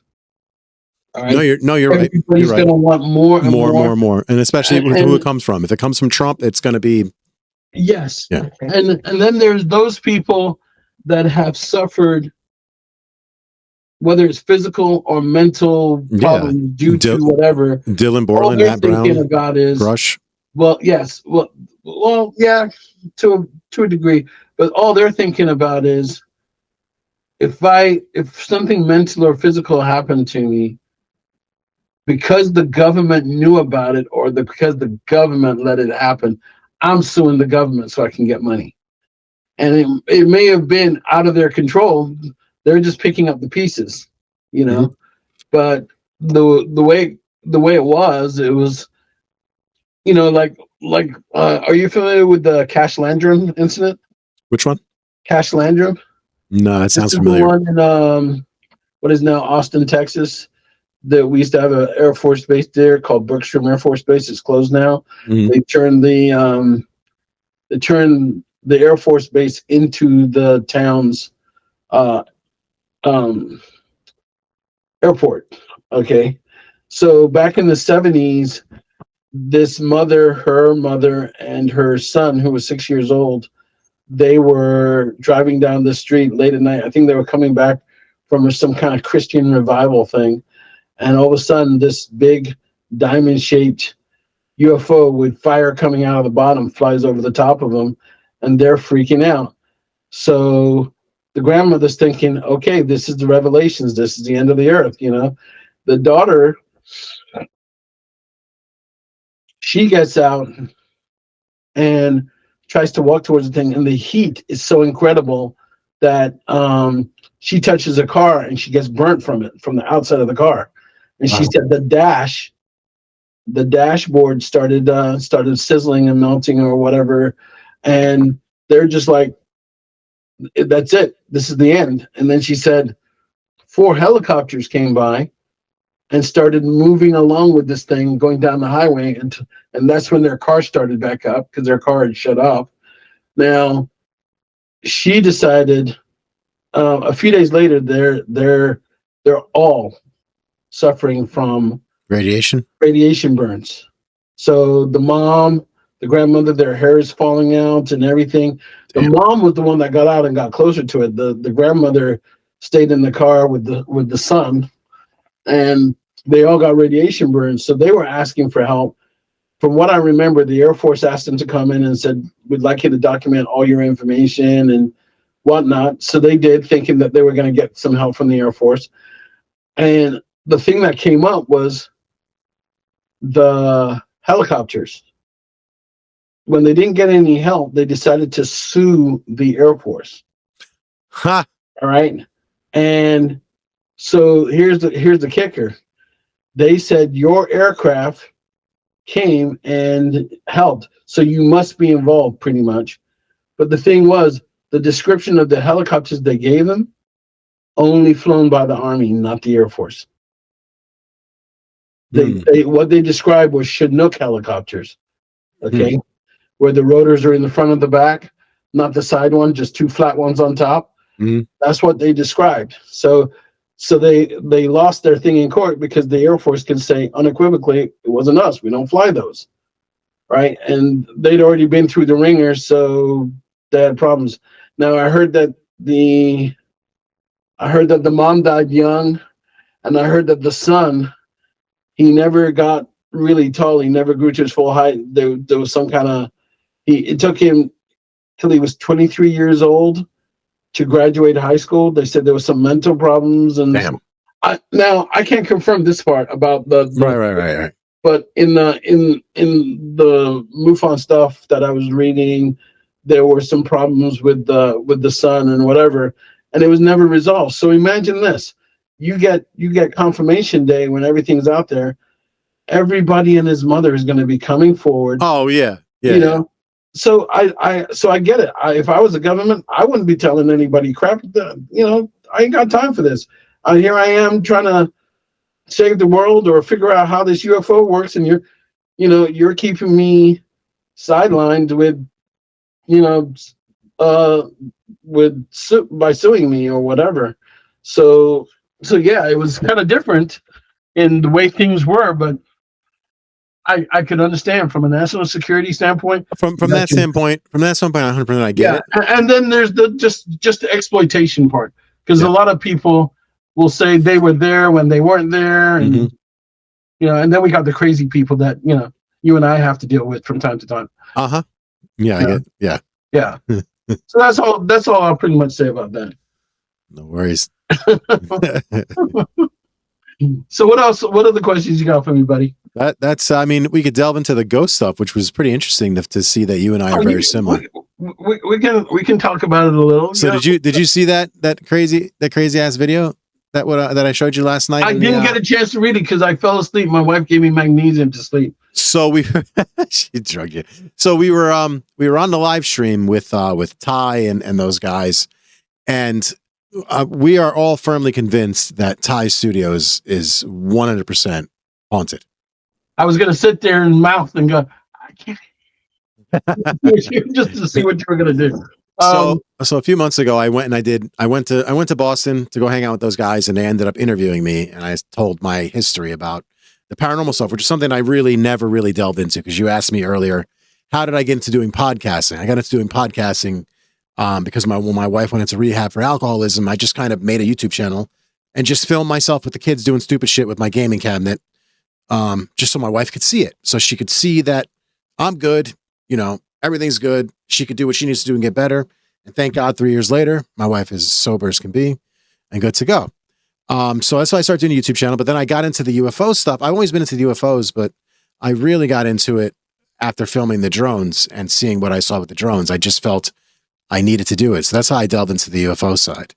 And then I started revealing the paranormal stuff that because it's really scared me my entire life. Like, especially from a kid, seeing the things that I saw. And that's, I started just talking about it because I figured, why not? Why not just get it out there and talk about the weird shit that I've experienced, can do, etc. I don't know if I still have your audio. Yeah, you do. Okay. Yeah. So that's what that was. One, you have told me some critical need to know information, because Ty never said anything about his studio being haunted, yet he wants me to come there. I'll be there with you. Yeah. You gonna hold my hand? Yeah. Why not? Okay. So I get it. So there's one guy that I know. He's got an interesting video, but he doesn't want to show it until he gets answers for himself. Mm. But his mom passed. Mm. Nice guy. His mom passed, and she literally just passed like 2-3 minutes ago, and he's still sitting there grieving. Mm. She was in hospice care or whatever. And he said, Logan, I heard a voice kind of by the window.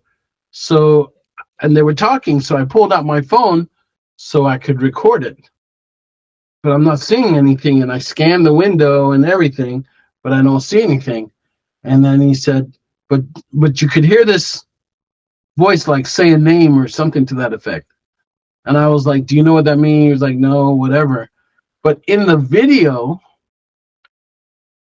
when you look across the room from you can still see like the shape of his mom's torso in the video, because she had just died, right? Yeah. But over by the video, you see this distortion that looks like a hand waving. Wow. And I called him. I said, dude, you just showed me the video. I said, did you not see this? He goes, see what? I said, well, did you hear the sound? He goes, yeah. I said, I don't know if it's your mom, whatever, but somebody was either waving goodbye or waving to get your attention, but they're right there. So I said, let's go back through your video. And I showed it to him. He goes, Logan, I never saw that. He said, my mom's been passed like a couple of years, and I've only showed this video to only a handful of people, but because I trusted you, I wanted you to see this. But he said, I never saw that. And he goes, wow. And I said, sooner or later, I said, I hope you don't mind, but I'm going to ask you for a copy of this video because I would like to do some analysis with it. And he was like, He said, let me think about it. And I was like, all right, fair enough. But it was right there. You can see this thing kind of, it's like 5 fingers, and somebody was like, oh wow, it was like someone was trying to say, can you see me? Yeah, I'm right here. Hey, right. Wow. That's what I was thinking. And then my wife said, maybe she's of enough thought to say, you can't see me, so goodbye. Yeah, maybe. And I was like, oh, okay, all right, good point. But I've heard so many ghost stories. But when you're a kid, especially in the Black community. My family is Jamaican, so we're already suspicious. I was born in England, but the rest of my family is Jamaican. Right.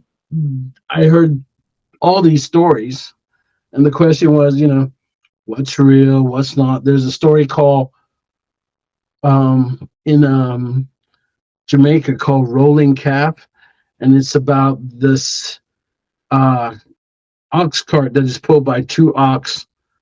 And they've got like demon eyes and whatever, and there's fire and all this other stuff, and it comes through the town, and supposedly it's supposed to snatch kids or whatever. And so, all that stuff gets kind of all confusing because you figure it's just a way for your parents to keep your kids in line, Yeah, right. the ghost story and whatever. But there was all these stories, so I was just like, okay. And I remember one day my sister came home. She was really upset because our grandmother, she and my grandmother were doing something late at night, and they were walking back, and this black cat ran in front of them, and my sister was like, "Look, Grandma, there's this black cat, whatever." And my grandmother hit her, and she said, "You're not supposed to talk about the dead or something like that when they're in front of you." And so my sister was kind of upset about that, but I was like, I don't remember anything about that story, so it kind of stuck out. So there's little things that, and if it can be scheduled, hear me out. If it can be scheduled, you use it, because there's certain things like some really unusual things like Yosemite. At a certain point when Yosemite, when the water's flowing off the mountainside, the waterfall, when the sun hits it, the whole waterfall looks like it's on fire. Oh, wow. And everybody goes out there to just take that one picture, because it's that one moment of the day. Yeah, it's beautiful, right? Yeah. Right. And there's little things like that. But paranormal stuff, you can't really schedule. So you just kind of, when it happens, we talked about the grinning face and everything, where you think you see a loved one in front of you. Yeah. They're answering you, they're talking to you, whatever. And then you hear your real loved one talk behind you. My sister. Yeah. And then all of a sudden you look at the thing that's in front of you. It grins like this. I was 7 years old, and it terrified me. I was snooping in my sister's room during Christmas time looking for presents, because I'm a 7-year-old kid. Yeah. And that's what the fuck we do. I had to see if I was getting He-Man or not. You know what I'm saying? I'm snooping, and my sister comes in the room, goes, "Looking for presents, huh?" And I was like, "Yeah," giggling around. And she's, standing in front of me. And then from directly behind me, I hear, "Vito, who are you talking to?" And that was my sister who asked me that question. So I looked right in front of me, and whatever it was just did like this evil fucking, I was like, I just had a look of like, what the fuck, turned white and screamed like a bitch. I started crying. Yeah. Yes. And I've heard multiple stories of that. And it's something that affects their belief system and stuff like that. So I try not to dig too much. I try to let the person talk about it, let ease them out. But there's just some things about these things. The question is, who are they? What are they? I started thinking, I've heard that the reptilians have some kind of camouflage, and they can look like a human being. But that'd be crazy to be in my house. Like right. But it's like the same thing in the Appalachia. You're told not to whistle. You're told not to chase that. If you're walking alone, especially at night, and you hear someone call your name, they're like, "Don't go answer. Don't go chasing, trying to figure out who it was. All your ass home." Hell no. Right. But when it's coming directly in front of you, well, I'm going to be like you. I'm going to scream like a bitch and run away. Even as an adult, I'll probably do the same thing. It's like this. I'm not a little dude. I'm 6 feet tall, 270. I could fist fight an alien. I think I might not win, but I could shoot my shot. I can't fight a ghost, bro. You just can't. I'm in the same boat. I'm 270. I'm 5'10", so I'm a little fat. Same. But I said if something is. I said, if there's, whether it's a ghost, a cryptid, UAP, I prefer that they happening in the day so I can have my wherewithal about me, because now I would approach the problem differently. Okay, there's certain cases, caveats, where I probably wouldn't. Like, if I'm seeing a gray and he's the taller kind, and he's like, "Hey," talking in my head, "I want to come talk to you," and whatever, I'm gonna probably be like, "I'm down with this. It's daytime, whatever." Now, if you're talking like a 6 to 8 foot mantis type creature or lizard creature, I'm probably gonna be like, "Mommy, here I come." I'll be like, "Stanford's son, Elizabeth, here I come." That's the other thing is like, I do you think that like those particular two are not so friendly? Is that why you're using those two, or just their appearance? No, because normally when they want to get our attention, they try to get our attention with something that's familiar and soft, kind of like what we were talking about Discovery Day. The nice fluffy animals and the whatever. It's not until after they've properly secured us that we do realize what they're like. Okay, the gig's up. Turn off the camouflage. Okay, we're here's the probing.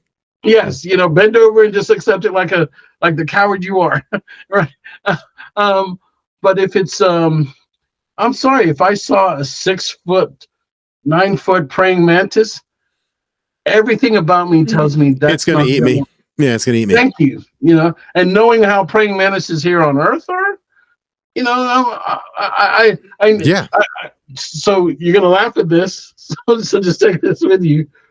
When Travis Taylor first asked me about possibly coming out to the ranch, I said no, but I said, but if I do go, I said, you better be sure I have an exit strategy. And he's like, what?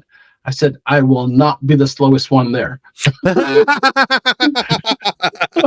just telling it right now. I will not. I won't be the fastest. But I ain't going to be the slowest. Right. But I know in the movies, the fastest guy usually runs into a trap also. Yeah, So I'll be in the middle someplace going, okay, let me see who's made it out and I'll follow that guy. But I will not be the slowest guy there. But if it's a gray, and the gray is, I think a gray is kind of in the middle of where I think I can handle it. Yeah, exactly. Yeah. A Nordic, okay, Nordic, good. Gray, in the middle. Reptilian, mantis type. Now we're talking. You got to approach me in the daytime, and even then, we got to be separated by a certain amount of distance. That's what I'm saying. I just look at it as like in nature, like a praying mantises, if they were just a little bit larger, would straight up try to eat a human. I think so. Like straight up, like it would eat you. And same thing. There's not a fucking cuddly lizard out there. Yeah, there's not one. You know what I always thought was going to be my best defense? I would like to have a pet honey badger that I could sit there and go, get. And I'm rolling ass. Honey badger's doing all the fighting. Yo, actually, I saw some, I got to see if I find it again. I saw some crazy ass video on Twitter where some dude went out and grabbed a honey badger, just had the shit. Yeah. Holding it in his hand, like just crazy ass white people. Wow. Crazy ass fucking white people shit. And he was exactly what you would think he'd be. A country bumpkin that nobody's fucking with. Yes. Just holding it. Like it's so that's kind of how I would approach things. Now, in reality, I mean, there would be certain safeguards because I think like first responders, they need to have some protection, something that helps them out. That let's say a UFO did come down. How do you guys keep radiation detectors on your Geiger counters on your truck? Bro, I work in the hood. You're lucky we have SCBAs. At this point. So you know what I'm talking about. I would like to see that. Hold up. We're all supposed to have CO detectors, at least on the captains. And you talk about radiation? Nah, we ain't got that. I know. I'm sorry. Wishful thinking. We should probably, but we don't. Yeah, I mean, I would like to see that. Even if it's a poor man's radiation detector, all right, I would like to think that we could have one so that if a first responder of some type is in the wrong place, wrong time, and something UAP cryptid like does happen, he has something that he can sit there and go, oh shit, can't get too close to this thing. I got to back up or whatever. But there aren't those things, right? No, yeah, not even a little bit. Exactly. So when I think about, jumping back to the whole paranormal phenomena, that's the one where I would not expect radiation or whatever, but that evil grin is not what I'm in for. Same. So I have to take a different approach. I want to be like, here's the ultimate way to be. We have to be like Batman and have a way to take out every member of the Justice League. Yeah. Not saying that we need to. You got a plan. I got a plan. But you have to have a plan. That's what I'm saying. That's what I'm saying. All right, I'm gonna be there with you guys. So you know, yeah. Please don't back. He's gonna be so bad at me if you back out. Please. No, I'm not backing out. But if something happens, know now, Vito, you're gonna be because I'm making my way out of that building. You're gonna be a darker shadow running through the thing. That's not the ghost. So you actually didn't watch it, bro. Okay. I'm gonna watch it. Am I gonna freak you out if I tell you about it? So No. we're screwing around. And I always do this, and this is okay. So the first time I went there, we get there, and I'm in the parking lot, and I get out of the car, and I'm like, man, it feels like something's watching me. Right? This is literally, I'm in the parking lot, and I'm just thinking this to myself. I'm like, it's probably just Ty looking at us from the window because he's upstairs.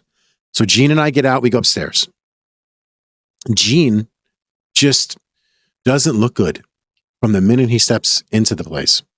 He turns gray. So Gene goes and he lays down, takes a nap. And then I go to the bathroom. I come out of the bathroom, and that's when Ty's dog, Logan, actually his dog's name is Logan. Logan is there. Yeah. Logan glues himself to me from the second he sees me that I stepped out of the bathroom, literally glued himself to me. He sat with his back to me, facing outwards. As soon as we started talking, the dog was in a protective posture. The dog stands up on its. This is on a live stream, brother. Yeah, this is live. The dog stands up on its hind legs and starts barking and looking weird and walking at the fridge. And that's when I'm like, all right, I was feeling weird shit to begin with, and I knew something was off, but I'm like, something. So then that happens. Then we start losing lights. Then like the stage lights, they start going off and occasionally on and off. Then the cameras get turned off. All three cameras all at once go boop. So I'm watching, this poor dude's girlfriend is struggling with this shit. She's like struggling to turn the cameras back on. And then later on, the camera batteries drained one after the other in succession. So they had to change the batteries while so all this is all on a live stream. So the other night, so then another time I'm in the chat fucking around with them, messing with them. And do you see this clip on the microphone? Yeah. So these are on here. Like, these do not just come off very easily. Right. He's talking, and you watch it just go pew, off. Wow. It pops while he's in the middle of talking with everybody.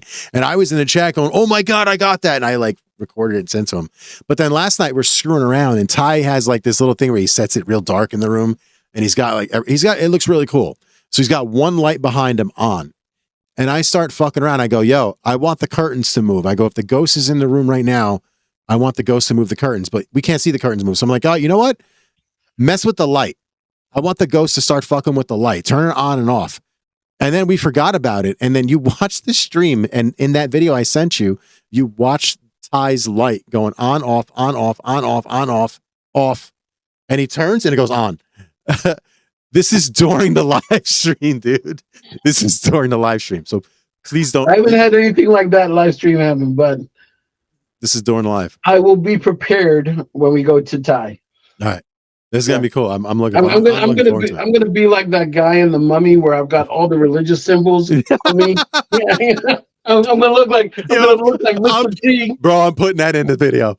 That's getting put in the video. Yeah, I'm gonna put like Mr. T, but there's gonna be all the religious sound effects around me. Like, yeah, that's right. I pity the fool. Yeah, there you go. That's the greatest thing ever. So that's what we were doing last night. So I sent you the thing in the chat because whistling Mike was on with us actually. Okay. Mike, who's in the chat with us, he was on with us when that was going on.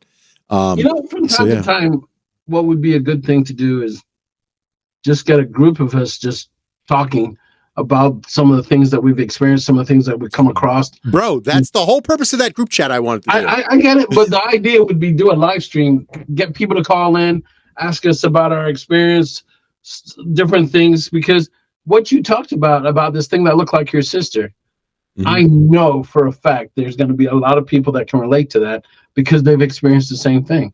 Or people are going to tell you about hotspot areas where they've been seeing things. But the idea is we share. Yeah, please put me in. Hey, if you got something like that, put me in it. I mean, you've got more people than I do. I just got you and a couple people. Yeah, I got people, but they ain't people that, I mess with everybody. So everybody's equal opportunity. because you imagine how much. Well, you're going to be there. How much fun me and Ty are going to have when we're talking.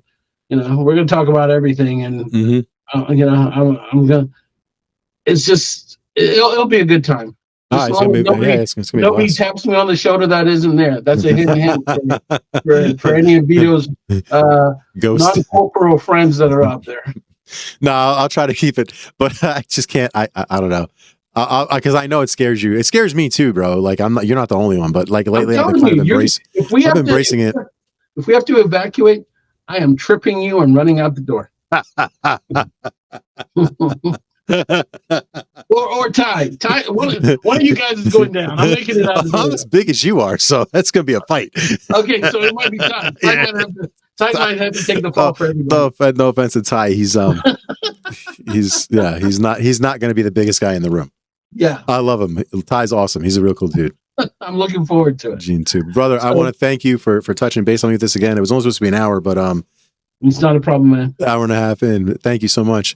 Is there anything you want to leave me with? No, because you know what? We'll be talking again soon. I'm pretty sure of it. Oh yeah. All right. Thank you, brother. Appreciate you. Anytime, and just give me a holler. Peace out.